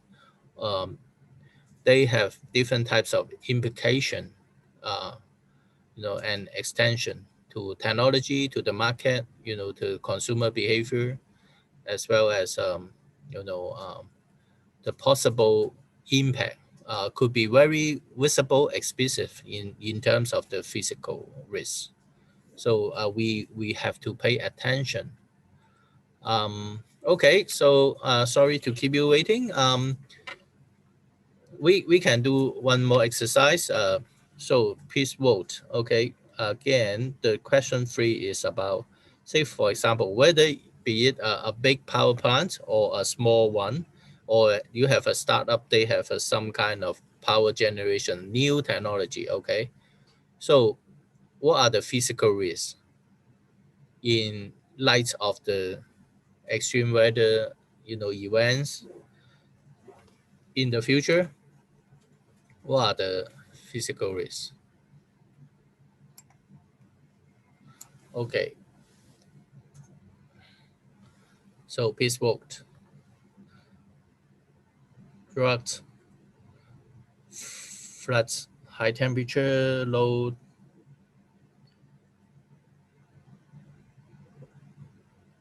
all of them. So depends on geographical location. Say, for example, a heavy snowfall will not happen in Hong Kong. Okay, so I don't have this, but yep. Okay, the answer is all of them. Why? Let me explain. So we have that we need water. for some kind of station cooling. And also for the flood, we are not able to enter the substation, or that creates a kind of accumulated debris, on some pipeline. And also for high temperature, not only affect the physical one, but also your staff. Okay, all that causing the station to chip off. That could be possible.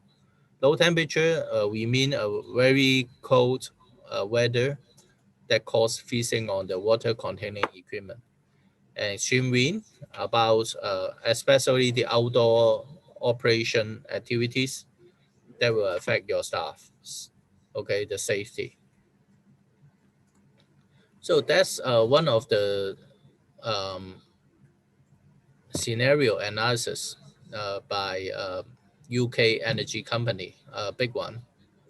So as you can see in the middle, the orange color one, that is the most important physical risk, with both higher likelihood and consequence. So they have figured out, all these types of potential impact and the level of impact, and also, the possibility of occurrence. In the past, we have this kind of assumption. We will not invest in something, like the flood defense. If it happens once 100 years, we will not, introduce a very high cost of physical device or infrastructure to prevent this. But now the world has changed, due to the climate change. So we need to evaluate the risk level and what should be invested. Like in the case of Hong Kong, we can see by the end of the decade, a higher probability of flooding, and also a higher level of flooding will be faced. We talk about physical risk, but also there are transition risks that much relate to the regulatory, technology, and reputation. So if the carbon reduction effort, is not, progress like what was expected, maybe very strong regulatory measures will be introduced, like carbon tax, using economic policy to change behavior, or maybe some kind of standard will be uplifted, like the energy efficiency. Now we have Energy Start for our computer. We have set up certain type of standard for our energy efficiency, but in the future, that might be uplifted further. So you will see higher investment costs, higher capital costs, higher operation costs could happen. Okay. So there are different types of, for different industry, we have different types of risk, different category type of risk, and also the risk level. Just for your example, you can see here. So for category B, they have some potential adverse impact on environment. A is definitely classified as a significant impact on environment. B is potential. C, likely, but normally have no adverse environmental impact. So due to the business nature, we talk a lot about risk, talk about opportunities. Okay, something positive. Like building materials, you see baths, they have kind of insulation, to do better insulation will helps to save energy. Okay, to keep the indoor-outdoor temperature, in a better form. And my previous company I work for, 3M, they have introduced, kind of adhesive technology for roof types, to face, the big hurricane, maybe strong wind, So different types of, so I guess for the carbon neutral for all these requirements, our startup can think about all this low carbon technology or carbon negative technology. Okay, because of extreme weather, because of the changing climate, what we can do, to fulfill the gap. So there are always risks, but followed by opportunities. We can think in a holistic way, to address all this. For startup, you may argue we don't need startup to do like a listed company. Yes, certainly, but we can start from the minimum. Like corporate governance, you can have a board of directors first. You might not need to go into details like the audit committee, all this remuneration committee, set up all this, but at least you have the best practice. Okay, you have the structure, the basic structure, you have some kind of internal control. There are different levels of commitment. Just get started with the minimum, the basic. Okay, at least it's legal, at least that fulfill the compliance. I think that's the basic. We have to train all these startup. So the consumer preference will change. Really, they care about, the environment and also the social needs. Now is the time to capture all this opportunity. And not only big companies can do well and do good. Also, for all this startup, they can build their brand through good ESG framework. They can make good use of ESG to avoid negative publicity and boycotts. I think that's very important. Before they go to IPO, I think they need to be familiar with all these ESG standard and environmental regulations. Okay, I don't have time to go through this, but another in terms of likelihood, you will see, according to WEF, cyber attack, data frauds, natural disaster, climate change, weather, extreme weather events, all are important to note. I think it's a risk mitigation and also a good opportunity to promote good business. WGO is going to introduce an accelerator program soon with ESG perspective. We will train up the startup to do good in ESG as a way to attract more investors. So we have workshops, we have networking opportunities. So if you are interested, please let us know whether you are investor or you are startup. Please contact me. We have lots of different opportunities. So we have a conference in October in collaboration with the United Nations on ESG. Okay, so yeah. Thank you very much. Thanks for your time. So Thank please you very stay in much. touch. Email me. Yeah. Thank you very much. I think it was a very informative story. Again, we had that little technical glitch there where we lost you for a little while. I think everyone had a really good chance. What we're going to do because of timing, we're going to have to switch on to the next one. For the people that have questions, we'll follow up with those offline and continue on.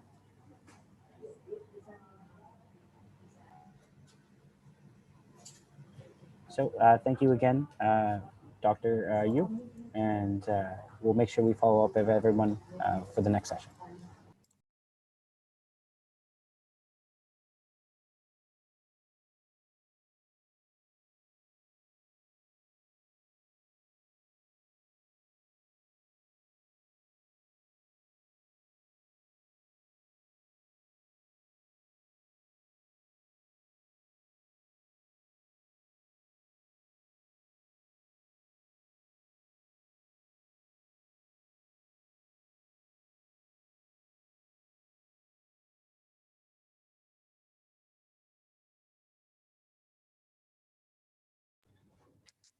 Hey, Yuan, we're going to go live now, okay?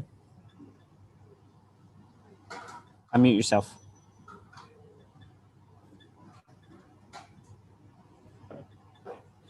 Hey there. Okay, we're going to go live in 5 seconds, okay? We're live. Can I share my screen already? Yeah.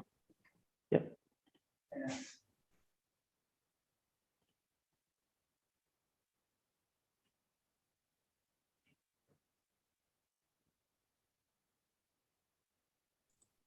You're okay to go. Okay, thank you very much. Hello, everyone. Welcome to today's session, a 40-minute workshop on how to start with growth hacking by Alpha Digital. First of all, really want to thank Angel Hub and W Hub for providing us with this unique opportunity.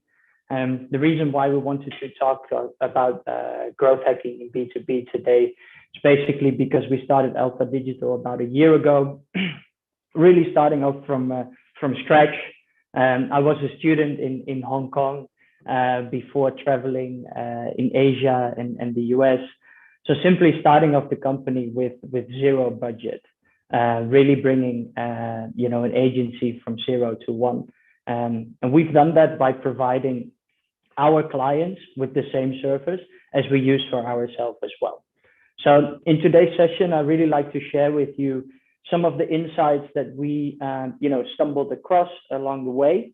On top of that, I also like to discuss growth hacking in itself. And some of the frameworks that you can start using today, really bringing your business from a traditional environment towards a digital environment within a moment of time.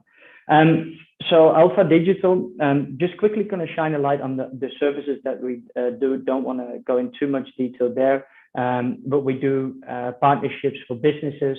Really growing with them hand in hand, so providing them with all the tools and knowledge they need to grow within B2B. On top of that, we also provide professional education and a B2B growth platform. So we see a significant lack in knowledge and tools within the market for B2B, and we help basically professionals grow there. What we are usually concerned about with our clients goes really, focused on attracting strangers, engaging visitors, convert customers, and delight promoters. And what we see is that most of the time, because digital transformation goes so fast and you always need to be on top of the tools and skills that you have on hand, we see that a lot of businesses are able to transform, but then they have a lot of tools that are not really aligned with each other. And what happens then is that, misaligned tools, like it says, also really needs to misalign business results. So we come in, take a look at the business model and try to streamline as much as possible and really try to make everything as measurable as possible. So I hope that gives a little bit of an idea on what we do as a company.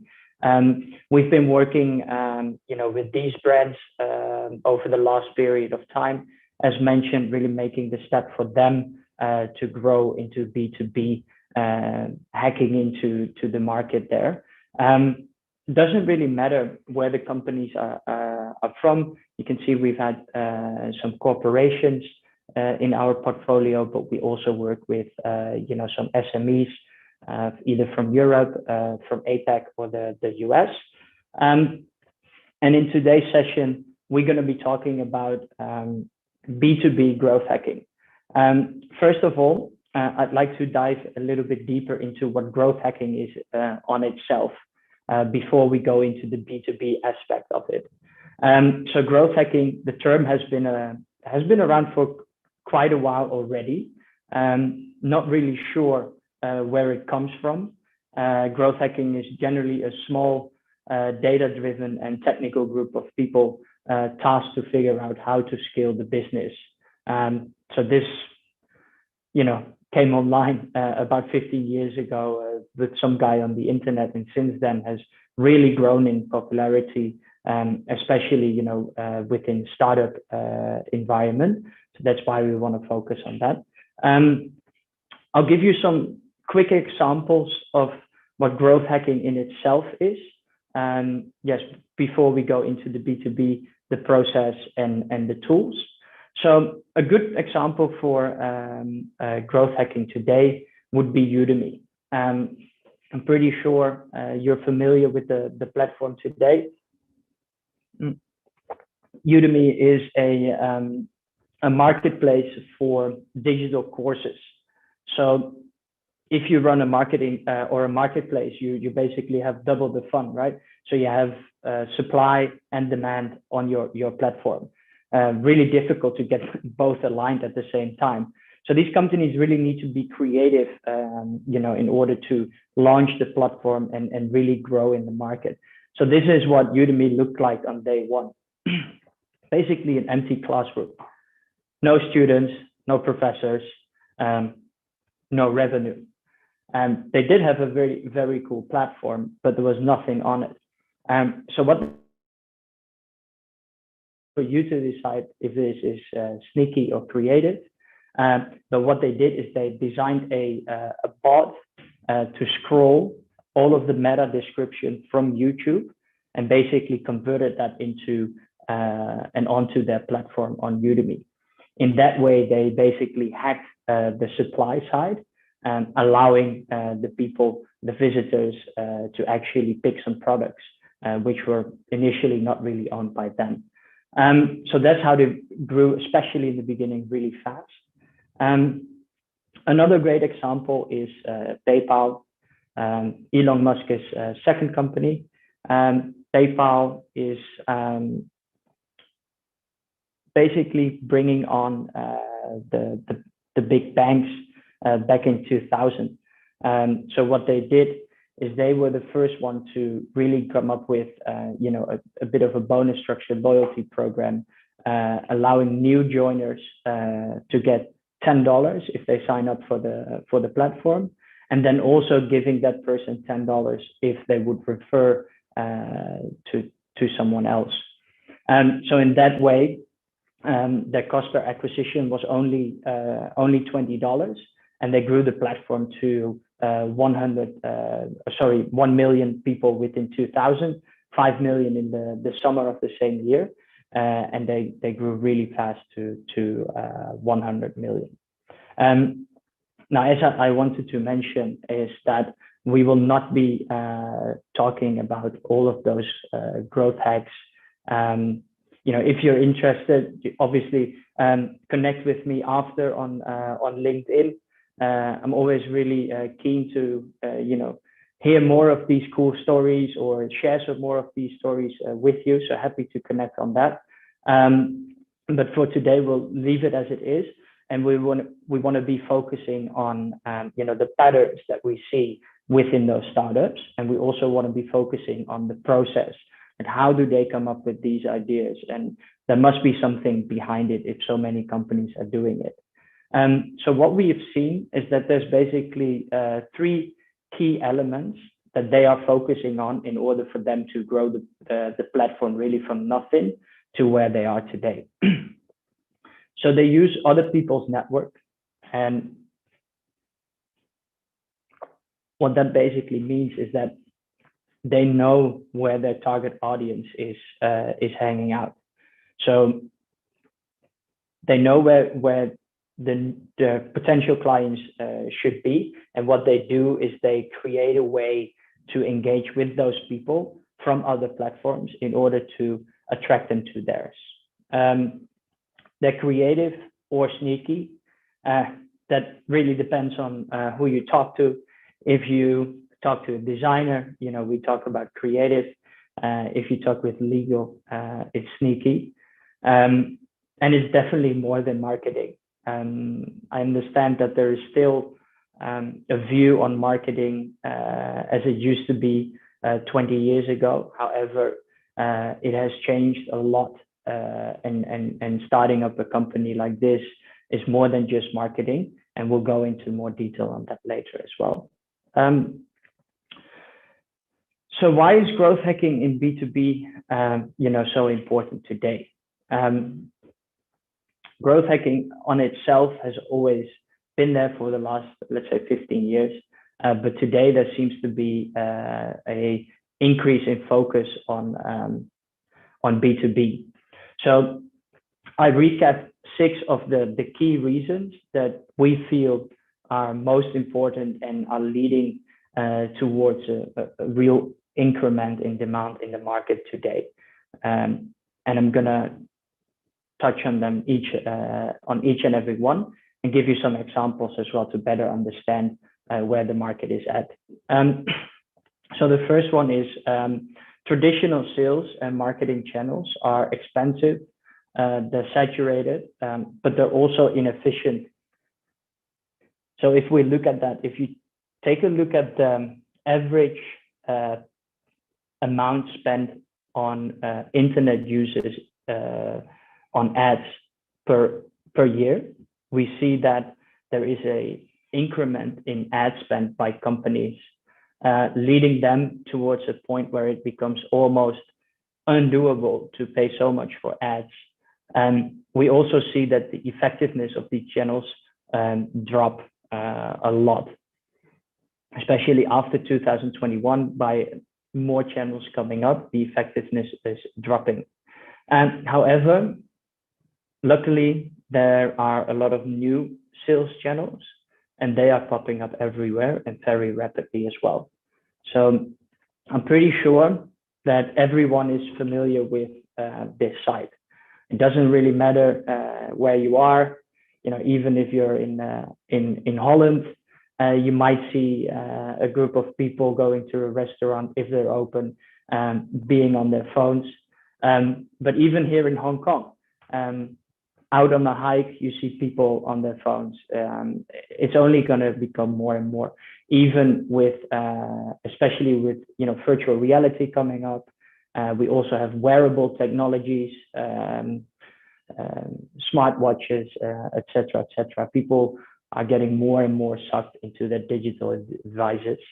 And on top of that, this is also a cool, overview of the effectiveness of sales channels by James Currier in 2015. Though it's a bit outdated, but it shows the trend that has been occurring over the last couple of years.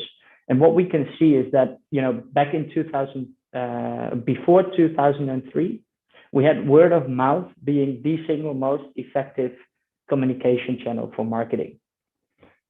Now, obviously, this is impossible to measure.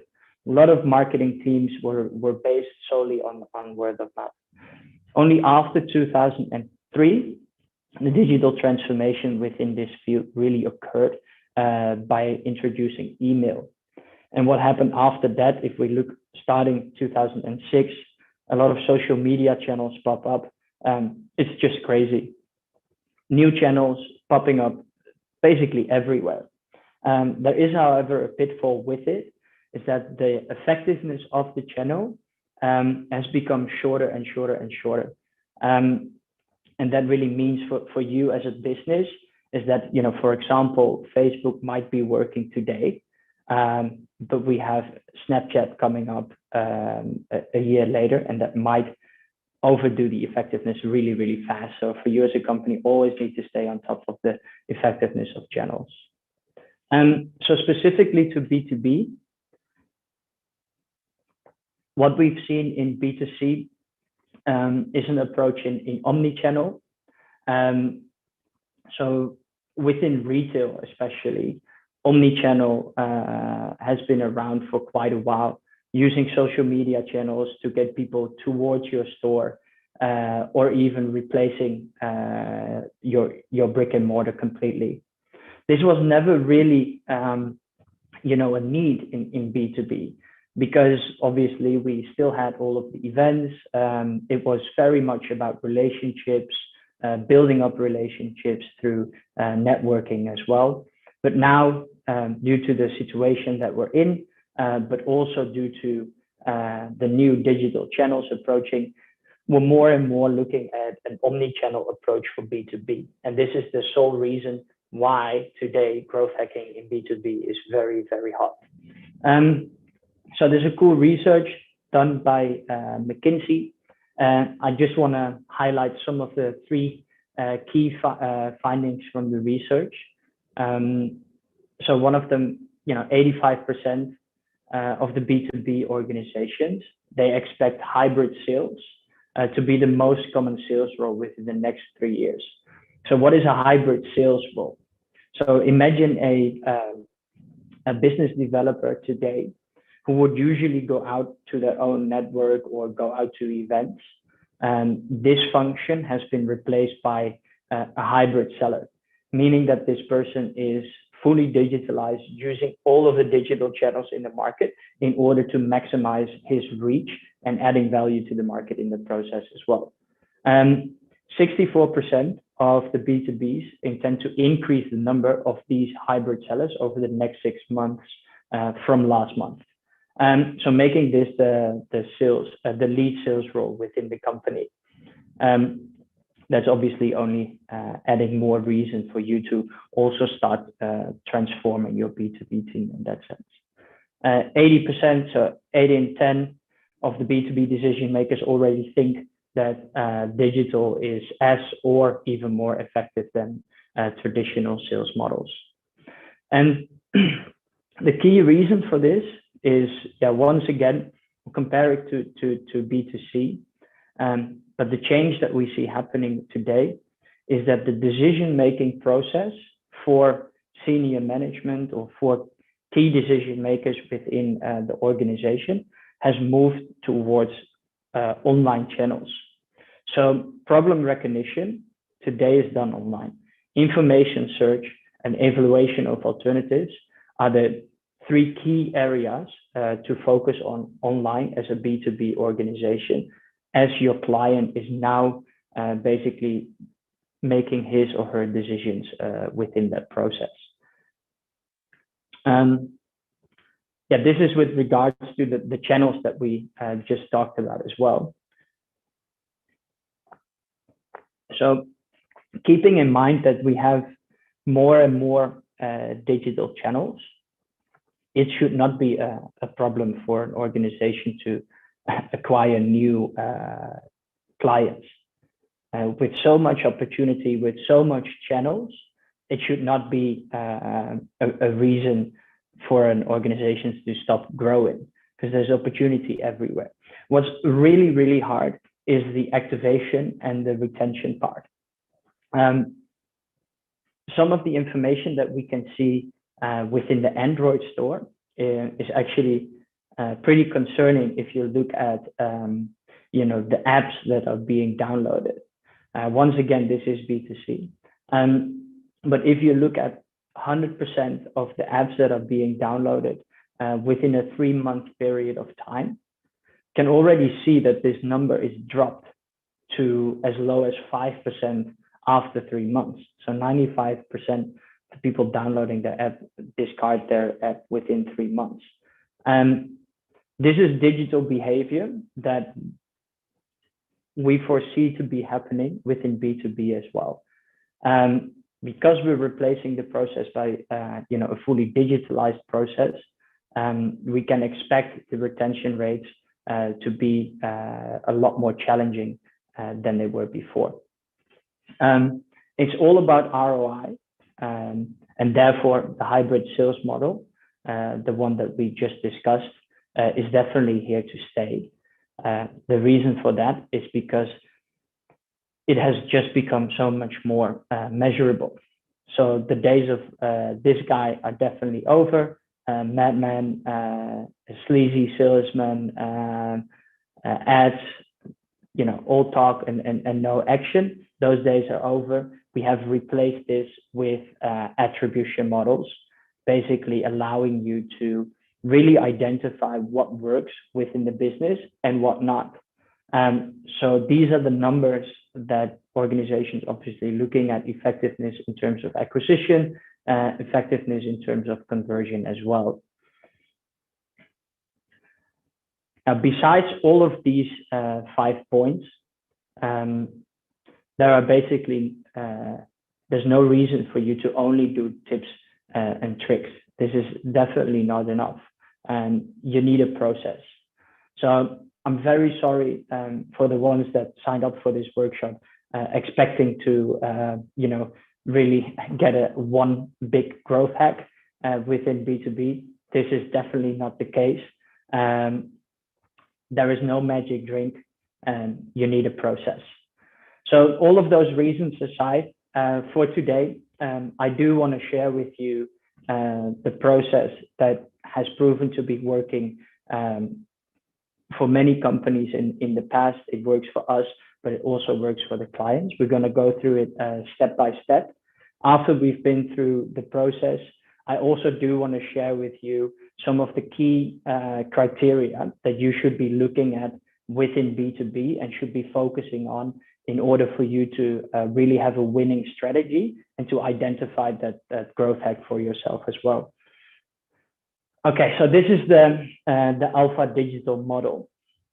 It's a combination from subjects that we have basically stolen either from books like the Lean Startup, Blue Ocean Strategy, but we've also looked at other companies, just seeing what they are doing in order for us to get the best out of that as well.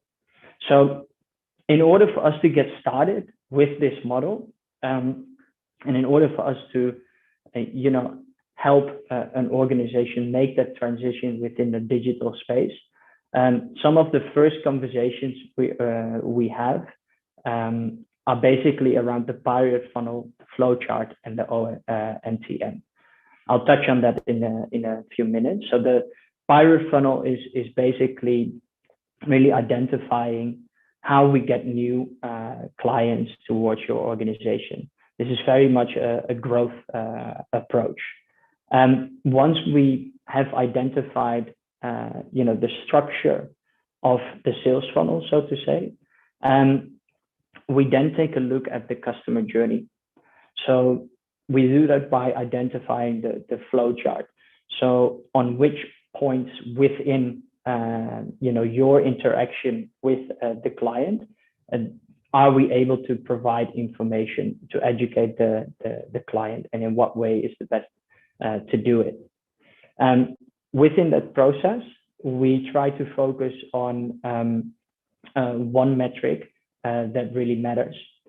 So we often see organizations being interested in digital transformation, and what they want to do is they want to transform the whole business at one point in one way to a digital environment. Now that really doesn't work.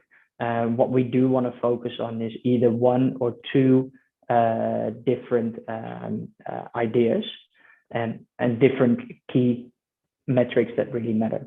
So we box those metrics in, and what we do is we create 5 to 10 ideas around that one metric that matters. We then rank those ideas on what we feel are the best to do, and we test them. So we lock them in for like 2 weeks, and we test those ideas really, really rapidly. We then really focus on execution, and this is where most challenges usually occur. A lot of organizations do have the idea and do have some idea on how to move around within a digital environment, but when it comes to actual execution, so requiring the skills and also the knowledge, they often lack the capabilities, and that's where we then come into play. After getting things executed, we analyze the data, both hard and soft data, meaning we look at, for example, a campaign performance, look how many prospects we have approached, identifying what works and identifying what doesn't work, and also, just by talking to prospects, talking to the clients.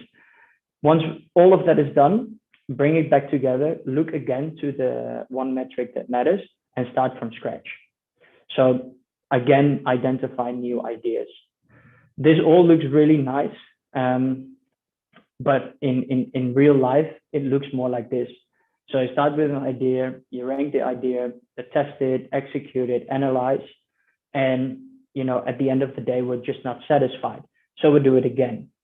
And this should be the core of growth hacking. You cannot be satisfied with the outcome.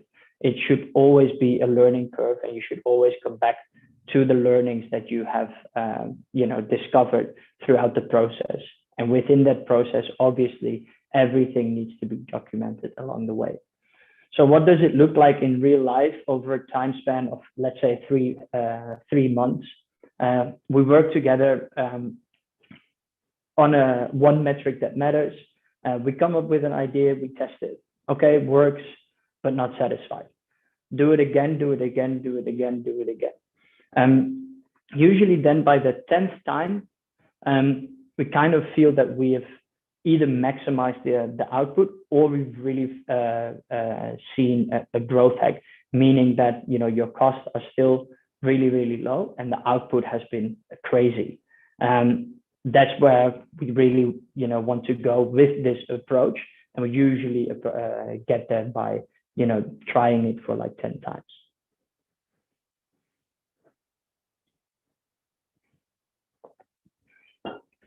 So now we've discussed the process, the mindset behind growth hacking, the way for you to identify those growth hacks yourself.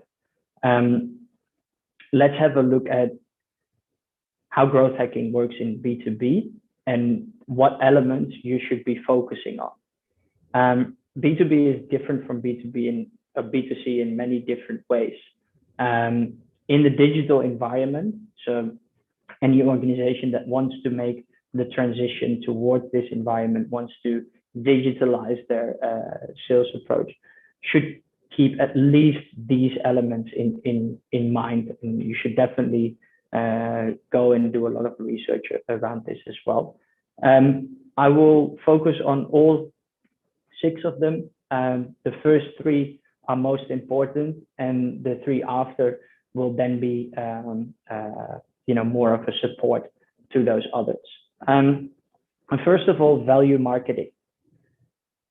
So this is the core of B2B, and it's providing value for a specific target audience to drive engagement and profitable customer action. So how to achieve this is by focusing on your value proposition, your user research, and your competitive analysis. B2B is definitely about driving value along every single step of the customer journey. You will need to be really sure about who it is that you want to target with your approach. And you should also know what your competitors are doing to get there, in order for you to learn from that as well. Now, a value proposition is very, very difficult. And often, what a founder, commercial director, marketing director has in mind often is not really how the market works or how it has been perceived. To get it right 100% straight from the bat is almost impossible. And what we have seen is that we can help with a very simple formula that will at least get you to 80% of the way. Can make a screenshot of this, or send me an email after the workshop. Happy to share this with you, or have a talk about your value proposition.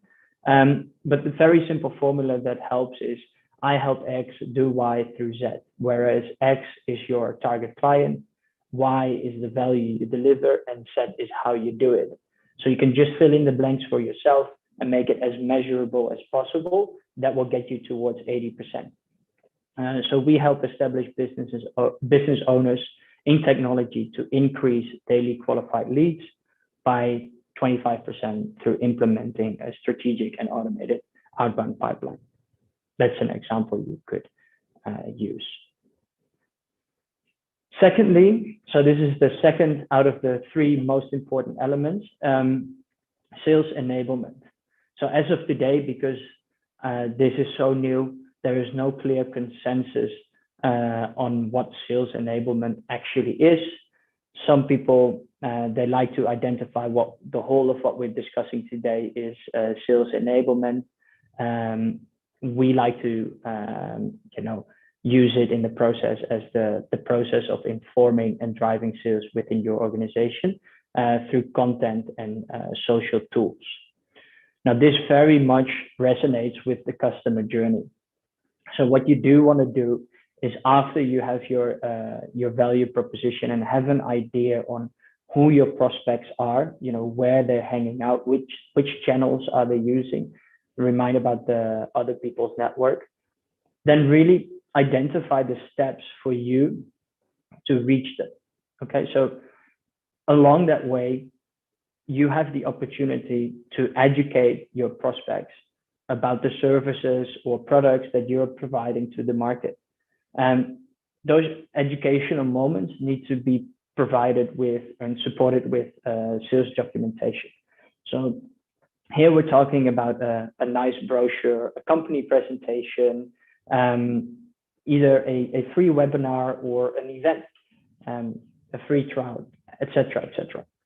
All of this can be done through digital channels, and nowadays is often referred to as social selling as well.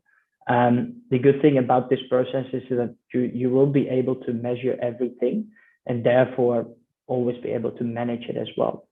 So one of the nicer examples from one of our clients is from Siemens. We've been helping to market their Solid Edge department here in the APAC region. And we do that through providing their prospects with a free trial. Along the way, obviously, this is not for everyone. I would not be able to work around with this tool. So what we did is really, really specifically identify those prospects within the market based on their skills and experience. We looked at their competitors. So what tools are they using? People that have experience with those tools, maybe we should select a database of that. And then we just reached out to them one-on-one, saying, hey, we know that you're working with a competitor. Maybe you want to try Solid Edge for a bit. Here is a 30-day trial for them to really experience the wow moment in the process.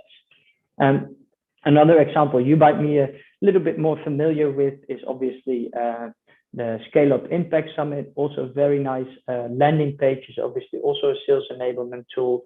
You can get your free ticket, get your ticket now. Very good landing page, and also very good to help scale the organization as well.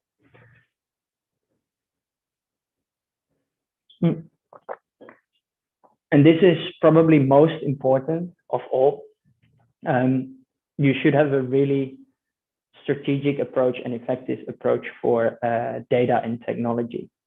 So when we talk about data and technology in B2B growth hacking, it's really about the tools used to accelerate your growth and to streamline cross-functional marketing with sales high-touch workflows. What we do want to do is bring marketing much more closer to sales and sales closer to marketing. This we have found is possible within the digital environment, and the way to do it is by really streamlining the KPIs along the process and educating both of the teams either on digital marketing or on hybrid sales. Key elements to focus on: data analytics. Obviously, you want to test what's working and what's not. Want to automate as much as possible in the process by implementing the right tools and technologies. So I'm going to give you some free tools that you can download today and will definitely help you to automate a little bit more in your business. One of them is Expandy. In the left corner is a LinkedIn automation tool. Helps you to really grow your outbound and be a lot more specific as well, and therefore improve your quality. Zapier, pretty sure more people are familiar with this tool. Zapier allows you to streamline data from different platforms to to your CRM. In that way, basically, you're not losing out on any data, and your reporting and visualization becomes a lot more clear. Another one, obviously, very famous one is Calendly, but just to give you an idea on what kind of tools you want to be using, this is a very nice tool to schedule your meetings on your prospect's behalf. So the past three elements, most important, and the next three, more focused on actually implementation and execution, right? So combining your value proposition with sales enablement, you should come up with a go-to-market strategy. In your go-to-market strategy, you're basically segmenting your target ecosystem by industry verticals to deliver the right value at the right time. So once we have a good understanding what industry you want to target, we then look at the accounts. Okay, so company A might already be in your portfolio, so we don't want to target that one. We want to build a nice list of companies that are interested, that should be interested in your products or service. What we do then is we take a look at the prospects within that organization, the key decision makers within that organization for us to target, and come up with a strategic approach to then really go in and target those prospects as well. What we have found at Alpha Digital is that because of you do want to automate as much as possible in here, and the tools are always changing, what we have done is we have developed our own tooling system, which is basically allowing you to get access to a dashboard, bringing all the best growth hacking tools of today in one really nicely visible dashboard, ready for you to operate. So take away all of the research on your end and make it a lot easier for you to get access to those tools as well. So then inbound demand generation. This is definitely more on the implementation side of things. So tools creating an inbound mechanism for prospects to enter your loyalty loop or pipeline. What's really important is just testing the data. Okay, so today we can see how messages are performing, how your posts are performing on social media, your bounce rates, etc., etc. You do want to have the right tools in place if you go forward and test all of that data. And most importantly, focus on writing good content. So besides from all of the fancy technology stuff, at the end of the day, you do want to add value to the market, and therefore you need to really write quality content, showing your expertise within a certain area, and write it in a very engaging way. And this is often very underestimated in terms of time and knowledge needed. One of the better tools in the market that you can start using for this is Sendable. So let's say, for example, you're using a platform like Instagram, Facebook, LinkedIn, together with YouTube. You can really nicely schedule all of them together, allowing you to save loads of time in the process. Last thing that's important within your B2B process, your B2B strategy, is your outbound demand generation. So not only posting interesting content, content that is engaging with your target audience, you also want to really approach them as well. So reaching out to the market, engaging with new prospects, allowing them to either experience the wow moment of your organization, or at least show them how you can add value to the organization. Interacting with prospects to leverage meaningful conversations based on touch points using technology. But you really want to be focusing on automation, prospecting, and persuasion along the line. So these are the 6 elements that are basically laying the foundations for B2B growth hacking. Oh, this is a Sales Navigator, obviously very nice tool to do outbound. But within those 6 elements, you can understand with the process that we've just discussed, the growth hacking process, the 6 elements of B2B. Where do all the ideas come from? You know, how do you stay on top? Because obviously this is a very fast and evolving market, and you always need to be on top of, you know, the best channels, the best approaches, etc. So what we've seen is that 50% of the ideas and the recommendations that we give are basically based on best practices. So looking at your competitors, having a look at what they're doing, seeing what works for them, implement it for your own organization, usually will get you to 50%. The other 30% is the cutting edge stuff. So that means that we develop a testing procedure, testing out new ideas, test it over and over and over again until we find something that works. And that will get you another 30% and get you really ahead of your competition as well, because you have the first mover advantage there. The other 20% is subversiveness. So the stories that I shared with you in the beginning of this workshop, those are really subversive. And I don't want to be focusing on that too much. What we do is usually the best practices combined with the cutting edge stuff tends to be enough, as most of your competitors are not even doing that at all. So if you were to be interested or looking today in growing your B2B practice, then what we see right now is quite a bit of job posts out there for these hybrid sales professionals, for these digital marketers, with very unique skill set. They need to be experienced in sales, also have 5 years of digital marketing experience, usually social selling and management, combined with digital analytics.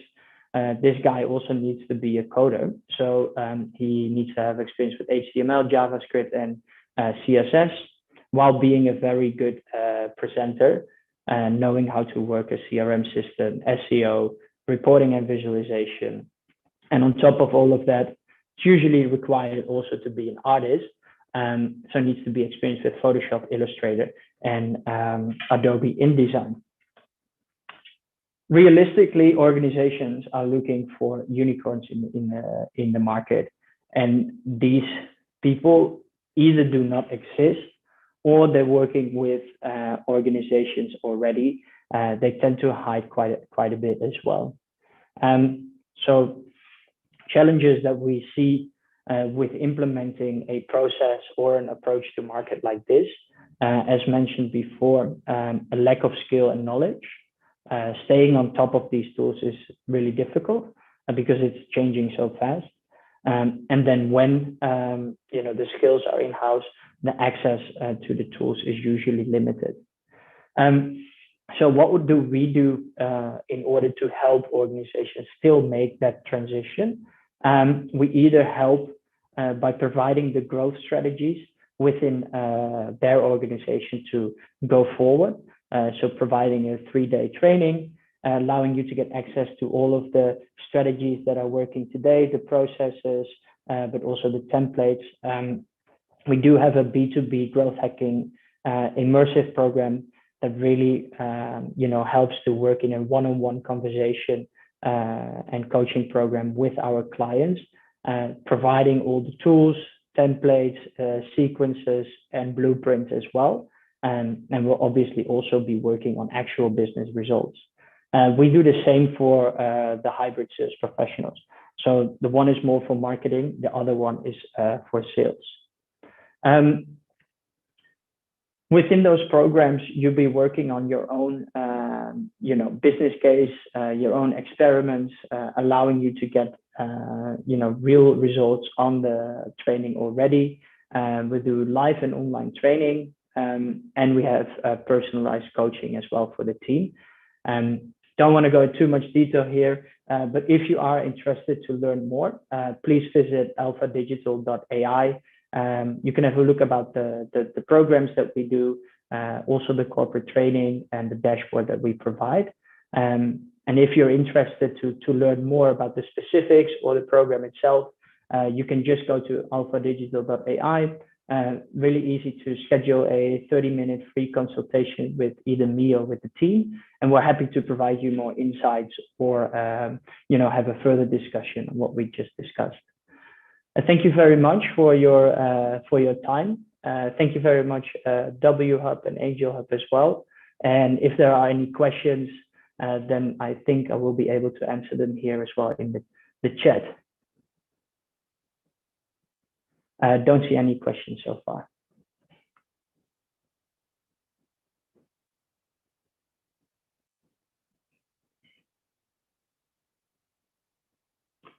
Do you see regulations evolving? Yeah, most definitely. This is always happening within the market. But what we try to do in this process is basically being, on the forefront of that. So making use of everything we can within the regulations and within the user guidelines of platforms.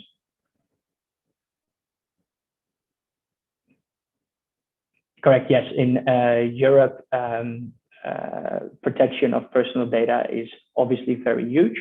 But yeah, as mentioned, we operate on platforms, and what you do want to do is discover, your own unique value proposition within the market. And it's all about creating value.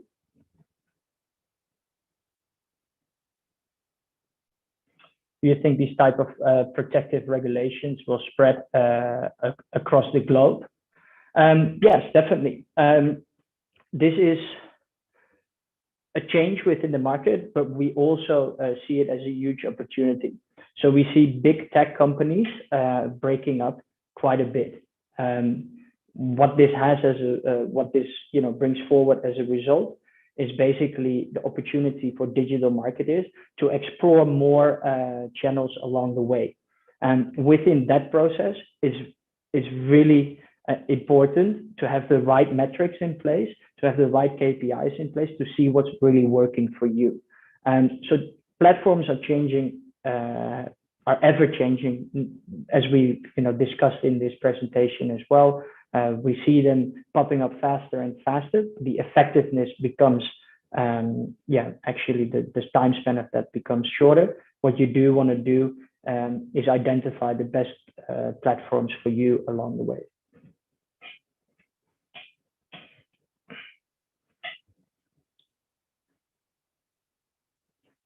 How to create your own database for B2B clients for marketing and sales activities. Okay, so that's an interesting question, a very good question as well. You have both, if you're starting from scratch, which we did, and most of our clients, we helped them launch a product which is new in the market as well.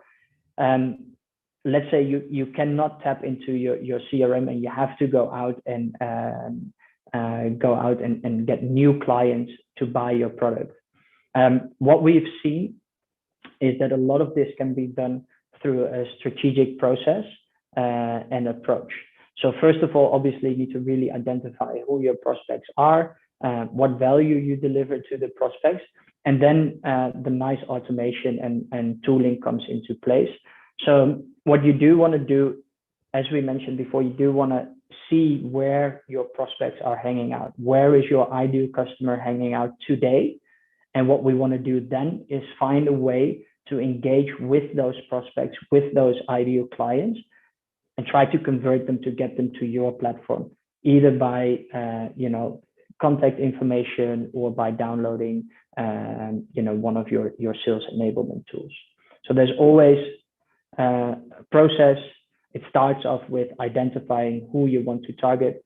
Secondly, you want to identify where they are on the digital channels right now. And then you have to come up with a solution to convert them from that channel to yours. And we can help with that.